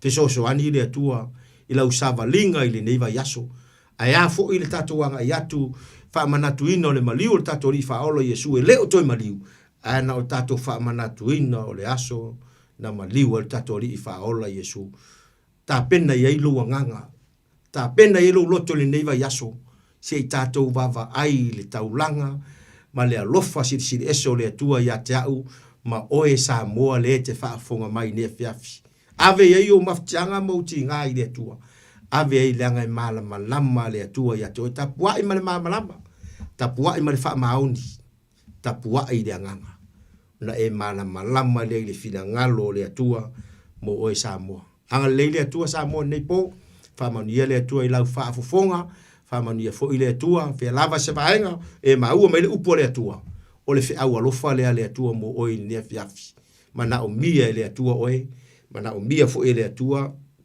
lo loto po fea o ta oto iai lo fina ngalo mana o mia ele atua lo loto tu ina atu ya te ia mana o mia ele atua lo loto sa atu ya te ia ma ina una watu ya te ia langa o ia o le atua ya ngale lei ya te oe sa moa fa monia le atua ya te oe sa moa so watu no pele ne fiafi ya ngale lei le atua ya ona tutofia le atua e o lo tau suina le puwai o le ola le ngata foi leo si o tato tunu o Samoa o le upu tau longo le ale atua mo tato le ne fiafi famonia le atua nei po o no Yesu tato fai u le tatalo whaftai taman nei po lo upu mato fa longo ai whaftai foi o no si o mato tunu o Samoa wala au whapitoa ne fiafi le atua whaftai lo wanga le lei o fea lava se vaenga o le nei larolangi o whafofonga ma Yesu mato atunu ni usilo Samoa le larolangi atoa le atua whaamanuia atu ya te ilatou o lato por kalame o fuafuanga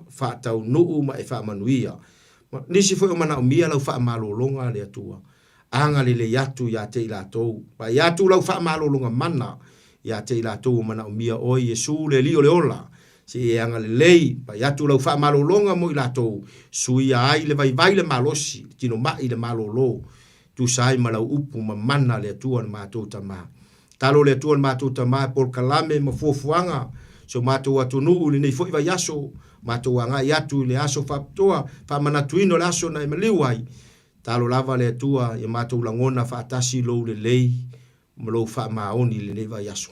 Talo le atua i lunga o Samoa so mātou atunu pele le manuia mai ate oe le atua le tama.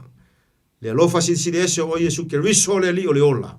Le maftanga malua nganga pa ia fai pea, ma ia faa wawina pea, wa leo le mato malo si anga, mato te ola ai, ma au na ai, au mato iai nei la langi le tuma.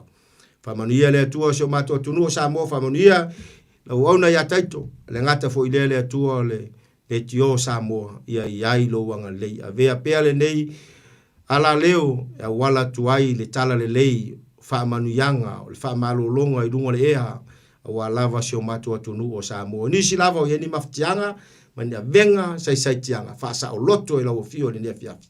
Talo lava ta mafo i matu ato e lo vinga, nei maso uma se o lava le whavau lava. Amene, amene.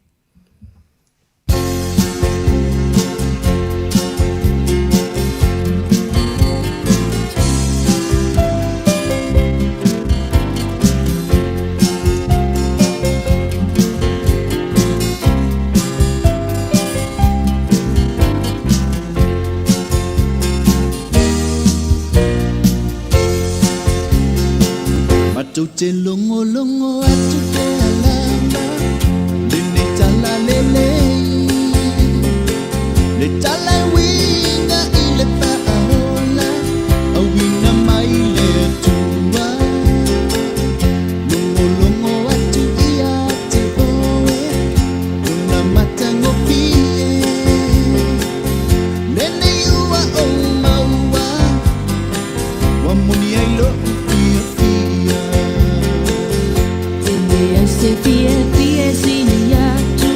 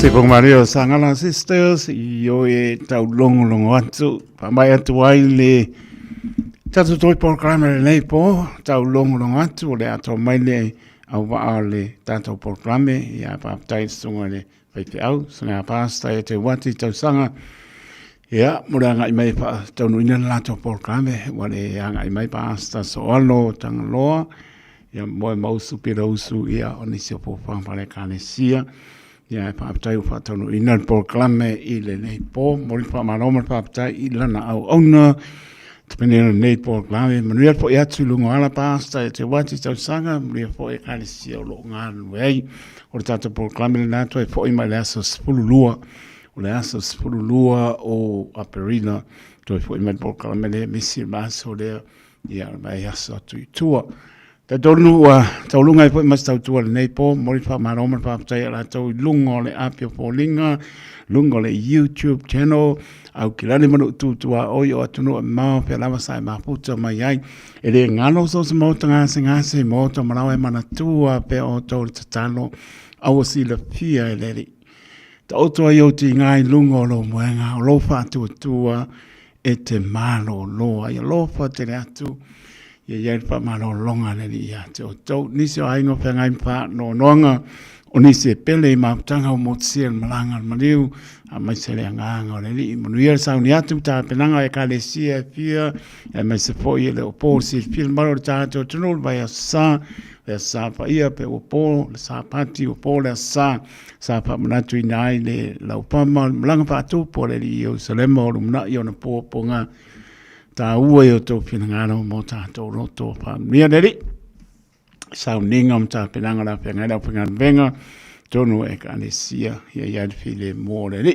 Le ase ngana wale tau tamani uso poutu langona, whato ese la pataito e whamangalo ma lea ona. Sia pe tātou, pe alpani o pinangano le nāro tātou tua, alofa te natu maro tātou, tunu ia meisi o tua sinsina, ia il file mole li manuia na yalom panau ia to ya onga po ia na ngai po lea mano longa famia le li manuia mano longa le nei po te tato i au lofa le li to pam mo file molo na ngai mo le so ata au po ringa pe tato i le lofa wala ngai lo tato tua taito to lo to le au ona soifua ma ia manuia